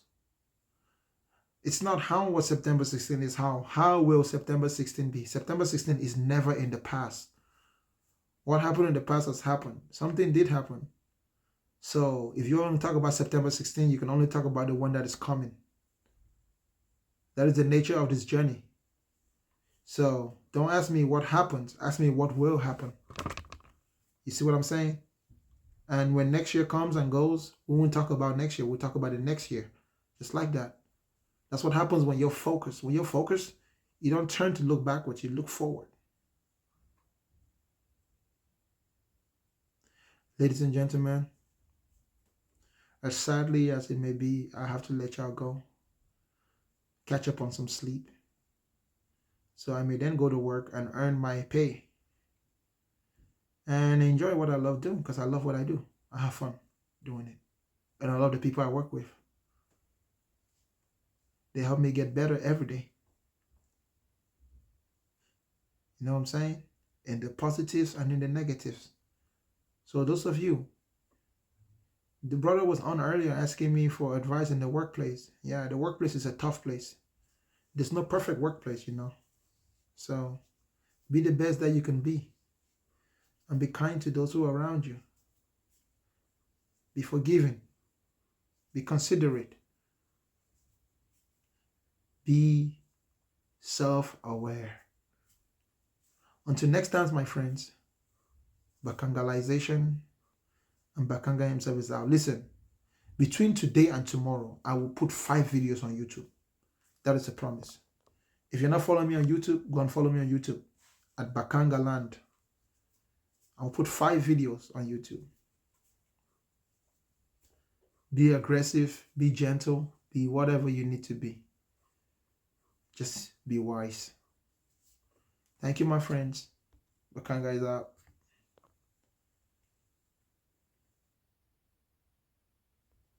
Wow.